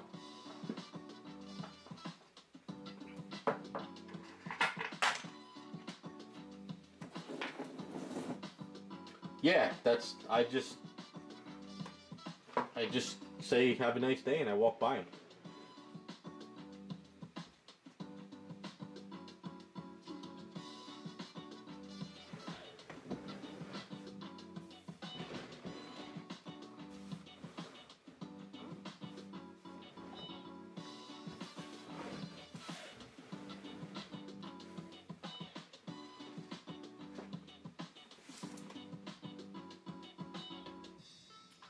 What was I working on today? These are the three Jessica Rabbit statues. before I close out the video, I'll show you. So this one right here is the Star Trek Jessica Rabbit. I worked on her arm. Her arm is going to be holding up a whatchamacallit, a carrot communicator. That's the idea for that. This right here is the police officer. So, police officer.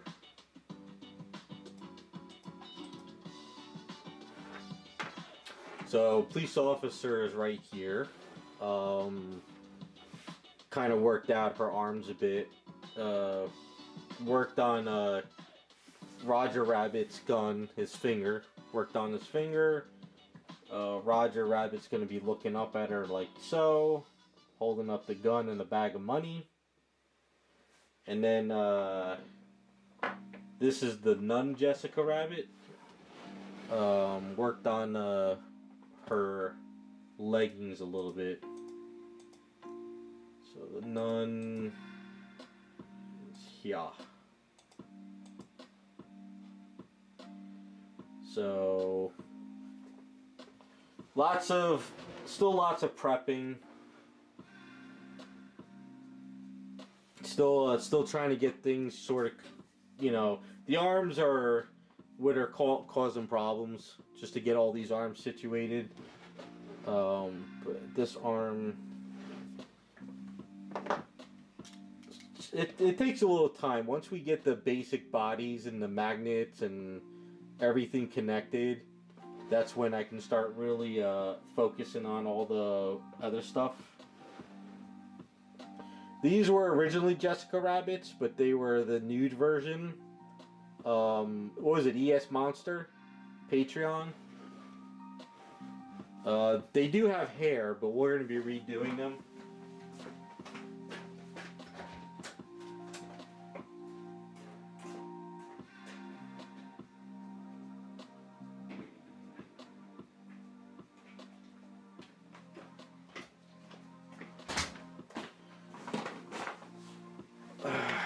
So they did come with hair, but I'm gonna resculpt the hair.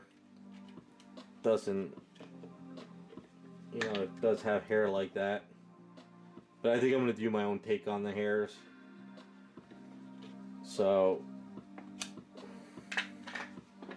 yeah, the stockings for the nuns coming along pretty well, and for the police officer, we did have our poll today, so I'm going to have the police cap on there.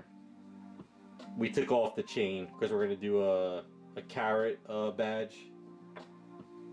So, for the police officer, I have a hand that's going to be looking down, and then we have a set of handcuffs that she's holding the handcuffs over Rodger's head. Police officer is the only one that has a Rodger. The other two don't. So, slowly getting there, little by little. I'm hoping next week, if I can, I'd like to do these, get these ready for more detailing, I guess. I don't think I have, let me see, do I have the original? I don't think I have the original picture. If you go to ES Monster Patreon, he has a Jessica Rabbit file where it's one with her in the outfit, and then there's also a nude version. So what we did is we got the nude version, and Raz printed out 3 of them, and I tweaked up the chests and the booties.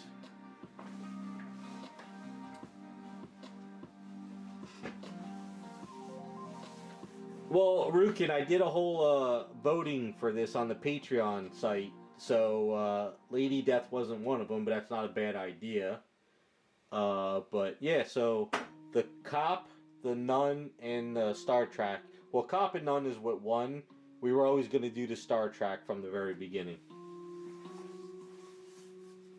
And this Rodger Rabbit is going to be in a, I already did the lines, he's going to be in like a jail outfit. This was from another statue, but we had this printed out.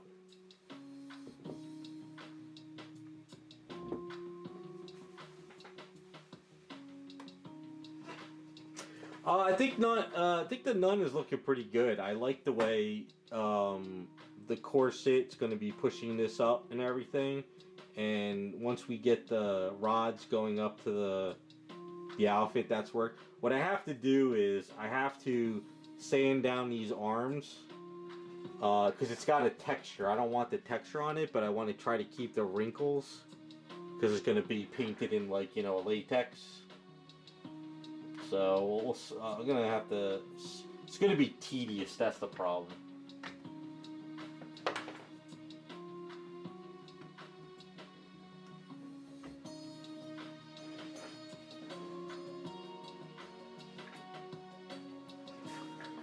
But coming along pretty well. So I think if I can get these arms sanded down,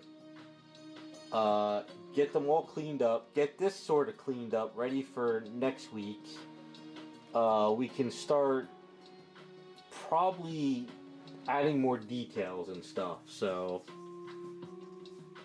I think a lot of the main engineering is over with, I would say.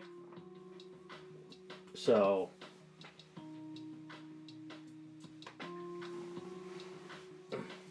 and then once these are sort of getting closer to be painted, after we do all the custom work, and we'll have to start figuring out what will be the next ideas for Patreon votes. I don't know if we could find some fun 3D models to print out again and see if we could do something different. I don't know. I got some ideas, but that's a ways to go. These are going to take a little while. But yeah, so far the nun's looking pretty good with the outfit. I think once I get this area cleaned up here, the Star Trek will look good. The cop is going to be a little bit hard up in here, but we can get it.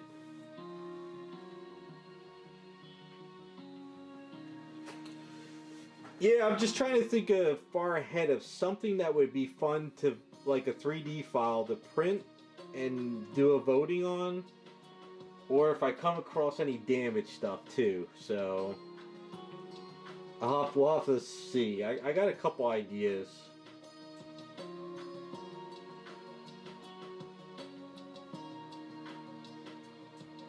Yeah, that's what I worked on tonight. That's kind of what I'm pretty much finished up about. That's where I'm going to probably close out the stream. And like I said, I think if next week I can get these arms ready, we can start doing some more details.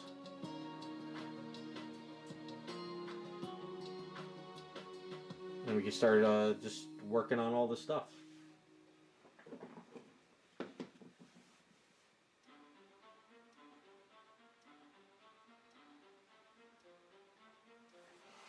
But alright, so that's where I'm going to close out the video tonight. Hopefully you guys like the way they're working and they're coming out. I'll try and get some more ready for next week so we can really start diving into these items. But, so you guys have a good rest of your weekend. Thanks for stopping by, and I'm going to just get back to work for next week.